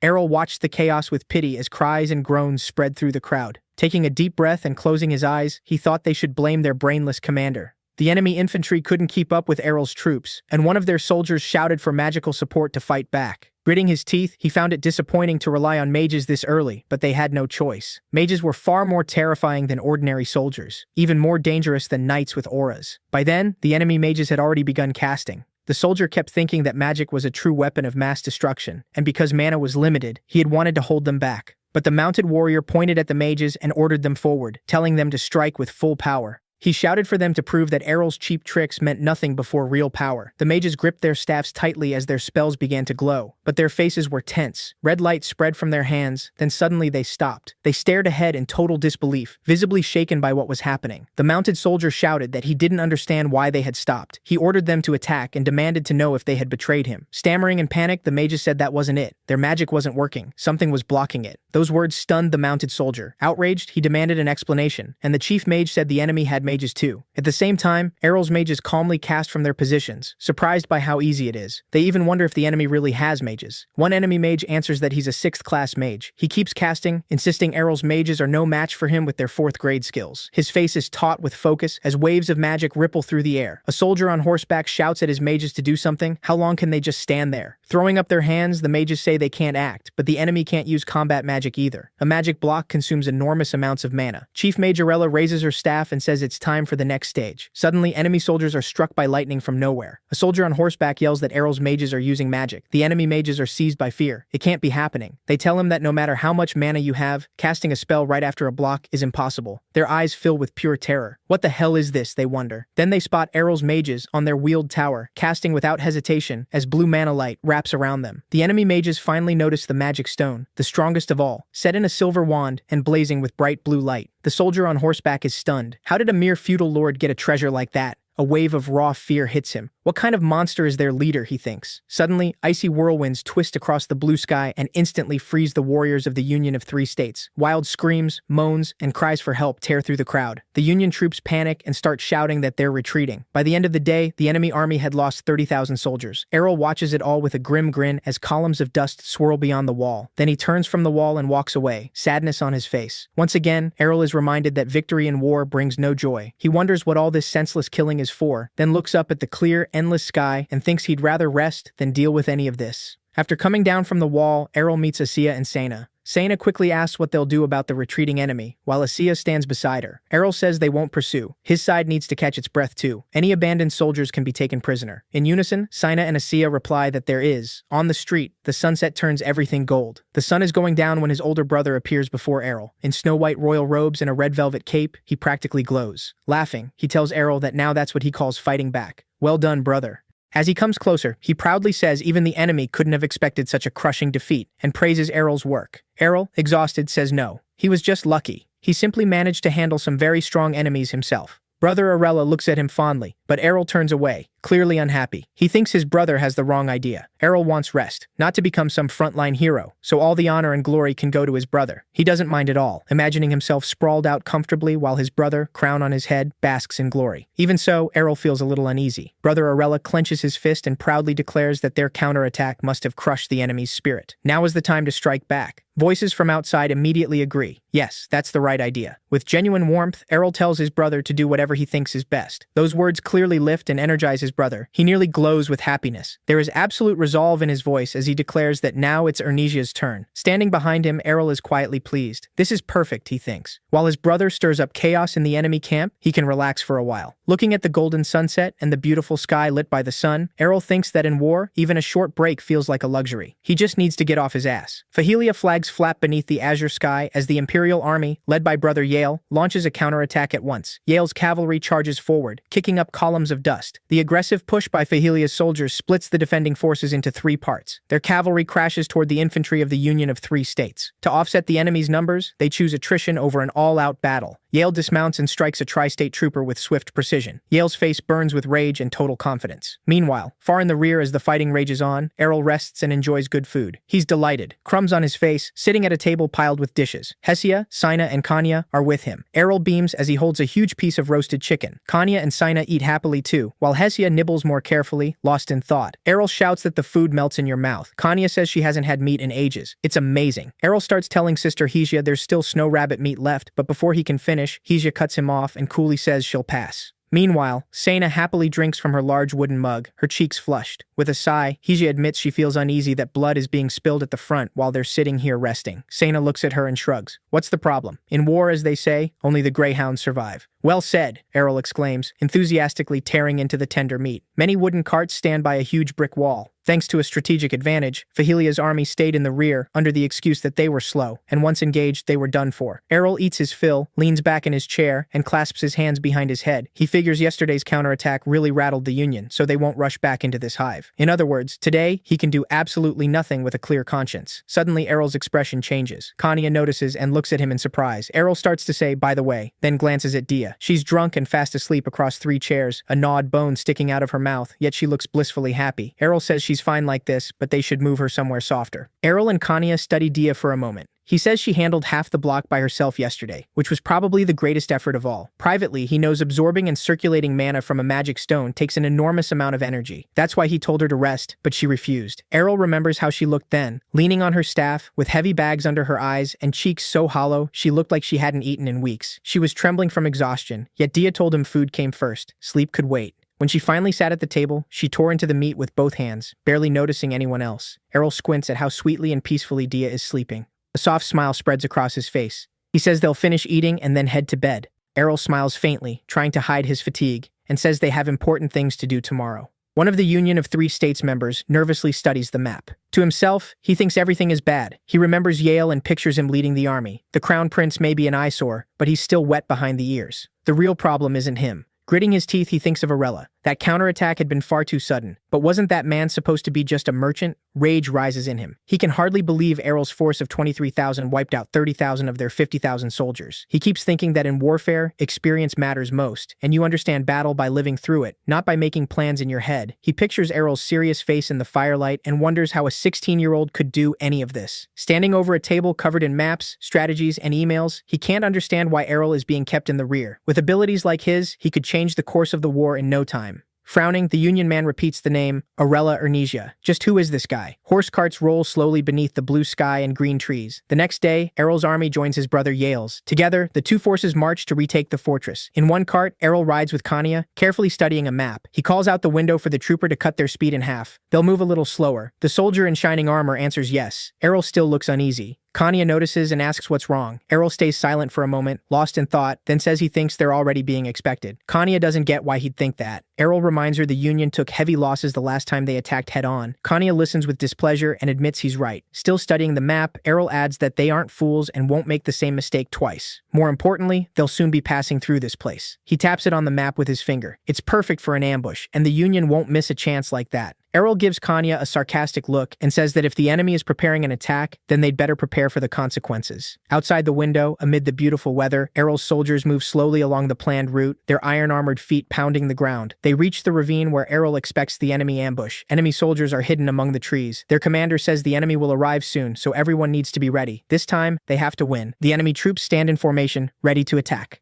The enemy keeps a careful watch on the gorge. Their commander grows uneasy at the delay. He was told Errol's army moved slowly because they were hauling a watchtower, but not this slowly. Then he spots something and goes rigid. No way, he thinks. Errol's army comes into view. Hooves pound, wagon wheels creak, and the column rolls closer. They're here. The Tri-State Union commander roars an order. Charge. In an instant, hundreds of arrows rain toward the wagons and horses, but they strike something in midair. A barrier. The commander freezes in confusion and anger. Shield magic? A mage behind him reports their spells aren't getting through either. It's another block. Stunned, he stares at the enemy lines. How did they cast so fast? Had they prepared for this in advance? He immediately orders a retreat, shouting that there's no point pressing the attack. The soldiers turn and run. As he yells for them to move faster. But before he can finish, one of his men triggers a trap. A knight crashes to the ground with a snare clamped around his leg, then more soldiers are caught. They never expected traps, and can only stare in shock. Saina yells that a good hunter sets traps well, and traps catch people just as easily as beasts. With her bare fists, Saina charges. One soldier barely has time to register who's rushing him before she swings with full force, and smashes him in the face. Saina snarls that if they came prepared to attack, they should have been ready for the consequences. She adds that those are her leader's words. Another soldier draws his sword and warns her not to stand in their way. Saina answers with a cold, stony stare. The enemy squad leader pulls his sword and bellows that he won't lose to some wench. He rushes Saina, screaming for her to die. She doesn't move, only readies her strike as pink light gathers around her fist. Then she hits with lightning speed. Beside her, someone twirls a spear one-handed. It's a Sai. Resting the spear on her shoulder, she scoffs that there sure was a lot of noise for nothing special. Earlier in the wagon, Errol had told Asai and Saina to show the enemy their worst side so they'd recoil in disgust, not just fear. It was Errol's real plan. Instead of simply fighting hard, become an opponent too costly to engage. That's what he laid out to Asai and Saina. Arrows and discarded swords cover the ground as smoke and dust rise overhead. Errol's army crushes the surprise attack from the Union of Three States and retakes the border fortress. 3 Errol soldiers in shining armor climb a tower, tear down the Union of Three States flag, and raise Ornesia's. The enemy tries a few more assaults but can't break Ornesia's morale. Errol's troops are eager, brave, and burning to fight the Tri-State Alliance. That in turn breaks the Union soldiers' will. In battle, they're shaken and even afraid. Kanya grips her glowing blue sword, eyes full of resolve. She delivers the fiercest counterattack of all. Her red eyes look as if they can stare straight into your soul. With the massive fortress wall behind her, Kanya charges the enemy and cuts them down. The Union soldiers are stunned. One shouts that the rumors were true. That terrifyingly strong girl really is a princess. Kanya narrows her eyes and answers that they don't lack sword masters. The masters are just focused on the south. There are none on the northern front, and the others laugh. The Tri-State Alliance soldiers are swallowed by the blue glow of Kanya's attacks, screaming for help. Errol stands on the fortress wall beneath Ornesia's fluttering flag, lost in thought. Months have passed since the war began. The Union of Three States is losing momentum and men by the day, while Ornesia closes in on victory. So far, Arella Ornesia's army has lost 121 soldiers, with 142 seriously wounded and 192 lightly injured. He sinks deeper into thought. Compared to other forces, where the dead reached half their ranks, Fahilia's army had performed astonishingly well. Meanwhile, at the General Command base of the Union of Three States, one of the 3 leaders sits at the table, a black patch over one eye and irritation plain on his face. He says the south is roughly even, but in the north, their men can't break the defenses at all. He says they can't keep throwing soldiers away and proposes pulling the detachments from the northern front for now. Then, in white gloves, he calmly moves a pawn across the chessboard and says that infuriating or not, they all have to make this major decision. At once, the black pieces are swept from the board, leaving only the shining white queen. He adds that their highness will surely understand the choice. Looking up with his one good eye, he says this step is necessary to wipe out the evil called Ornesia. The other 2 members frown at the board as one says it's time to use all their strength. Errol lies atop one of the towers of the fortress he captured, under bright sun and an endless blue sky. He thinks it's been strangely quiet lately, even though not long ago they were fighting desperately to retake this fortress. In his mind, he turns the situation into military pieces. His own figurine stands on the fortress wall, while Ornesia's soldiers surround the Union army defending it. Because their force shifted to defense, the shock troops of the other fiefs have become a huge strain on the enemy. Still stretched out on the bricks, Errol watches the clear sky and thinks that with both sides bleeding heavily, they can at least cut their own losses. As far as he's concerned, the weather's too nice to die. He pictures the main leaders of the Union of Three States as the true evil. They invaded Ornesia for their own gain, hoping to seize it. Then he imagines his brother Yale, sword raised proudly against a bright light. Even if everyone has different goals, Errol thinks, they're all striving for glory. Next he sees a feudal lord confidently commanding his men.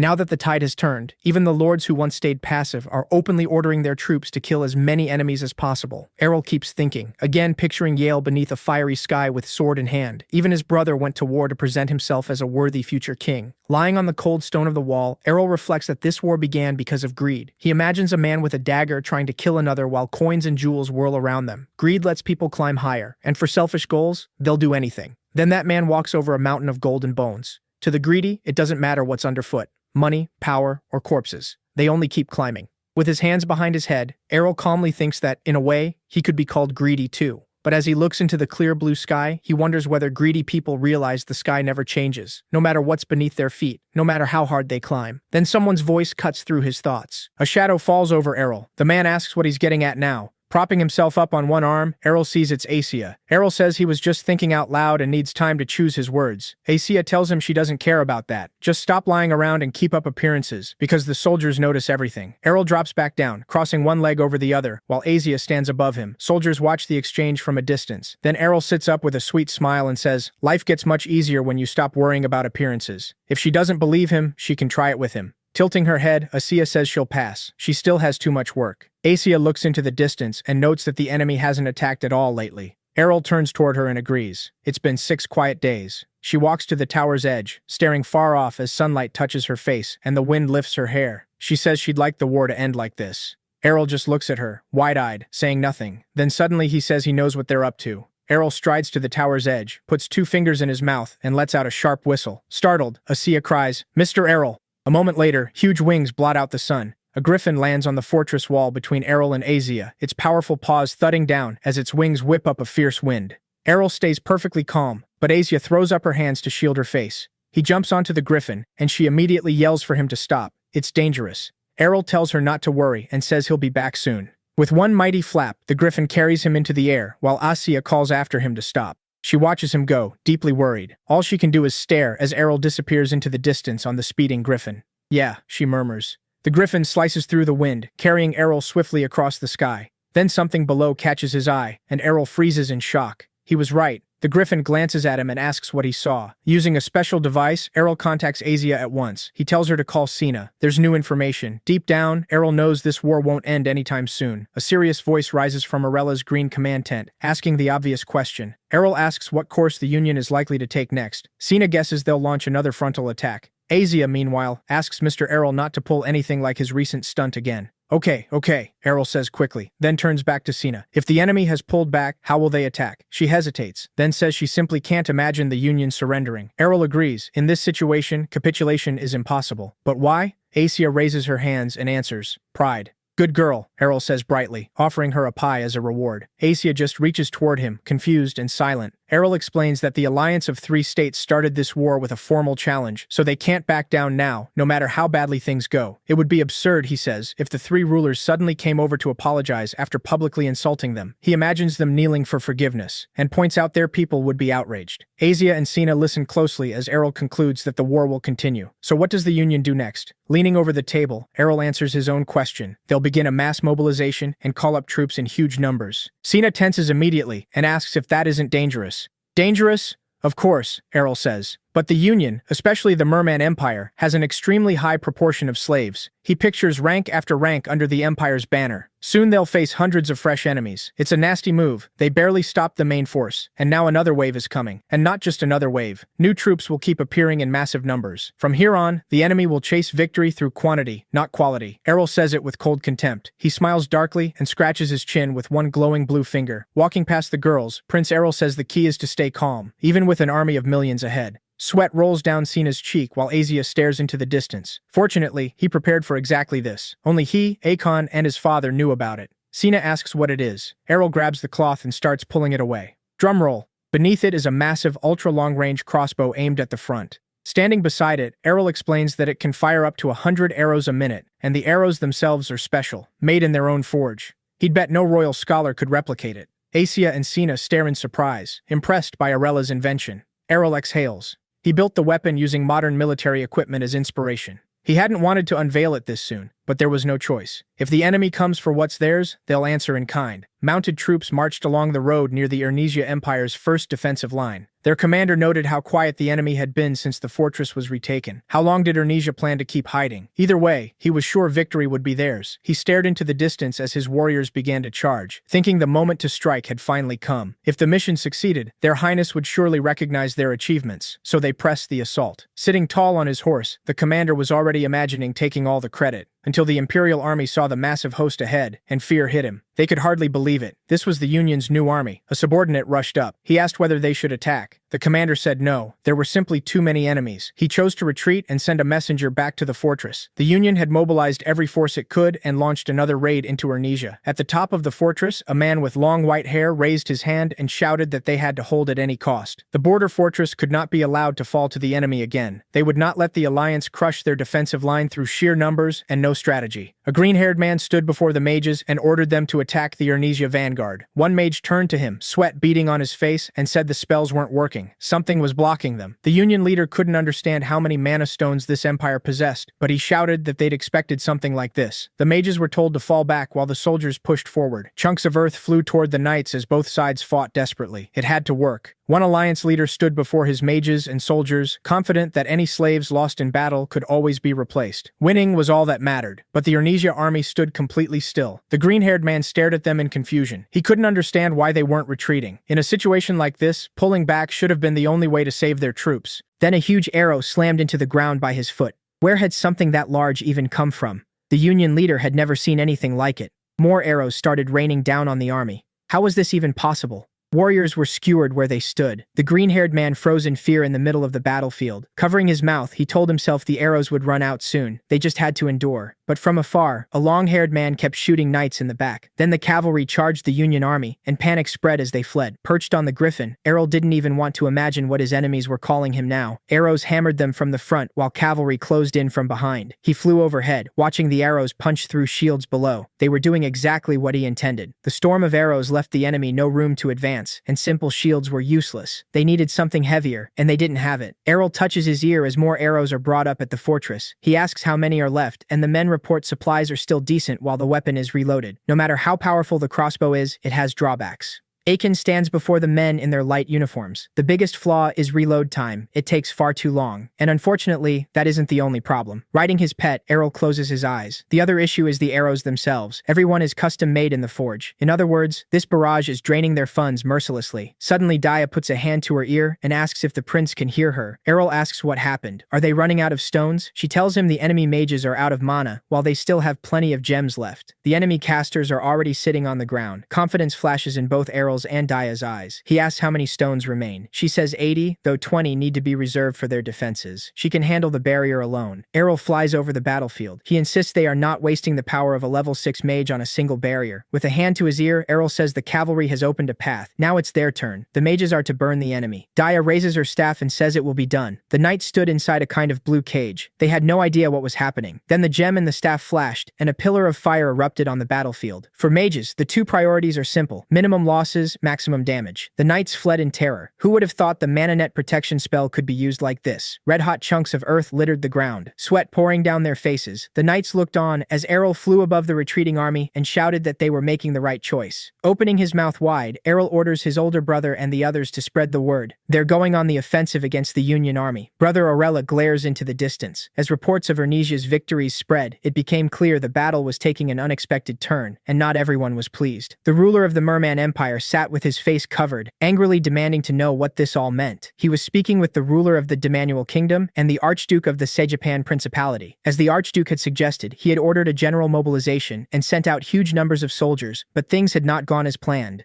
The Archduke lowers his head in shame. He admits he has no excuse. The ruler of the Kingdom of Demanuel says blaming him is pointless now. They need to decide what comes next. Then asks the Archduke what he thinks lies ahead for them. The Archduke asks if they want an honest answer. Then regretfully he says they are close to defeat. The backbone of their forces is gone, and the morale of what remains has been badly shaken. Even if they somehow deploy their soldiers perfectly, he says, they still won't be able to protect them from the Urnesia Empire's innovative weapons. Emperor Merman asked if the Archduke meant the firearms Errol had invented. The Demanuel ruler said one master had called their creator a true monster after seeing how they worked, because they couldn't make anything close. Merman bristled, thinking he never expected Errol to be this troublesome. The Archduke said that if they wanted to turn things around, they first had to buy time and find the enemy's weak point. Suddenly, a subordinate burst into the room shouting that there was trouble. Exasperated, Emperor Merman snapped that he'd ordered no one to enter. Trembling with fear, the subordinate cried that the Urnesia army was advancing. Then we cut to Kanya, asking Errol if she should just break the gate. He grinned, nodded, and told her to hit it hard. Kanya stood before the Demanuel Kingdom's border fortress.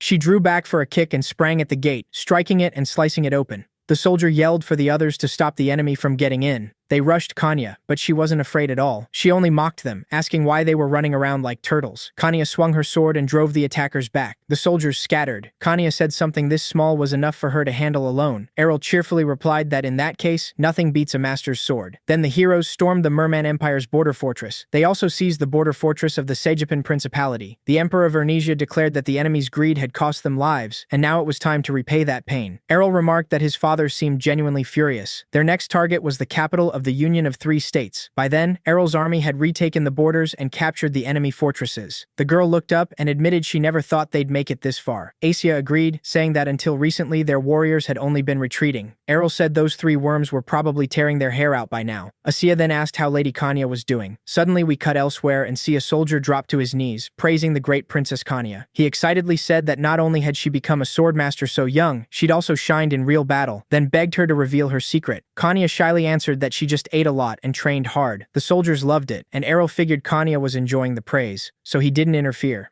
She seemed to like it. Asia then asked what their next move was, and whether they'd keep storming the enemy. Errol said yes, but more slowly. Like a maniac, he explained they'd keep squeezing the Union bit by bit because tormenting the enemy suited him. In 3 years, they could take about 20% of its territory. In 5, the enemy would collapse. Asia asked if he meant the enemy would break in 5 years. Errol said yes, and added that many of them would starve to death. He explained that after 3 years, the Union would suffer massive financial losses, while Ernesia gained full control of trade. An economic crisis, he said, is far worse than military pressure. Given enough time, the Union could even fall into civil war. Errol added that the enemy would face them from outside and its own dissatisfied people from within. Asia called that terrible. Errol agreed and said he didn't want it to come to that. But he reminded her the enemy had planned to treat Ernesia just as mercilessly. If they dared lay hands on Ernesia, he said, they should have considered the reverse and never started a war unless they were ready for the consequences. Errol said there was no reason to pity them. They had started this mess, so they would bear it. He then quoted his father's letter.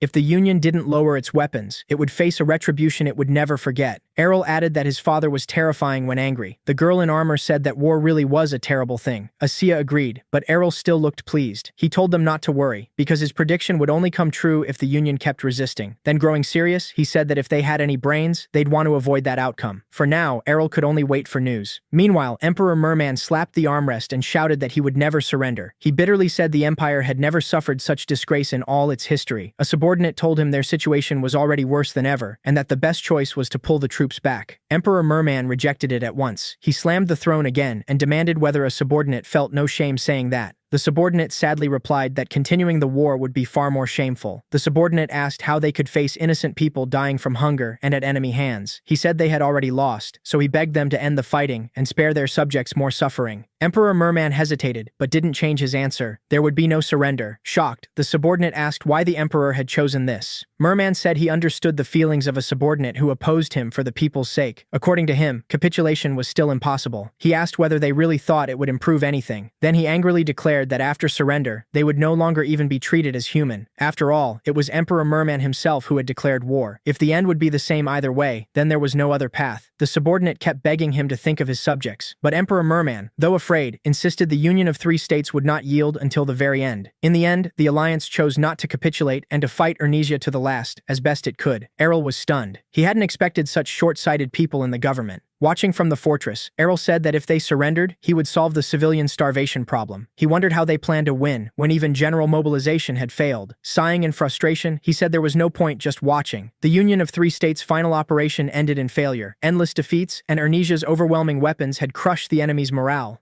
Then a subordinate brought Emperor Merman a letter from Ernesia. It said there was no point in shedding more blood, and urged Emperor Merman to surrender at once. The letter added that if they chose to surrender, Ernesia would generously help with the process of ending the war. The emperor was confused. A few days passed. The Emperor of Ernesia was reading the reply. After finishing it, the Emperor of Ernesia said this was a wise decision. In the end, the Union did capitulate. Errol started jumping up and down, happily shouting. Then he dropped to his knees in tears, crying that the war was over and he could finally go home. He suddenly remembered being discharged from the army in his first life. Errol climbed to the fortress tower. With tears in his eyes, he shouted at the top of his lungs, cursed the Union, and yelled that he never wanted to see them in the army again. A small part of the other feudal lords' troops stayed on the front line, but the forces including Errol and Kanya were ordered to withdraw and return safely to the castle. Errol spread his arms and laughed that he was unbelievably happy even in this blizzard. He added that they still had to tell the men to clear the snow, then happily declared it was time to return to his carefree, idle life. The Ernesian emperor said at a meeting that the matter of post-war proceedings with the Union was essentially settled. All that remained was to reward the heroes who had bravely defended Ernesia's borders. The emperor went over the rewards, then finally began speaking about Errol. Everyone suddenly stiffened. They started saying the third prince had performed brilliantly and deserved deserved a fitting reward for his deeds. Then someone asked whether the emperor intended to leave those weapons in the third prince's fief. The green-haired man said a mere fief couldn't be trusted with such weapons, and everyone else agreed with him. Displeased, the emperor asked irritably who they thought Errol was. The emperor said the weapons were imperial property, and Errol himself had already said he wouldn't leave them in Fahilia. He then said he was considering granting Errol the title of duke.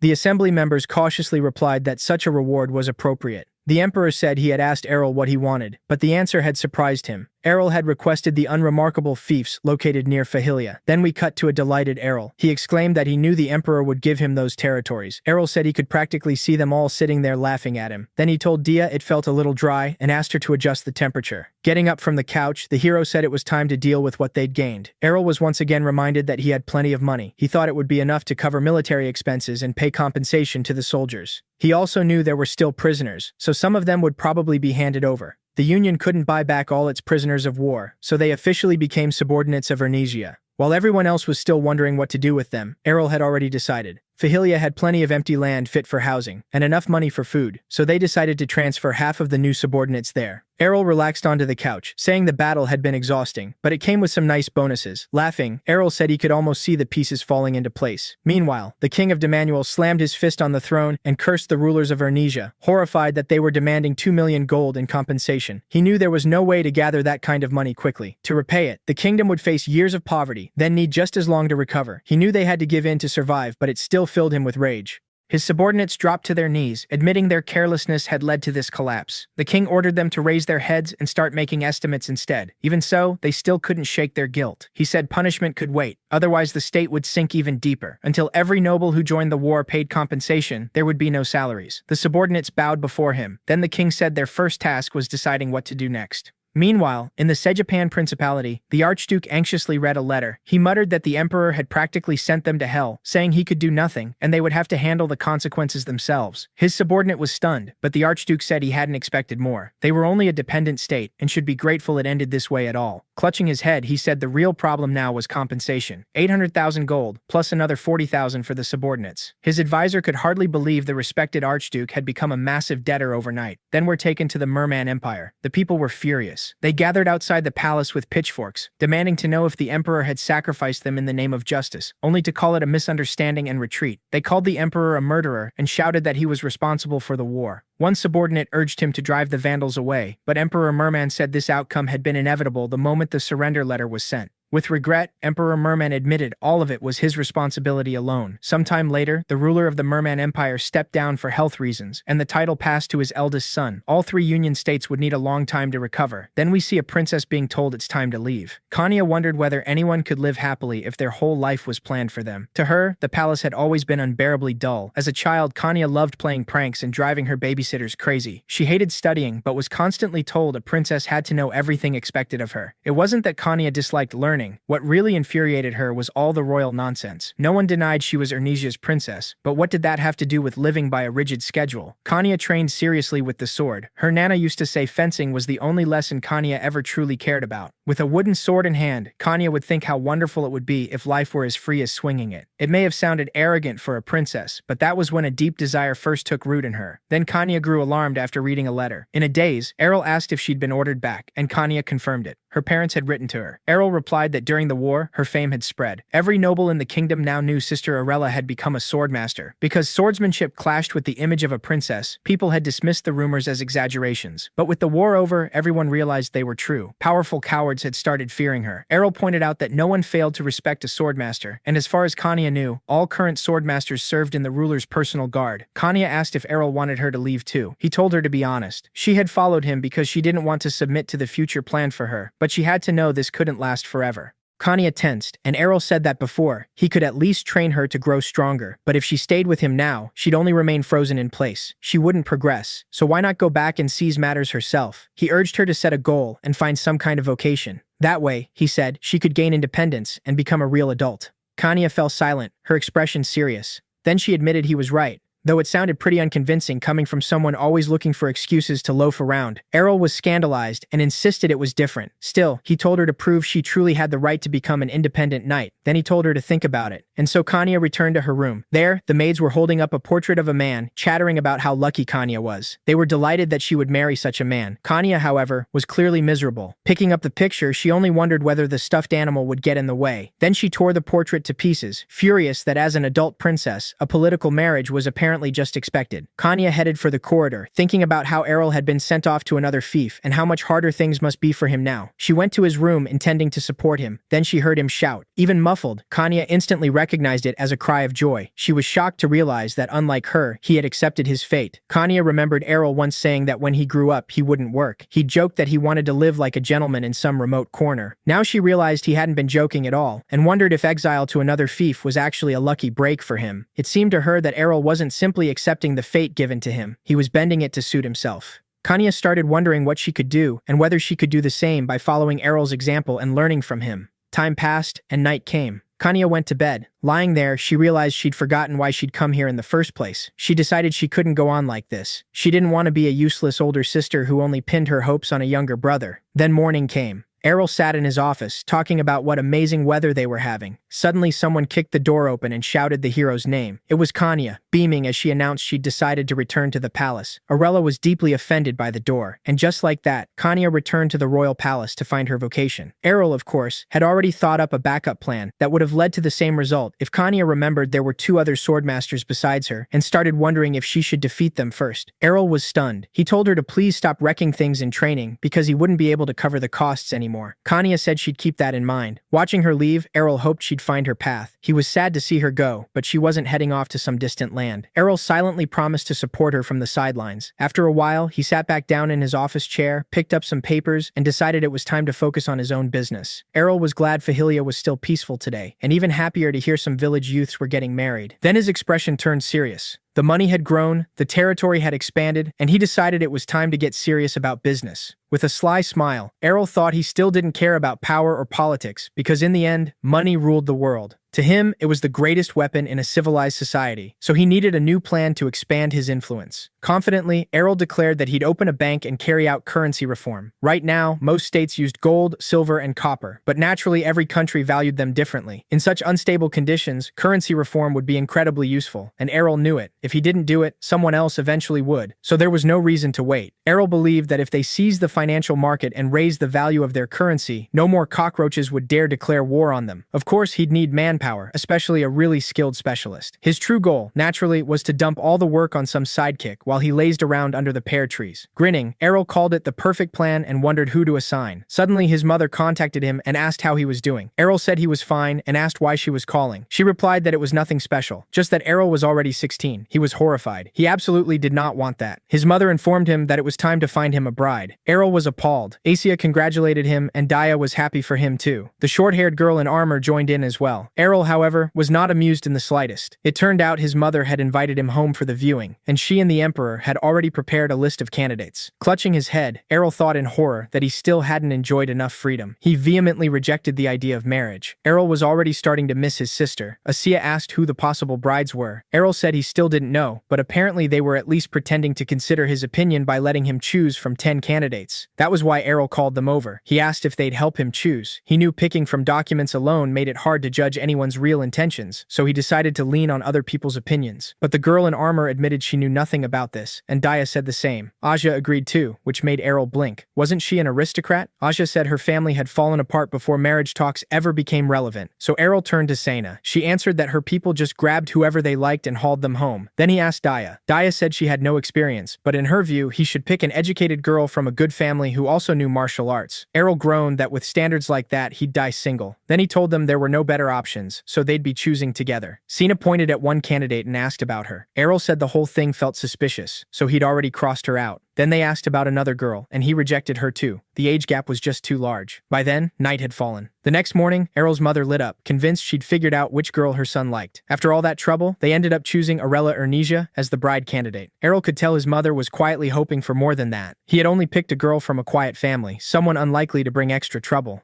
His mother added that the emperor was pleased Errol was finally treating marriage seriously. Errol knew better than to admit he didn't want to marry at all, so he walked to the room and was greeted there by Count Marin Binstad's daughter, Arella Ernezia. Standing beside Errol, she introduced herself as the second daughter of the Ernezia family, an old aristocratic house in the empire's southwest. They weren't wealthy, but they were known for strong traditions and a solid reputation. Errol politely said he was glad to meet her. After that, his mother and Count Marin Binstad left the room. Arella struck Errol as very soft and gentle, the picture of a proper noble lady. He asked what she liked to do. Arella said she loved literature. Errol immediately felt she wasn't his type. He could tell she was probably intelligent and refined, practically angelic, just not someone for him. She was like a white dandelion, and Errol figured a girl like that could never get along with a devil like him. Before long, the meeting ended, and Arella said she'd enjoyed it. Errol sat across from his mother, wondering what to do now since Arella had clearly made a good impression on her. He was sure his father would like her too, which meant rejecting her could put his mother in an awkward spot. His mother sipped her tea in silence, then suddenly asked whether he didn't like the girl. That caught Errol completely off guard. He asked if it had really been that obvious, then immediately started scrambling for excuses. But his mother told him not to worry. His opinion mattered. Even the emperor had said pushing him would only make things worse.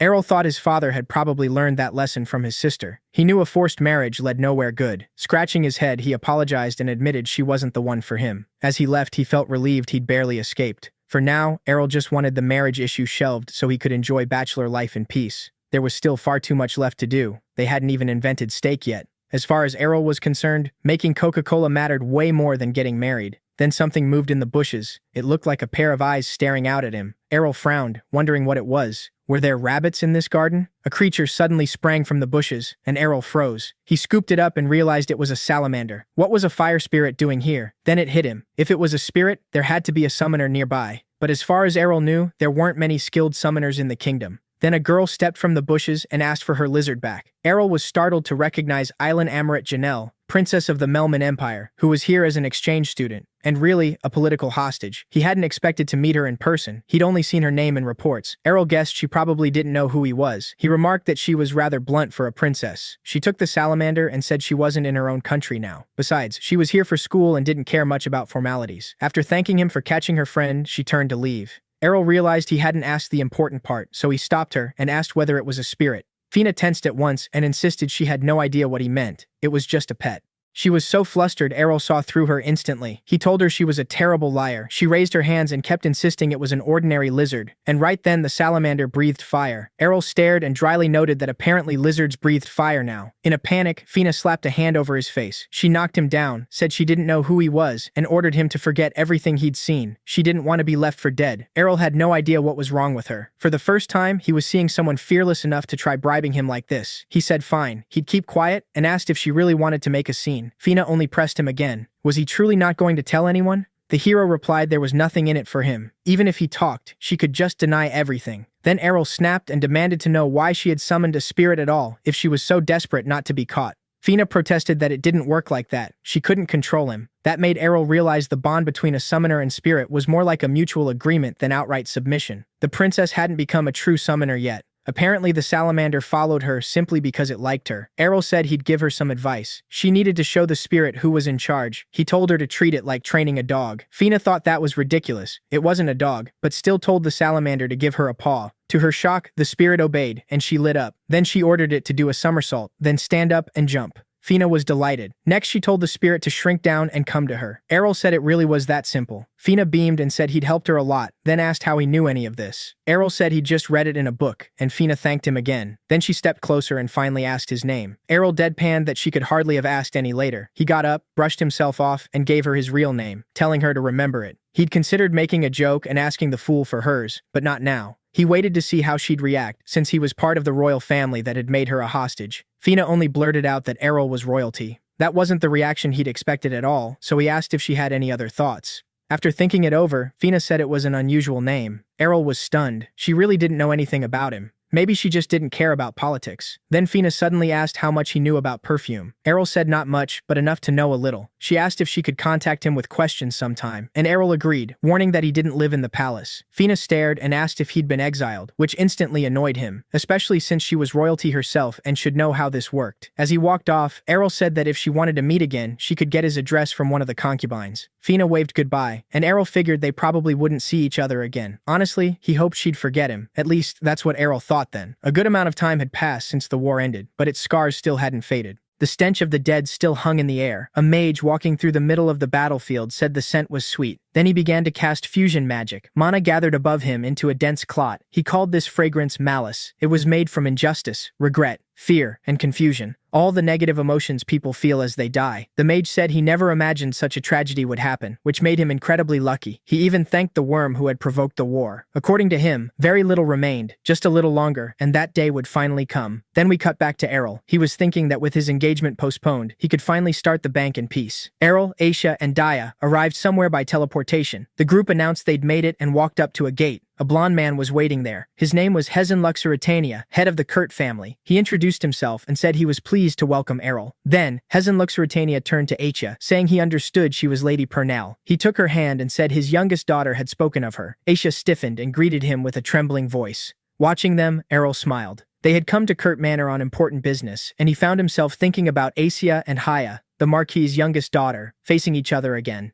Hazel invited them inside, and a little later, they were seated in the manor. Errol got straight to the point. He wanted to start a business with Hazel. Hazel assumed he meant trade, since Errol already had a company, but Errol said this would be on a much larger scale. Slapping the table, Errol declared that he wanted to open a bank in Ernesia under his protection. More than that, he planned to introduce a new currency, and the Emperor was already informed. He set several coins on the table and said these would enter circulation. As Hazel knew, the current system had too many flaws. These coins were cast by dwarves with a unique composition no one could forge. Errol even joked that people accused him of wasting his talent on coin making. Hazel was intrigued, but asked why Errol had chosen him. Errol said he couldn't build a bank alone, so he wanted a solid partner. Leaning in, he said he wanted Hazel to serve as the bank's manager. Hazel asked what exactly that role meant. Errol admitted he couldn't carry that many responsibilities on his own, so he needed someone like Hazel. Behind a sly smile, Errol knew he probably could manage it himself, but tracking money across the whole continent was simply too much trouble. He promised Hazel enormous profits if he joined the venture. Hazel carefully weighed the offer. He sat back with a hand on his chin, thinking it over while Errol smiled sweetly across from him. Still, Errol was pleased Hazel hadn't answered too quickly. That proved he wasn't some money-crazed noble, but a man with backbone and sharp judgment, known for understanding bonds between people. At last, Hazel admitted one thing still bothered him. How could Errol be sure everything would go according to plan? Errol told him not to worry and said he would personally make it work. Then he asked if Hazel's real concern was whether the new currency could actually take root in the kingdom. Hazel confirmed it was. Rising from his seat, Errol said it wouldn't be easy, but the plan was realistic. He leaned toward Hazel and quietly asked who he thought currently held the most gold in the empire. Then, spreading his hands with a grin, Errol revealed he'd already spoken with the major trading companies. This wasn't just about minting new money, he said. It was about strengthening the empire's economy. He held out his hand and asked whether Hazel was in. Hazel said he was convinced Errol's plan would succeed. Still, he pointed out that Errol had already amassed an enormous fortune. So what exactly was driving him to enter banking? Hand to his chest, Hazel said that if this was nothing more than a passing passion, then unfortunately he couldn't agree. Errol said he understood and asked him to explain. Then he revealed that the new currency was really a way to control cash flow for something much bigger. Building a metropolis in Fahilia. He told Hazel he intended to turn land the nobility considered worthless into a true paradise. Hazel was stunned by the idea of a metropolis. Errol went on, saying Hazel surely knew a city was never easy to build, even with state backing. That was why careful preparation mattered. In that sense, he said, the bank would be one of the city's foundations. Hazel still looked uneasy and asked if this was truly Errol's dream. He said most feudal lords would laugh at the idea of building a metropolis in Fahilia, but he liked that Errol was driven by a dream that big, not by hollow greed. Then they shook hands. Hazel accepted Errol's offer. Errol was delighted and called it a wise decision. He was just about to leave when Hazel stopped him and asked how they planned to handle security. He asked whether he should start gathering the necessary information, but Errol said no. He intended to take care of that part himself. Errol thought that first, he needed to reach an agreement with someone. We then cut to the southern lands of the Kingdom of Ernesia, near the mountain border. This was where Sina's mercenary village, Nachifanil, was located. They had come because Sina said her village was short on mercenary work due to its remote location. Errol asked if that was why they had refused his offer. Sina apologized, saying Errol had placed too much hope in her. But Errol cheerfully said that in that case, he'd just go himself, and that's how they ended up there. As they walked, Errol happily said you shouldn't give up after the first refusal. His goal was to hire the village mercenaries as guards for the bank. Since even Sina couldn't persuade them, there was only one option left. Errol had to ask in person. Suddenly, Daya stepped in front of Errol and told him to get behind her. She drew her staff, cast a spell, and a blue aura flared around them. With that wave of magic, she struck two men hiding in the bushes. Sena was shocked when she saw them. Errol guessed from her reaction that she knew them, and Sina said they were from her village. Apparently it was all some misunderstanding, so Sina said she'd handle it. She marched over and immediately punched one of them, hauled him up, and started yelling in fury. Then she kicked both men around. Daya asked what language that was. Errol explained that the local mercenaries had migrated from another continent, so it was probably their native tongue. He added that it sounded far too rough for an ordinary conversation. Then Sena turned back to them with a sweet smile and said they could continue. So they finally reached the village of Nachifanil. The headman there was Avangal. He apologized for the less than warm welcome, and Sina snapped at her grandfather for fussing around. Errol asked if they were related, judging by the surname, and they confirmed it. Sena called him an old fart, and he called her a fiend. Avangal then apologized for his uncultured granddaughter, clearly embarrassed in front of the guests. Caught awkwardly in the middle, Errol said it was fine. Avangal then told them that although they had come a long way, the village couldn't accept jobs right now. According to him, if they had brought the same proposal as before, his answer would still be no, so they should leave. Errol could only think that the old man was impossible to budge. Daya quietly told Errol that, just as she suspected, this place had changed a lot. Errol asked if she actually knew something. Daya said that after escaping the magic tower and getting lost, she had stayed in this village for a while. Back then, she said, the villagers hadn't acted like this. Now they seemed strangely tense, as if they were afraid of something. Errol asked Avangal if the village was in trouble and said he wanted to help, but Avangal sadly replied that they couldn't drag outsiders into this, especially when he doubted anyone could solve their problem. Errol pressed him anyway and asked him to explain.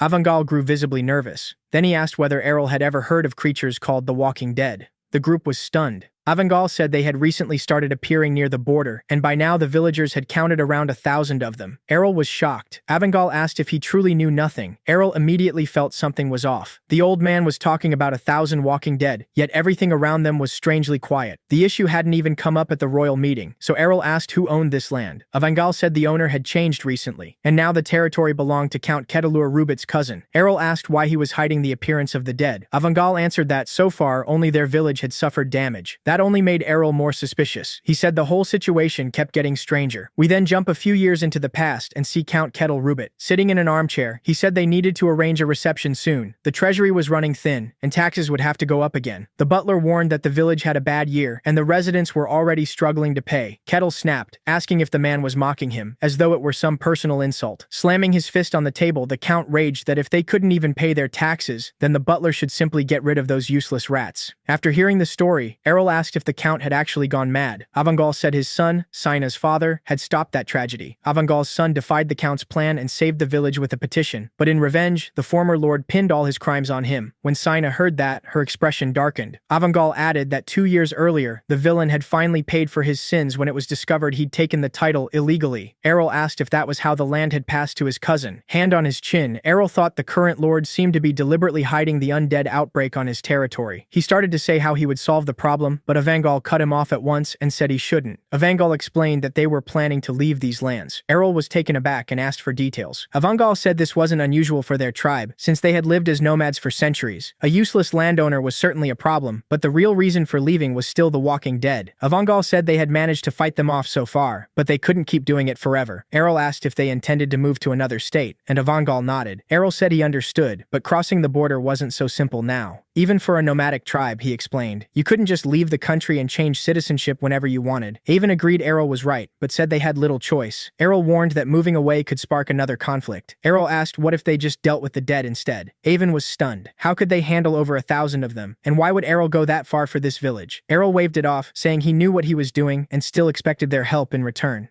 He told Avon to think about what benefited the tribe most, since another country offered no guarantee of food or permanent shelter. Here, Errol would help wipe out the dead and pay well for their work too. He asked if the choice wasn't obvious. Avon stayed silent. Then Avon asked for a moment to think. That pleased Errol. Sometime later, Sena and Errol were sitting together on a bench in the village. Errol said he finally understood why her villagers had ambushed them. Sena explained that a stranger had recently appeared here, then later turned into one of the Walking Dead. Errol noticed that most of the villagers fought no worse than real knights. Still, from their mood alone, it was obvious they'd suffered badly. He watched a duel between two young men. A blue light flashed along one youth's sword, and Errol realized the boy was one of those who awakened aura with ease. Leaving people like that to rot here would be a real waste. As Errol weighed his crafty plan and how much he could gain if they joined him, Sena looked at him with admiration, thinking he was kind. After a long discussion, the headman accepted Errol's offer on one condition. If the dead problem wasn't solved, the tribe would leave the village. Errol was sure he could do it, and figured that if he failed, he was a loser, not a pro. Little by little, they started destroying the dead. Planting her foot on a corpse, Sena said most of them were currently drifting through the forest, likely drawn by animals. Errol said the village was lucky. They quietly observed the dead. Errol couldn't figure out where they had come from, but from their behavior he guessed they weren't being magically controlled. Maybe some fool had made them for fun, then fled. With a hand on his chin, Errol wondered what empty-headed idiot would think up something so insane. Sena asked if they were going to keep catching the dead one by one. Errol said no, it was too inefficient and he'd come up with a better method. Grinning, Errol declared that he'd gather them all in one place and cremate them at once. Sena was stunned and asked how that was even possible. Daya was impressed too. Errol knew the most reliable way to deal with the dead was holy water, but it was expensive and for some reason, absurdly hard to get in their country. Then he enthusiastically pointed out they had a 6th-grade magician, and what else could they possibly need? The real question, he said, was how to pile all the dead together. Not long after, he and Sena were having a nighttime picnic. Sena felt uneasy while Errol calmly sipped tea. He decided the best answer was to prepare tasty bait for the dead.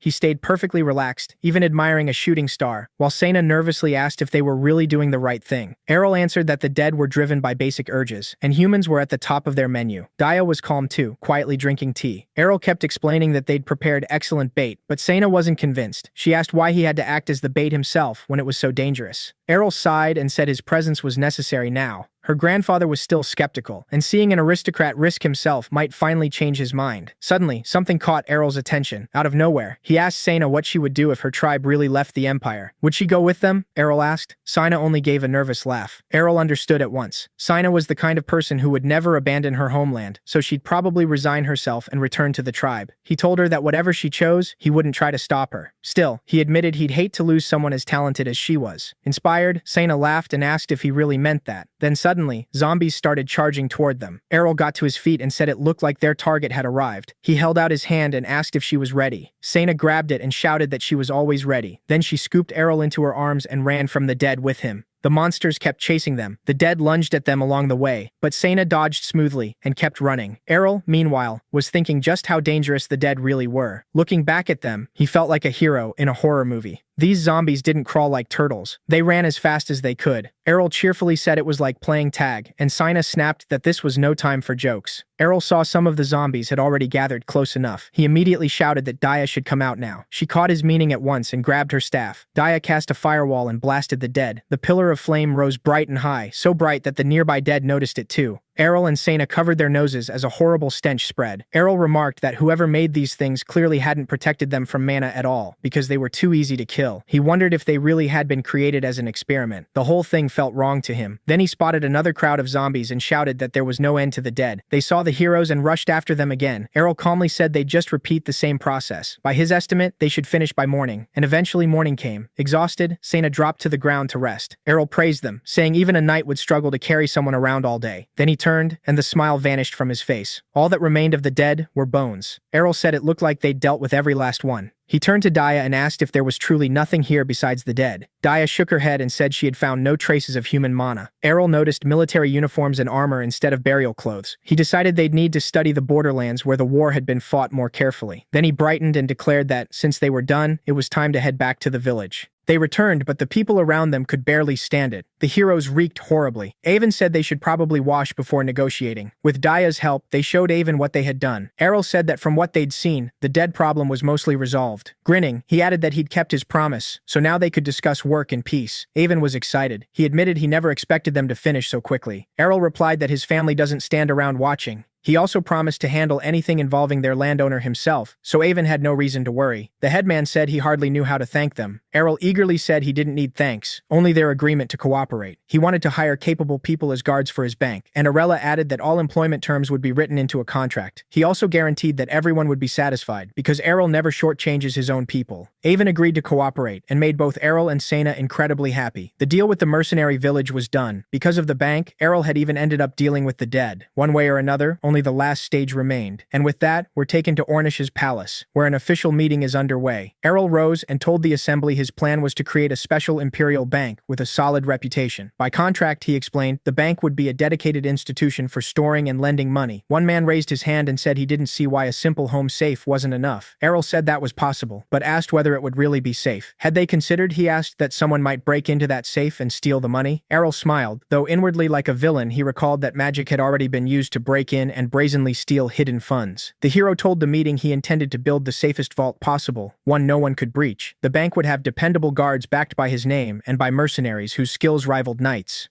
Errol told the man that safekeeping wasn't the bank's only role. Just as important was lending money. The man asked if Errol meant lending it out for free. The hero said no. The bank would lend only to people capable of repaying it, and in return it would take a certain share based on the size of the loan. The same man then asked what would happen if someone suddenly refused to repay a debt. Errol gave him a slightly unhinged look and asked what he thought. The man was stunned. Errol went on, saying that in any case this would strengthen the empire's economy because the most multifunctional bank in history was coming to life. The assembly grew skeptical when Errol said that after founding the bank he intended to introduce a new currency to replace gold. That only deepened the doubts and arguments in the hall, but Errol had expected the objections. Members of the congregation began to doubt and debate the idea even more. However, the hero expected that they would begin to object. Errol said the current currency was unstable in both value and form because coins were being counterfeited and mixed with gold from other countries. The assembly lowered their heads in shame, and he said he wanted to correct it. He gave a small bow and said all the capital needed to launch the new currency would come from him. In the royal family's name, Errol also guaranteed these changes were necessary. After laying out the full plan, Errol asked the assembly for their opinions. The members glanced at one another and began nodding. One by one they started to agree, which delighted Errol, though a few still chose to abstain. He was especially pleased because before the meeting he'd already won over some of those present with bribes. Errol happily thought everything was finally in place, and now it was time to start construction. After the meeting ended, one of the counts asked Dazzle whether he really intended to let this stand. Dazzle Prats turned and coolly asked what exactly he planned to do about it. He pointed out that Errol was a duke and had every right to run this kind of business. But the man kept objecting, warning about what would happen if Errol wasn't stopped. Dazzle asked whether Count Cain Rubit wanted trouble. Then he reminded him he should be grateful Dazzle had kept quiet about the 1,000 stray corpses Cain was hiding. He added that he had no interest in covering for Cain and his swindles anymore. Cain tried to protest, but Dazzle had already walked away. In the end, everyone fell in line, and the bank was fully completed within a month.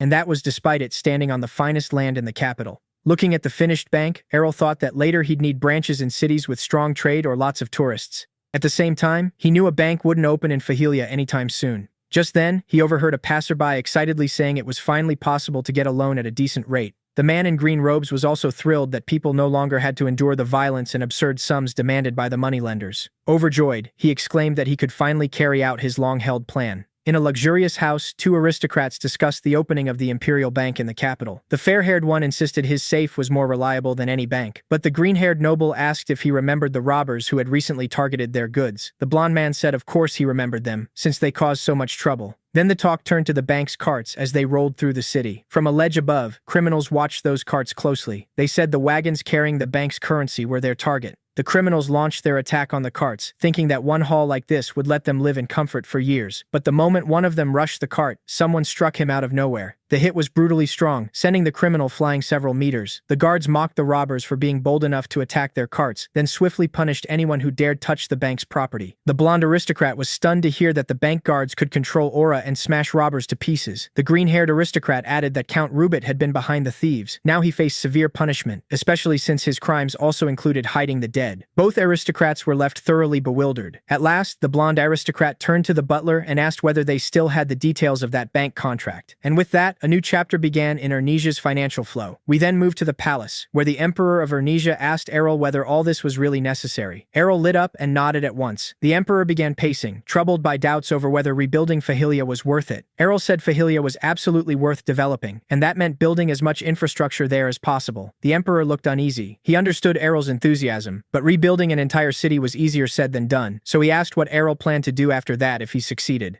At the same time, the Emperor thought of Fahilia as a harsh province, distant from the center and burdened by its cold climate. Arella understood his concern. Even rebuilt, Fahilia might remain a place only locals would live in, with no one from outside willing to move there. That could ruin the whole province, and the Emperor admitted that no matter how capable Arella was, developing such a backwater from scratch wouldn't be easy. Hearing that, Arella thought with shame that things had gone completely wrong. Then the Emperor stepped close and quietly told Arella he had actually planned to help him leave this province within a few years. He meant to secure favorable conditions for him, but unfortunately, that plan had run into problems.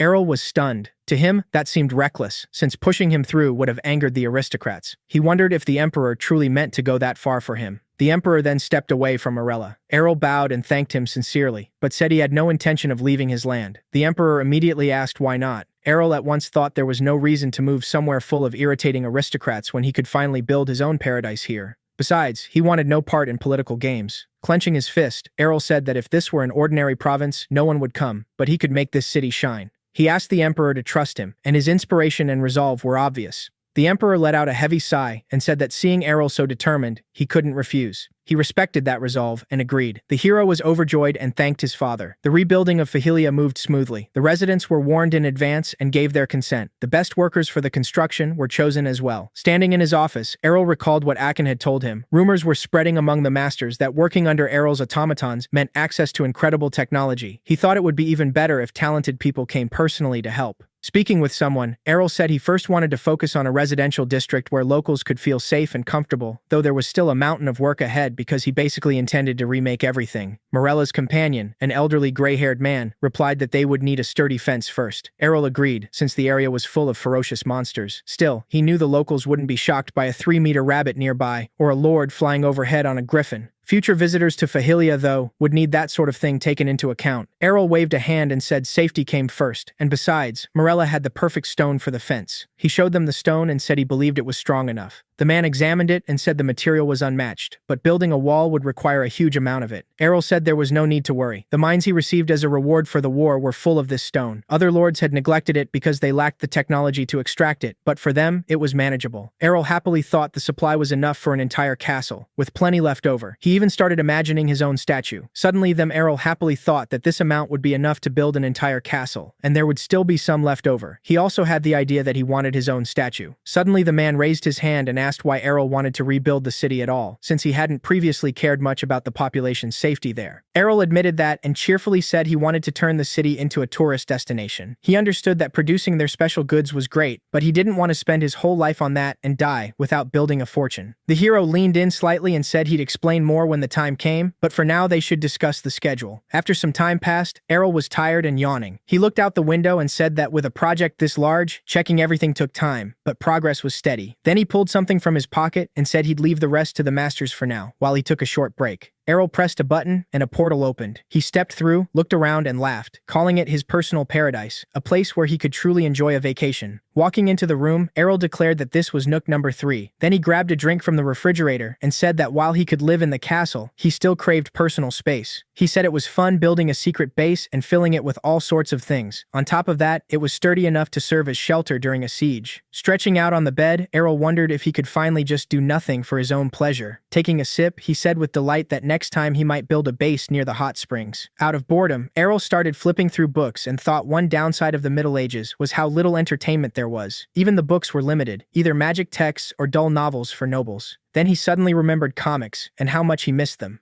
Errol jumped to his feet and wondered if now was the time to start a printing business, especially since the paper supply was finally stable. He wanted to try his hand at a new industry. Resting a hand on his chin, he thought that eating and sleeping alone weren't enough. He also needed something pleasant for his eyes. Errol sat on the bed and decided it was time to finally do it. Then someone contacted Errol with bad news. An urgent message had just arrived from the palace. We cut to a purple stone. A magician cackles that it was formed from resentment, and he had finally gathered enough grudges. Raising his staff, he rages at those who mock them as black magicians for seeking forbidden knowledge. Then he slammed his staff into the ground, calling on the victims of greed and power to awaken. The earth began to shake, and a corpse crawled out. Then more and more dead rose from the ground. The magician laughed wildly, boasting that now even the dark sect would have to acknowledge him. He sent the undead forward to show the king what true strength looked like after daring to ignore them. The dead obeyed, and then we cut to a watchman on a tower saying the last few days had been unusually calm. But when he looked through his binoculars, something froze him in shock. The soldier shouted that it was the undead. There were far too many of them, so he ordered his comrades to report it to command immediately. Then we see Errol reading a report. Huge undead forces had appeared on the northeastern and southern borders, numbering in the hundreds of thousands. They were about to cross into Arnesia and the Three-State Alliance. That realization left him furious and shaken. When Asia heard, she was horrified and asked if all the war dead had become evil spirits. Errol confirmed it, explaining that intelligence reports matched the number of fallen soldiers to the number of undead almost exactly.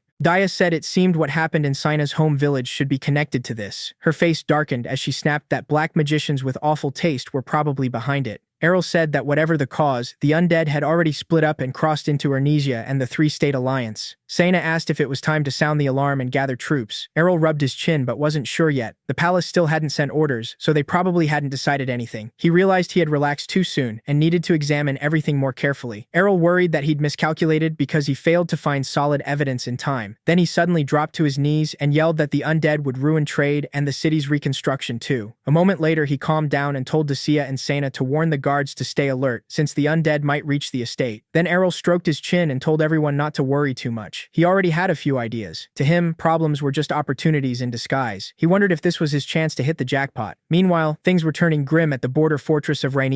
Countless undead were trying to scale the fortress walls. The border guards were stunned that the creatures kept coming without pause, though thanks to their solid defense, casualties were still low. Following orders, they focused on the undead swarming the walls. When the warning first came that undead were marching toward the capital, they thought it was a joke, but that report saved them. Their commander ordered them to hold the line until new instructions arrived from the castle. Then we shift to the castle of Emperor Enesia. The emperor ordered his men to begin evacuating residents near the border. Even if they had to abandon the fortress, he said, that was secondary. After calming down, he reflected that Errol had been right to urge preparation in advance. Otherwise, far more people would have died. The man beside him pointed out that endless defense would solve nothing, and they needed drastic action. The emperor replied that, as he knew, this was an unprecedented crisis in imperial history. The man suggested asking the Holy Kingdom for help, and the emperor was taken aback. The Holy Kingdom of Galeon was the world's greatest power against undead and other dark arts like necromancy and curses. The emperor admitted their methods were impressive, but doubted they would help for free. For years, the Holy Kingdom's doctrine had officially rejected every race except humans. Ernesia, on the other hand, granted citizenship to many races as long as they met certain standards. That difference kept relations tense, even if politics had not openly reflected it yet. The emperor said there was no telling what price they would demand. They might insist on policy changes in return. The man in green agreed. They could push for deportation or discrimination against other intelligent races. That was exactly why, the emperor said, the Holy Kingdom had to remain their last resort. Still, he knew that if no other path remained, he might have to ask them. Then a nervous subordinate rushed in, handed over a letter, and begged the emperor to read it at once. The emperor opened it and froze in shock. He suddenly shot to his feet, and his startled subordinates asked what had happened. The emperor said they might not need to owe the Holy Kingdom anything after all, because Errol claimed he had a solution. Then we cut to the Merman Empire, where thick smoke poured from the buildings. People ran through the streets in panic, screaming that the undead were coming. The castle knights asked what to do as desperate civilians reached the gates, begging to be let in. Scouts reported that a horde of undead had crossed the border and attacked a village, while the survivors pounded on the locked castle gates asking for refuge. Alan Amarit Janelle, the current ruler of the Merman Empire, was deeply shaken by the horror unfolding before him. He knew that even after the war, trust in the empire had barely improved, and restoring it had already been difficult.